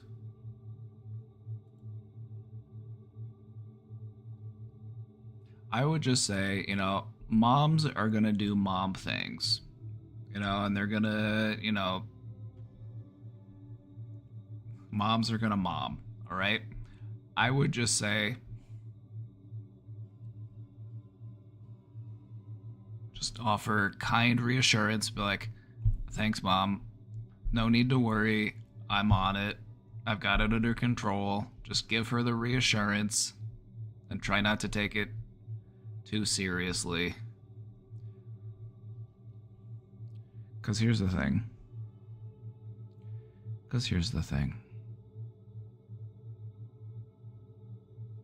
Moms can be precious. Moms can also be overbearing, and sometimes they can be annoying, but they won't be around forever. And one day you might miss the nagging. Who knows? So I would just say,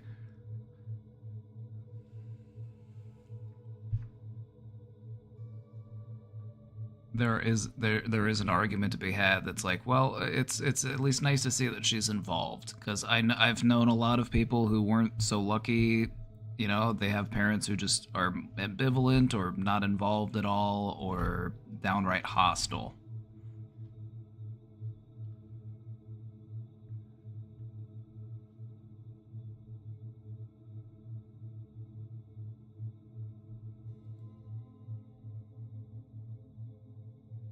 What are your thoughts on people with platforms inflicting their political views onto their following? I personally don't think it's right. I approach politics from this perspective. I'm not gonna tell you how to think, and I'm not gonna, but the thing about politics is that it finds its way to be expressed. Like, even in the ways in which I approach mental health, it's like my political beliefs find a way to incorporate in that. Now, it might not be very overt, and you might not be very aware of it, but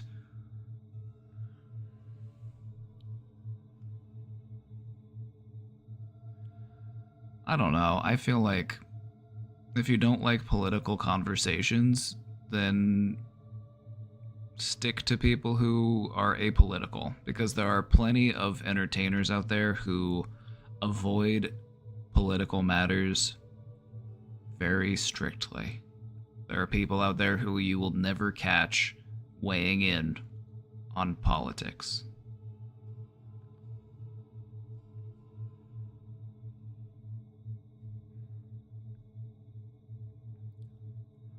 Also, I feel like part of where it becomes problematic is when you are talking to people who don't agree with you politically and you are insulting to them because of that. You assume that they must be an idiot, or you assume that there must be something wrong with them because of their political beliefs. And it's like, no, if I'm really going to change anybody's mind, I can't do it by making them feel stupid. That's not going to work. Who are some examples of apolitical content creators?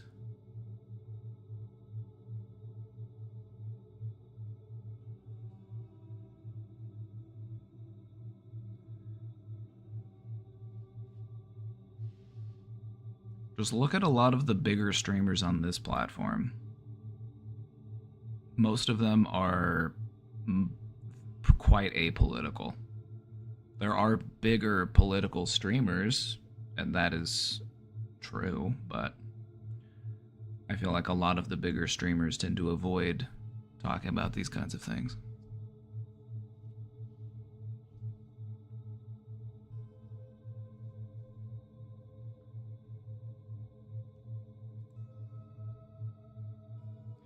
I guess what I do and okay, so look at it this way.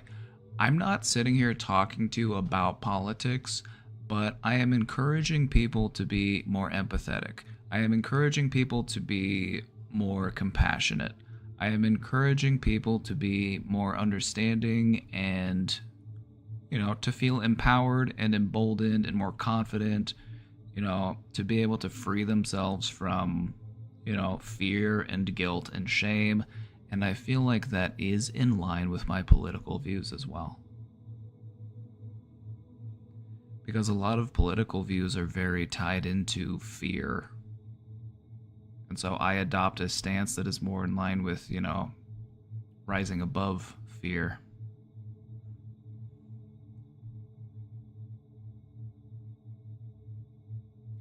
You're telling me you're going out on the internet and you're offering mental health to people for free? That sounds like socialism. Well, I hate to break it to you.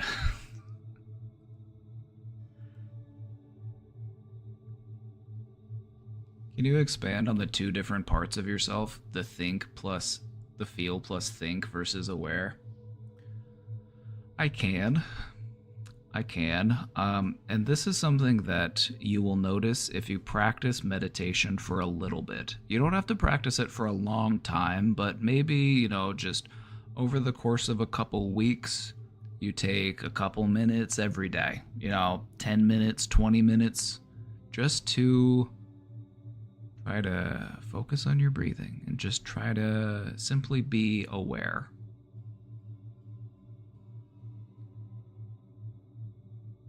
The reason why this is, and this is my way of expanding on it, is to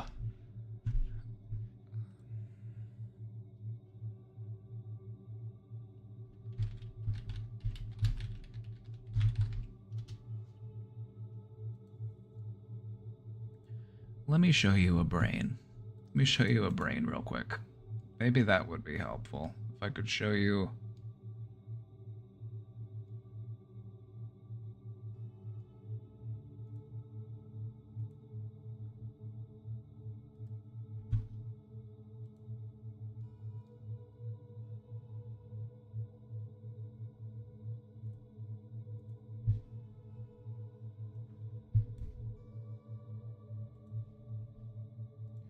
So, this is a comparison between an awake brain and a brain that is in deep sleep.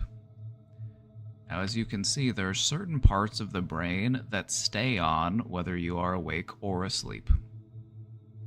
A lot of those parts of your brain that are just kind of on during deep sleep, these are the parts of your brain that regulate things. These are the parts of your brain that control your breathing, your heart, other different necessary biological functions. But whenever you're awake, your brain becomes more active. And as you'll notice, is there are different aspects of your brain that can have higher levels of activity. There are parts of your brain that are activating your memories. There are parts of your brain that are activating for your senses. You know, what am I seeing, smelling, tasting, touching, all of those things. But beyond all that, there is a part of your awareness, there is a part of your consciousness that is aware that all of those other things are happening. And so this is one of the things that you practice in meditation, is leaning into that part of yourself. I am simply here, viewing myself from a detached place. No judgment, no criticism, just aware.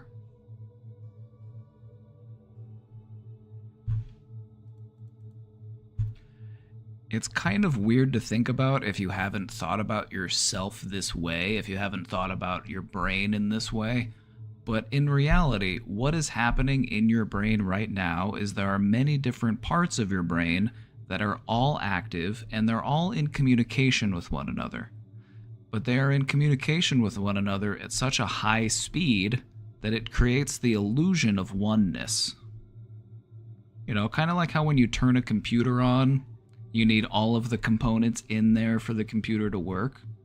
Like if you don't have RAM in there, or you don't have a hard drive, or you don't have a CPU, it won't work. Your brain operates in the same way. It's got all of these different parts, and they all do different functions, and they all communicate with one another.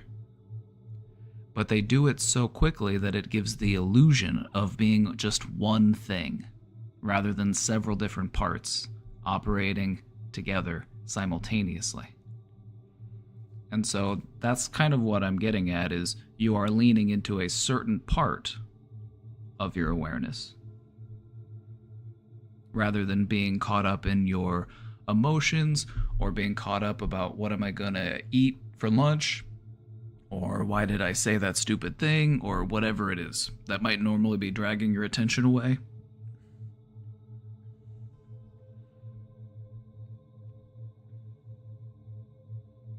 You know what I mean?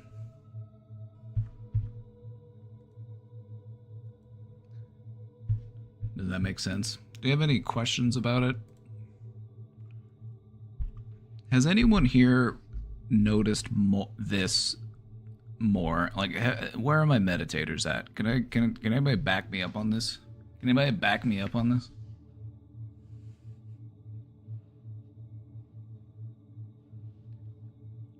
In a general sense, the part of your brain that creates a thought is a different and distinct part of your brain than the part of your brain that is aware that you are having a thought right now. And so what you want to try to do is lean into the aware part and not be so caught up in the part that's having the thought. You're just watching the thought.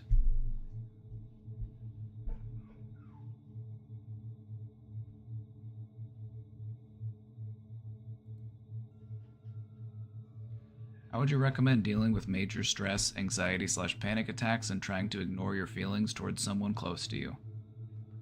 Breathing. Breathing is everything.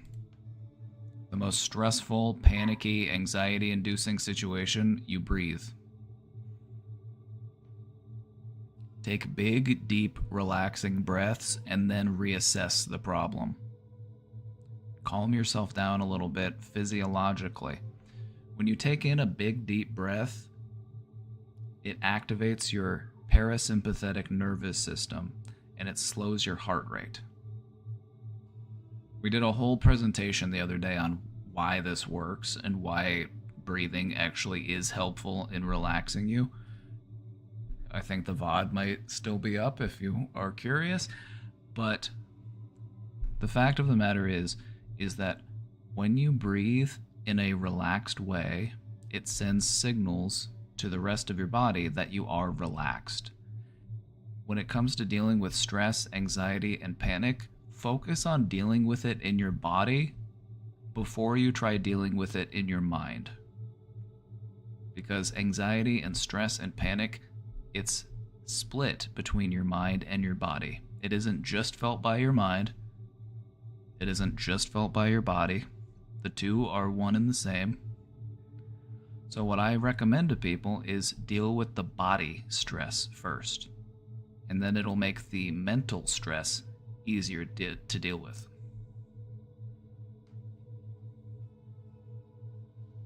Is there workbooks on setting boundaries, or is that such a thing in mental health, like these social anxiety books, but for setting boundaries? I don't know, let's look.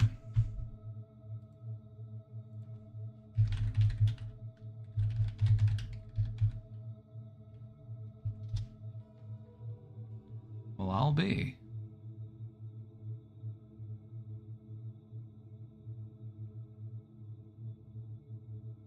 Well, I'll be. It looks like there are.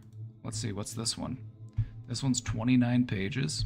A guide and workbook. Build better boundaries.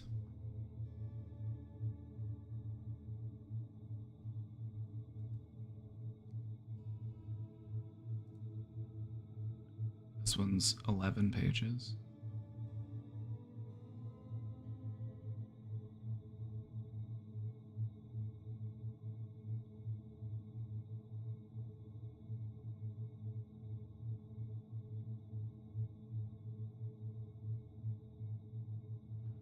When I say that there are workbooks for practically any symptom you can think of, I was being genuine. I wasn't exaggerating. I'm like, if you can think of a symptom that people have to deal with, there is probably a workbook out there that goes over that topic.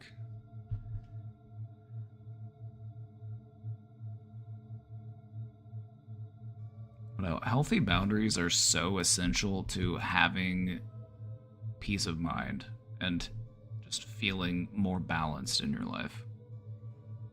So if you feel like your life and your mind is out of balance, check the status of your boundaries.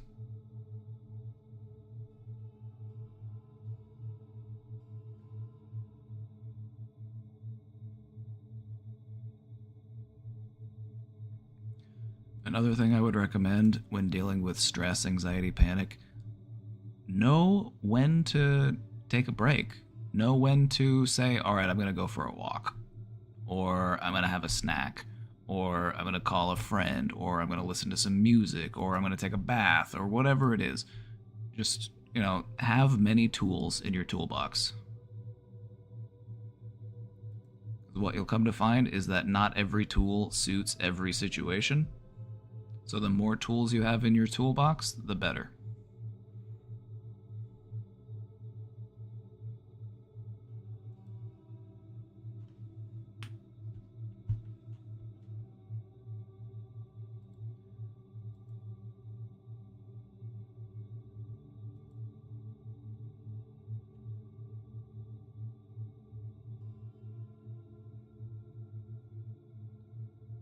I don't know, because I thought some were free, some you had to pay for type. Yeah, you can find tons of free self-help literature online. Whenever I did group therapies, I was pulling up that stuff all the time because that's where I would get my worksheets and handouts from. There's tons of like workbooks and stuff. I'd be like, oh cool, this gives me an idea of what we can go over today in group.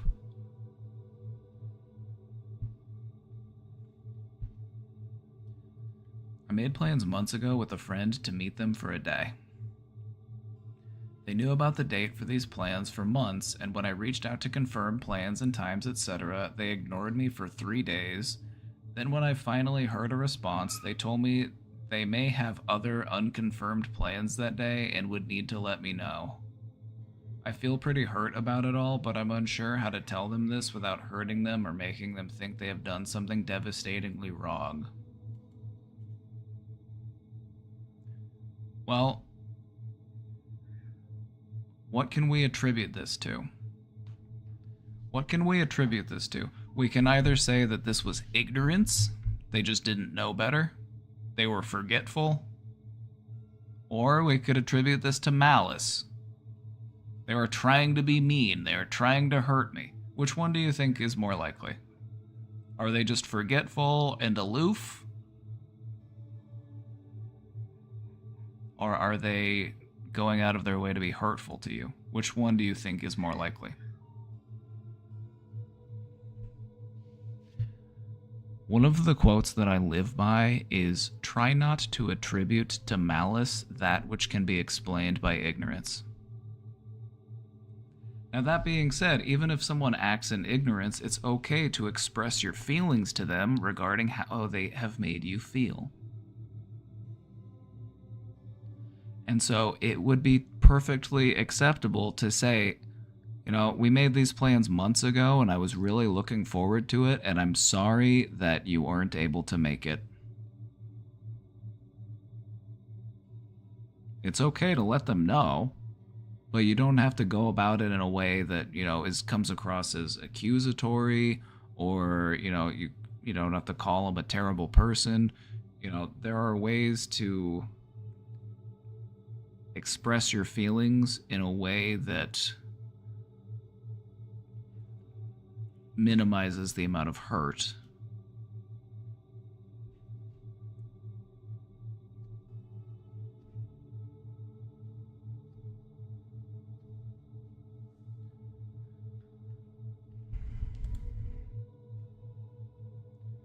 Difference between DBT and CBT, and when to use which, and strengths/weaknesses of both.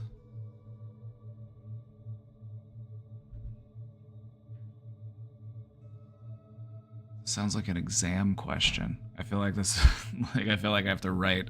I feel like this is an essay question. Don't get me wrong, I'm gonna answer it, but I am gonna kind of be quick about it because I'm trying to wrap up. Okay, so DBT and CBT. CBT is cognitive behavioral therapy, and DBT is dialectical behavioral therapy.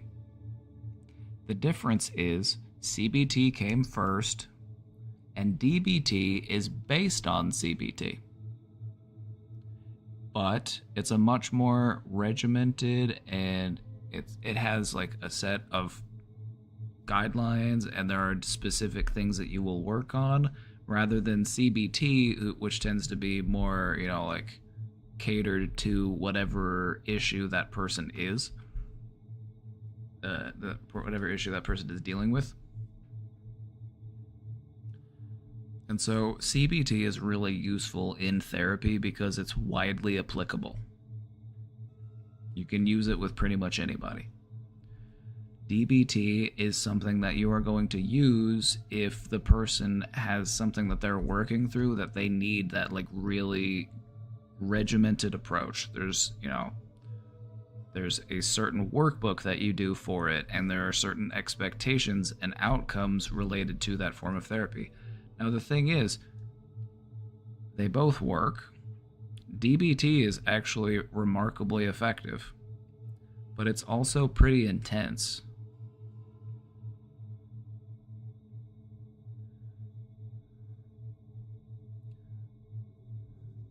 So, I mean, if you were to just sit down with somebody and say, all right, we're going to go through the DBT regimen, it feels like you're going through a training course for how to change your mind.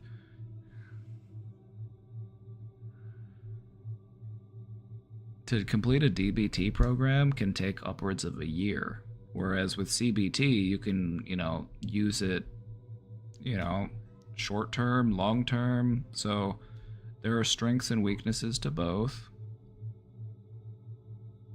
And it's about recognizing the level of care that the person is looking for and the level of, direct involvement in guiding the treatment path.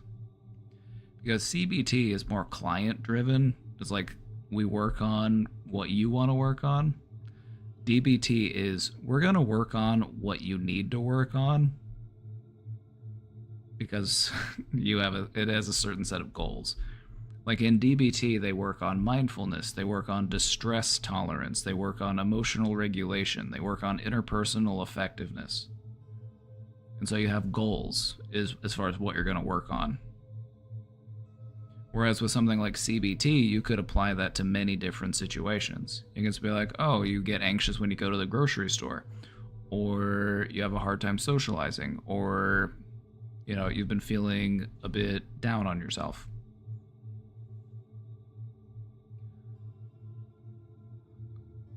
And that's all I'll say about that. This is the type of question that, like, I'm having flashbacks to graduate school right now.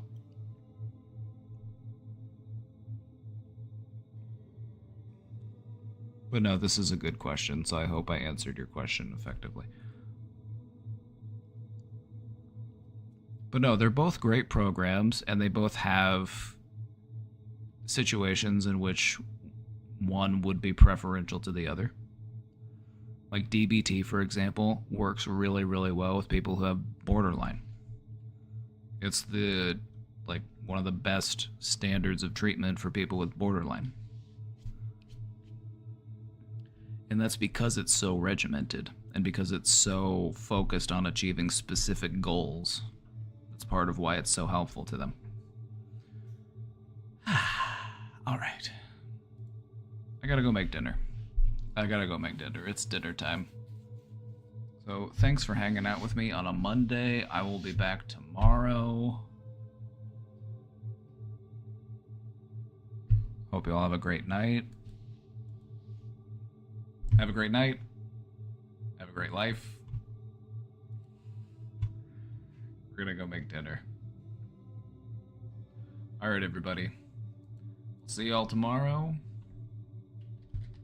Until then, peace be with ye.